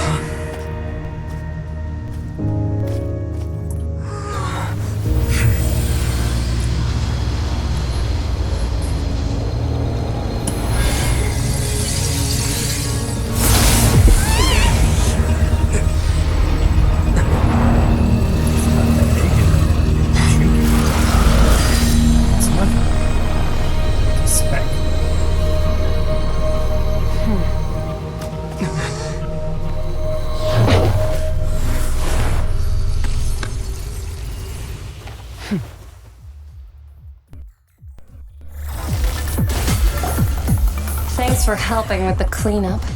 It should have been my job, but... oh well. It was just supposed to be a short private training session for me. I didn't think that my disciple and my master's pet would start brawling in the meantime. Well, actually, I had a feeling that it would happen at some point, but they bumped into one another earlier than I thought. What a blunder. I suppose I'll have to swing my sword 3 million times as penance. Your master's pet. That power. Who are you exactly? Paimon has an idea. From what she said earlier, she must be Child's master. Skirk, right? It's just that he gave us the impression that she was the less talkative person. I simply did not have anything to say to the weak. But you, on the other hand, managed to defeat the all-devouring narwhal without using power from beyond this world, so you may speak to me as equals. What sort of person would take the all-devouring narwhal as a pet? I have to agree. It's a strange use of a planet's primordial waters just to raise an all-devouring narwhal. That kind of power is wasted on it. It's not cooperative. It eats too much. And I have more important things to do with my time than pet sitting. The only thing that creature has going for it is its looks. All in all, it fails as a pet. Miss Skirk? I think you might have missed the point. The point being? Well, being that this pet almost destroyed an entire nation. So what sort of person is your master? Well, Child's master's master. Wait, is that right? Oh, right. So you don't know him. Sorry, I assumed you did. His name is Sertologi. Who? Huh? I am unfamiliar with that name. Huh. So Master isn't sufficiently famous. How should I describe him then? Have you heard of the name The Fowl? The Fowl? Still nothing? Well, how about the Visionary? Nope. Vetterfalnir then? Or Gold Rhindaughter? Ooh, that one we've heard! Rhindaughter's part of the Hexen Circle. She's Albedo's mom, right? Oh, so you do know that name. To be honest, I also heard all of those names and titles from my master. I don't actually know them either. But I suppose you understand now, yes? My master is likely a similar sort to Rhindaughter. They are both pursuing some form of perfection. Wait, didn't you also mention a visionary person? Paimon didn't quite catch their name. Actually, never mind that. I believe it expedient to inform you that the all-devouring narwhal used up nearly all its strength fighting you. Such roiling hydro energies will prove difficult for the planet's deep seas to digest. As such, the fontaine back on the surface has most likely been thrown into chaos. In other words, the prophecy that you've been fretting over should now be in full swing. What? There's little to be surprised about, Paimon. It is natural after all, that the prophecy will surely come true. We knew this and accepted it, however. Not to worry. Focalor has already managed to deceive the heavenly principles. In the end, the people will all be dissolved into the waters, and only Farina will remain, weeping on her throne.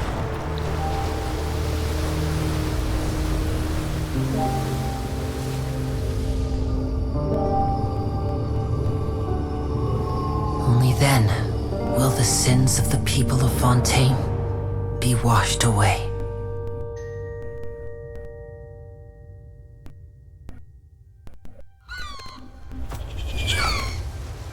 Birds looking for a place to land.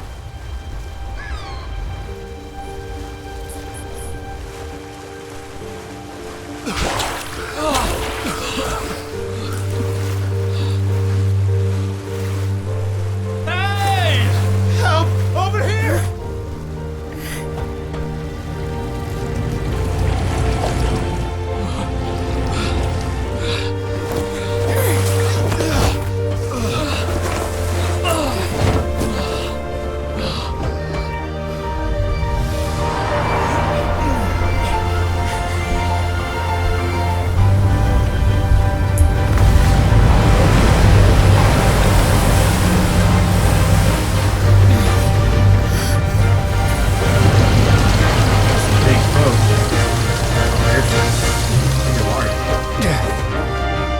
Let's initiate emergency rescue!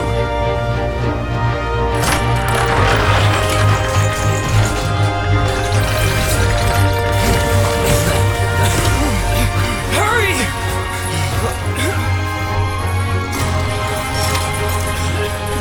Hey, lend a hand!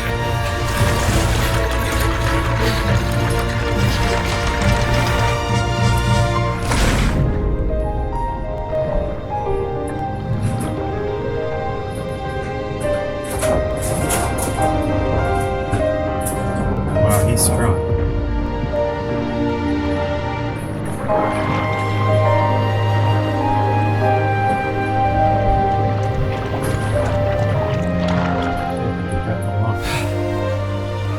Look!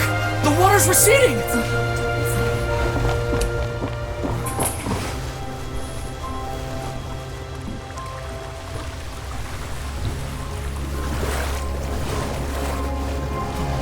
It's a miracle! The water's receding. We didn't dissolve. The prophecy was wrong. The prophecy was wrong.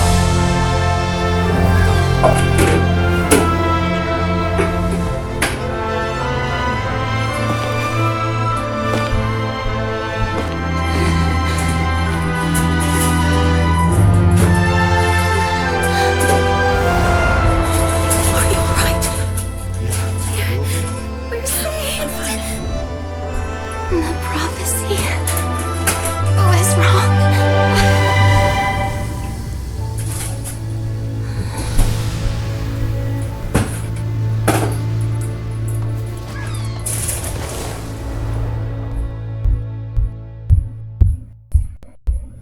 Leave it to me.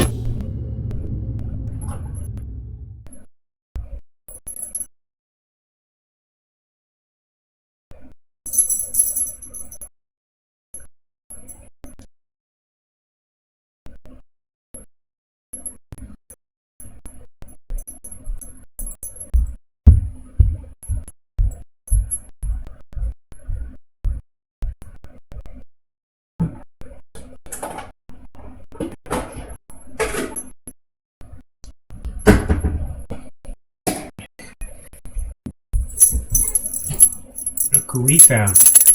Pumpkin woke up. Hey, Pumpkin.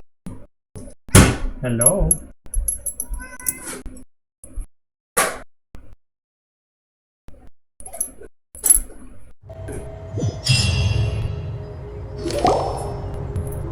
The soul renewed.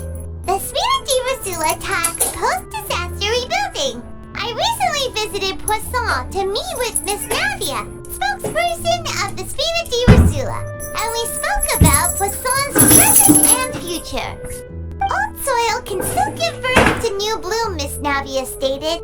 Hope is like seeing a small cookie when you're starving late at night. You just need a little of it. Skyship Winglet, lunar brain of the Fontaine Research Institute. The various disputes that have arisen on account of Mr. Edwin have suddenly become a shield over the Institute, with Jurier turning out to be a once-overlooked hidden gem. People always call the first researcher mad, but few know what to call the second. And should that latter person achieve a miracle, they would find it all the harder to find a word with which to classify him and his team. Wow! Paimon barely recognizes the people in the reports. Are those really Jurier and Navia? They sound like real big shots. They might have been real big shots from the start. We just didn't meet them in their What do you capacity. think? Pretty enthralling, huh?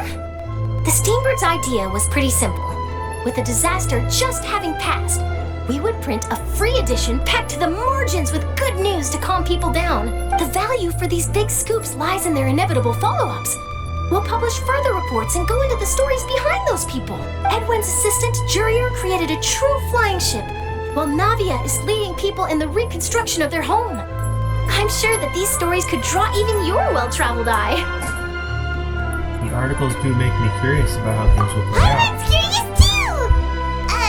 Wait a minute. Didn't we watch everything happen from start to finish? What's there to be curious about? And that's exactly why I'd like you to come conduct interviews with me. You're the best incubators of news, if you haven't noticed. And also, with you around, I'm sure I'll get to see that Duke. Are you sure? Hasn't he turned you down several times already? Oh, this time will be different. Come on, let's head to first, and then make a trip to the fortress. There are some things you'll only know when you get there. Haha, it's over. Alright, I'm gonna go ahead and stop streaming. Have a good one. See you guys next time.